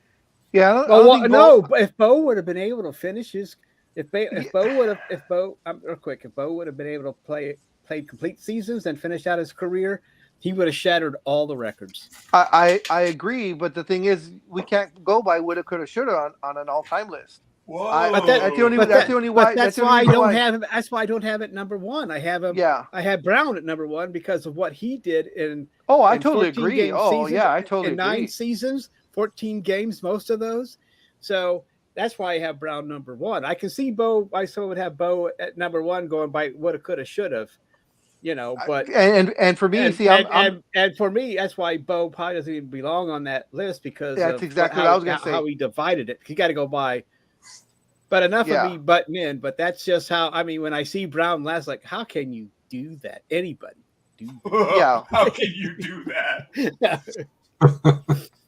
That's funny. But I'm not going to argue your picks there, but. Because each his own, but exactly. I believe I can tell you one already for the big dog, and he will agree with Coffey just for this one, at least. That Montana will be on his list. Oh, hell yeah. Okay. And that's all. I don't know. I'm interested to see what all of you are going to say. So I am writing down the list. because I want to keep them. This is going to be cool, guys. We're going to be doing this. The Mount Rushmore. That's going to be our theme moving forward. We're going to be handling the Mount Rushmore. It's going to take a while to do all of this. Yeah. So, Well, that's the point. That's the point. To give us I'm something going to to meander about for a year or two. Yeah. Or forever. I'm going to schedule this. There was a comment. I do want to bring this one up. I know you guys brought up the Will Smith thing. Well, I'm going to bring up another one. What's her face? Because that's what I'm going to call her. Is now a Fox News analyst. You know her as the original Iron Man, America's true athlete.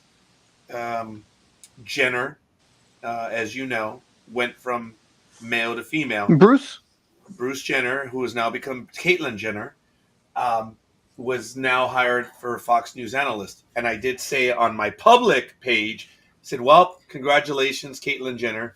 You have the hat trick. You got hired by Fox. You lost a governor's election, and you won the Arthur Ashe Award. Way to go. If anyone would get the hat trick, it would be you. And you guys all know how I feel about. Did it win it as Bruce or as Caitlyn? The Arthur Ashe Award from ESPN. Oh, as Caitlyn because of let's not go there. Yeah, he wanted because he turned into Caitlyn Jenner. Mm-hmm. So that's all that was about. Which was, I think, and I'll say this, and this is just me, and it has nothing to do with Sports Talk with the guys or NDB Media or Jedi.tax, but that was the biggest travesty in all of sports ever to give Caitlyn Jenner the Arthur Ashe Award. I especially stopped watching the especially for the girl that was also nominated, the one with brain cancer, the basketball player. I should remember her name. I should look it up. And folks, you know she was only 18. She might have been 19 when she died. And do you know what she was doing? She knew that she had the inoperable disease, the killer that she had. And she was still fighting for those that would come after her.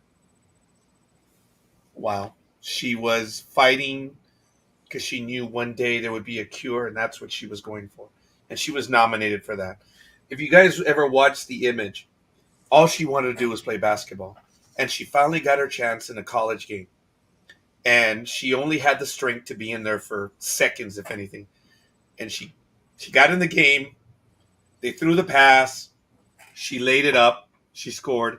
But when you saw the other team, they were going to play her tight. But the minute she got the ball, she drove. The team, it was like the parting of the Red Sea. They got it. They did it. She scored. Probably one of her greatest personal moments. It was absolutely incredible. And everyone knew she was going to die. And she was living her life knowing she was going to die in weeks, if not, months and weeks. And she still fought for everyone else. Anyway, I'm sorry. My heart, when Caitlyn Jenner won the Arthur Ashe Award, I was done with ESPN and their ESPYs. They're worthless. They're stupid. Folks, I don't understand Caitlyn Jenner. I never will. But this is what they said. He suffered his entire life, and now he's free. So, okay. That's why she won the award, because she had the courage to finally be who she is. That deserved the award over that young lady. Fuck you, ESPN. So, I'm sorry. Big Dog and I, there is no daylight on that topic between Big Dog and I. I don't think there's any daylight between Almighty, and I don't think there's any daylight. We are all on the same page on that one.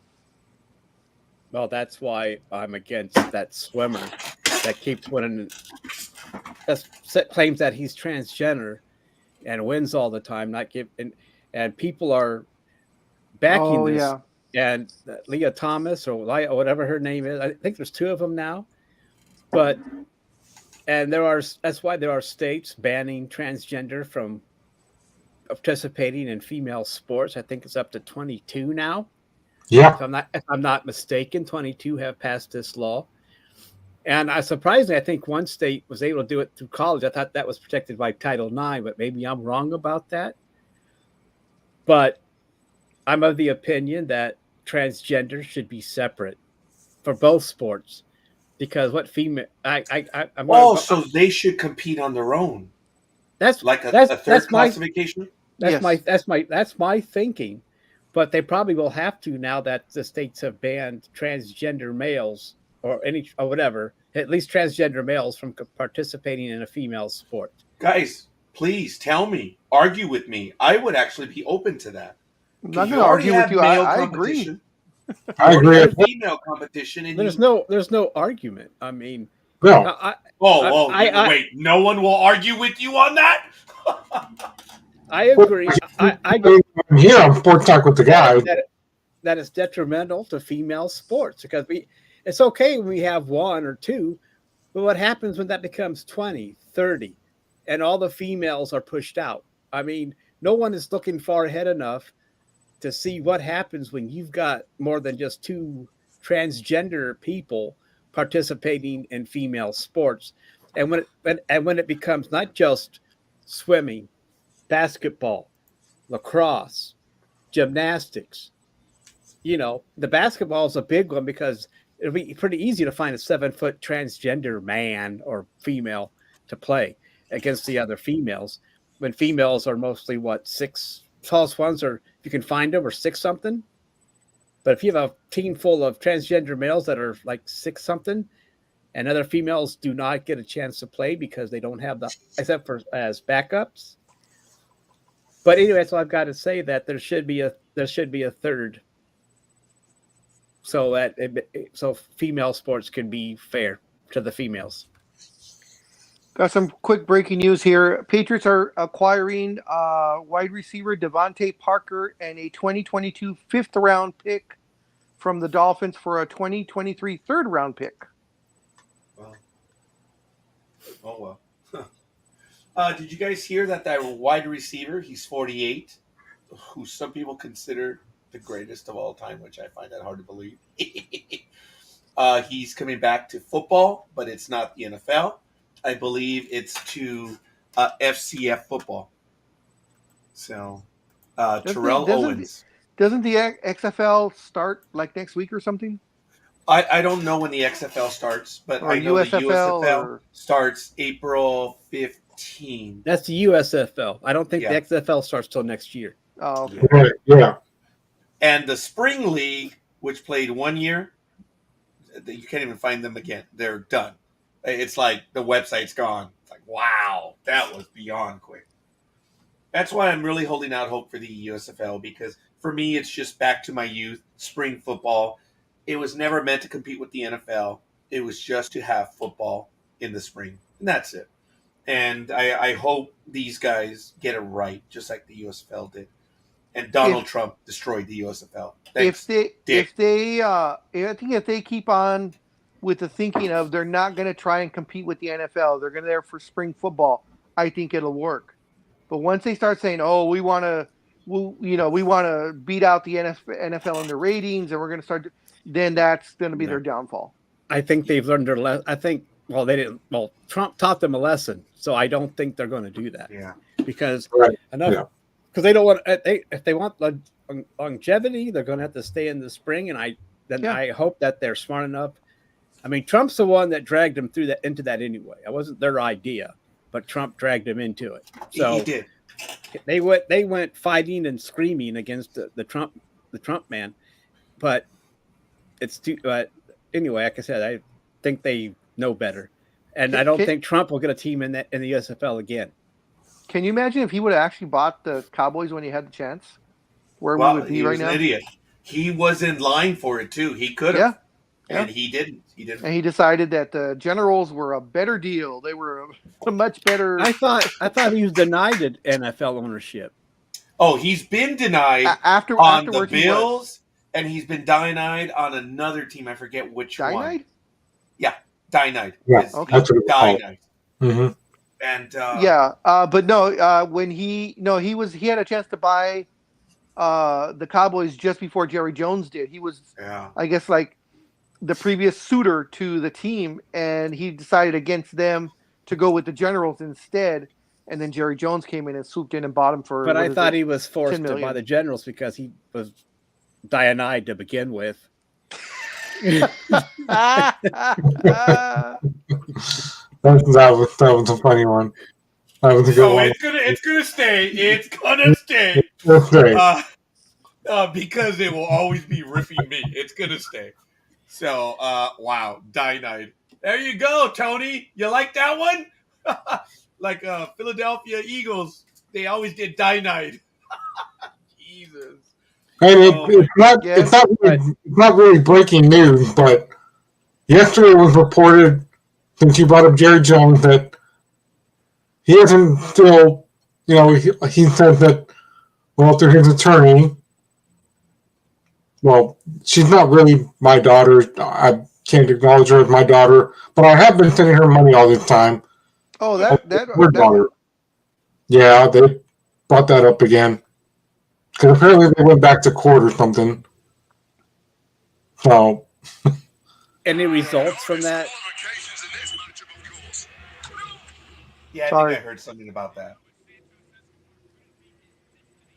Anybody who's got the Peacock app, just let you know NXT's Wrestlemania is happening right now. Yeah. They decided. A ladder match. Yeah. Yeah. I hope Tommaso Ciampa wins his match. I want them to fire Ricochet so he goes to AEW. Wow. Yeah, I think that would be a better fit for him. Hell yeah. All right. We're a few minutes in. I did. How rude. I'm sorry, Tony. That's a good my brother. I'm sorry. Here we go. Coffey says, by the way, Jones purchased the Cowboys for $140 million. And if you guys know the story, that was truly all of his oil money. It's like he had nothing else. He was all in. There was nothing else. And he went in for $140 million. Forbes now estimates the franchise value at $4.8 billion. Yeah. I thought there were more than that, but okay. Yeah. I remember crazy. I could have sworn I saw 5.2, but I could be off. He's okay. Big Dog, 4.8, 5.2. The only ones that care about that damn figure are the damn bastards that are billionaires themselves. Exactly, yeah. Because we never been denied to purchase. Oh, no, actually, we were. We were in the bidding for the Los Angeles Dodgers. Dude, it was bitching. We collected like $14,000, all cash offer. We were unlike any other team or any offer. Our offer was all cash. And we had, I think, about 100 people committed to buying the Dodgers. And we'd gotten up to about $14,000. And we told baseball, we'll do it. All cash offer. Had Scorekeeper been in charge, the Dodgers would have about 4 more World Series rings. Actually, gentlemen, had I been in charge, all of us would have been in executive positions. True. And we would have hired baseball minds to run that team. You would have hired, what's her name? The one that you wanted hired. Kim Ng. Yes. The one who is now the general manager. No. Holy shit.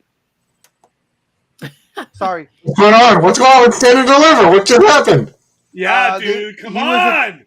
He was at the top of the ladder, and the other guy was on near the top of the ladder, and he did a sunset. Matt will know what this means. He did a sunset flip, but onto another ladder that was propped up on the corner. Oh, dang! And he bounced off that damn metal ladder. Oh, I bet he did. Wow! Did the ladder flex? No, that's the bad part. Oh, I can see it happening. Okay. I hadn't seen that move before. Not a power bomb onto another ladder from the top of a ladder. Yeah, that's the other thing, Big Dog. What? That EC3 fan-controlled company, they don't want... He did an interview this week, and it's on YouTube, where He said he doesn't want Tope Suicida, doesn't want aerial assault anymore. If Who's this this now? is fan-controlled wrestling, then why is EC3 worried about that? Because EC3 is a pussy and doesn't like taking any type of those type of bumps. He never has. He's a ground and pound guy. He's not EC3 is not a high flyer. What does he care about those type of moves? He's never been a high flyer.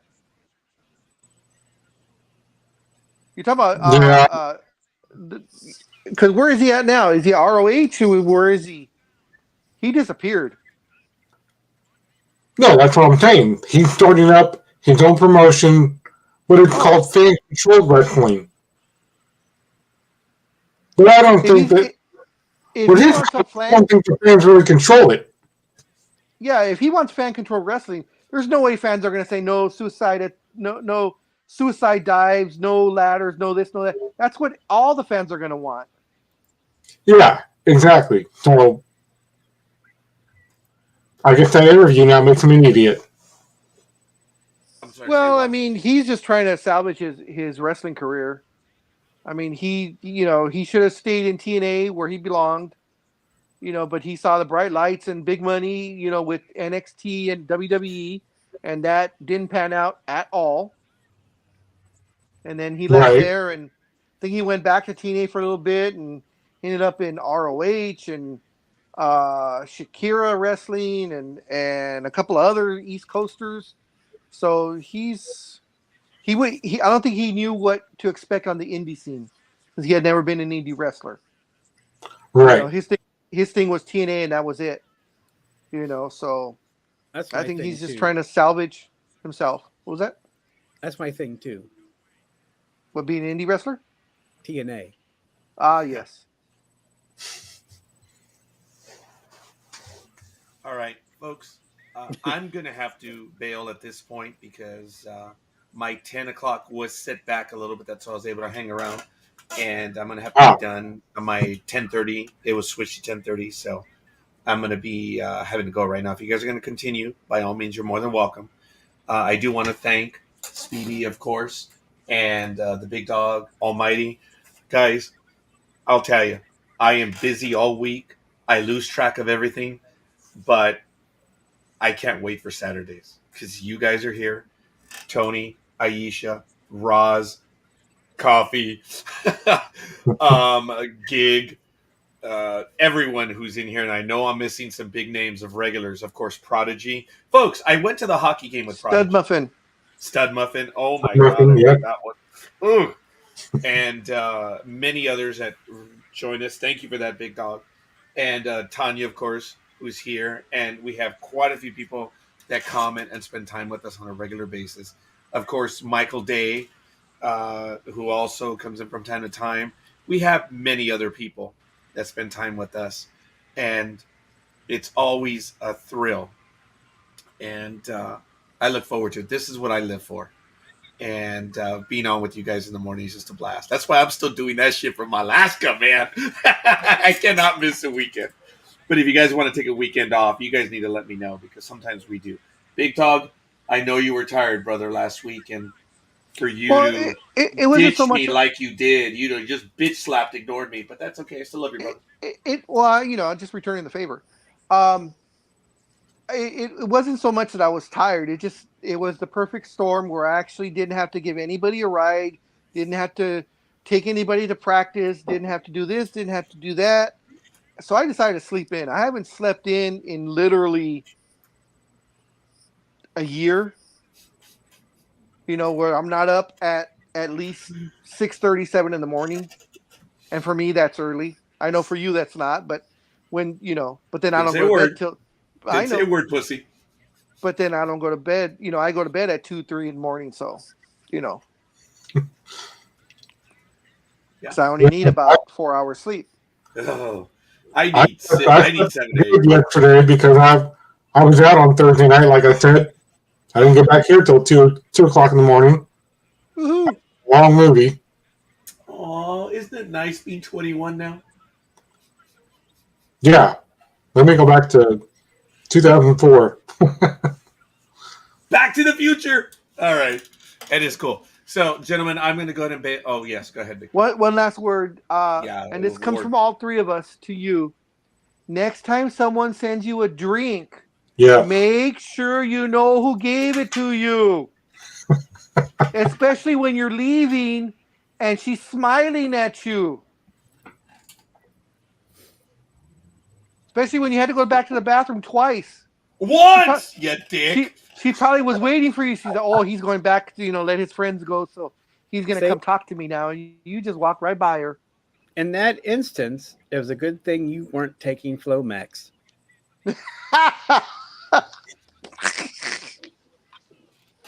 Oh, man. That was a good one. Yeah, all of it. This last minute. This is why his sample pack of Viagra's lasted him 3 years already. No, that might be no good. You might have to get a new sample pack. I have to purchase a pack of Viagra. I don't have that. No, it's all good. All right, folks. I'm going to have to go. But again, this is absolutely beautiful. I love Saturday mornings, if anything.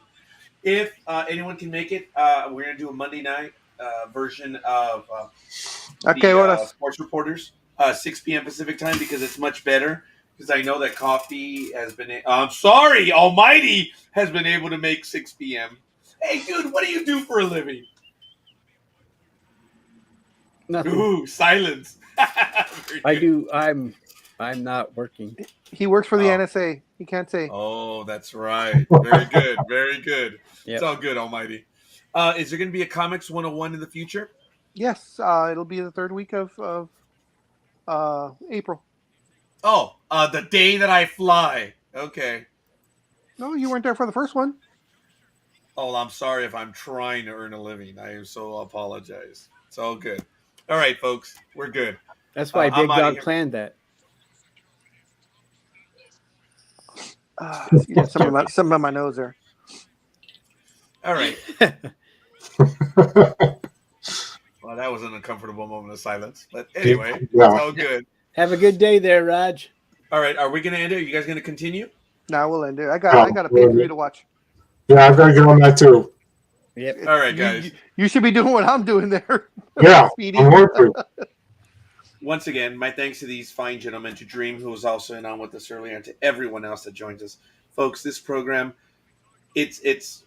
we all live off of it. And it is so cool, the relationships that we've been able to establish. Thanks, Tony. And on that, we'll see you guys on the other side. Oh! Take care. That image of Big Dog, I got to record that. Oh! Yeah. Holy shit. I'm going to get that app just because of his facial expression. Oh, my God. Way to go, Big Dog. Well, when the guy jumps off of a 15-foot ladder onto the ground, but the guy that he's supposed to land on moves, and he hits elbow complete on a ladder, and the ladder shattered, and I think his arm might be broken because it looks kind of funky. Okay. Well, you haven't said any names. Who's wrestling? Is it Tommaso Ciampa? No, this is the ladder match with God. I don't know a lot of these guys' names. Oh my God! See, that's why you need to get back on the NXT again. Why? Right. It's boring as hell. But you two watch Cameron, the one that Cameron Grimes is in the show. What's that, Big Dog? Cameron Grimes. In fact, Cameron Grimes just pulled down the title. Okay. It looks like it was a fatal 4-way ladder match, and he just pulled the title down. He just won. Okay. Yeah. I liked him. He's a good wrestler. I used to see him a lot at PWG. What did you want to say, Almighty? Oh, I just wanted to say that if we can get a show of Big Dog and Speedy watching wrestling, that would be a show with them making all those noises and stuff. That'd be awesome. Don't know if it'd work out, but it seems like a show to me. Hey, Speedy, APW, anything? No, nothing yet. A bunch of ball washing bastards. Do they have shows, or are they still under COVID protocols? No, we're still under COVID, so I don't know what's going on. Wow, that was you were 100% certain on that one, Speedy. You sold me on that one. All right, well, I'm gonna look it up. When something happens, folks, I want to know because I want to go up there again. Big Dog and I are not driving though. We're flying. We're gonna Driving. do that. We're driving. Yeah. You can sleep in the back. You can sleep in the back seat. Okay, Typical story of my life. I'll be alone in the back seat. Last night proves that. Guys, that's right. Straight. See you guys. later. Later. Peace.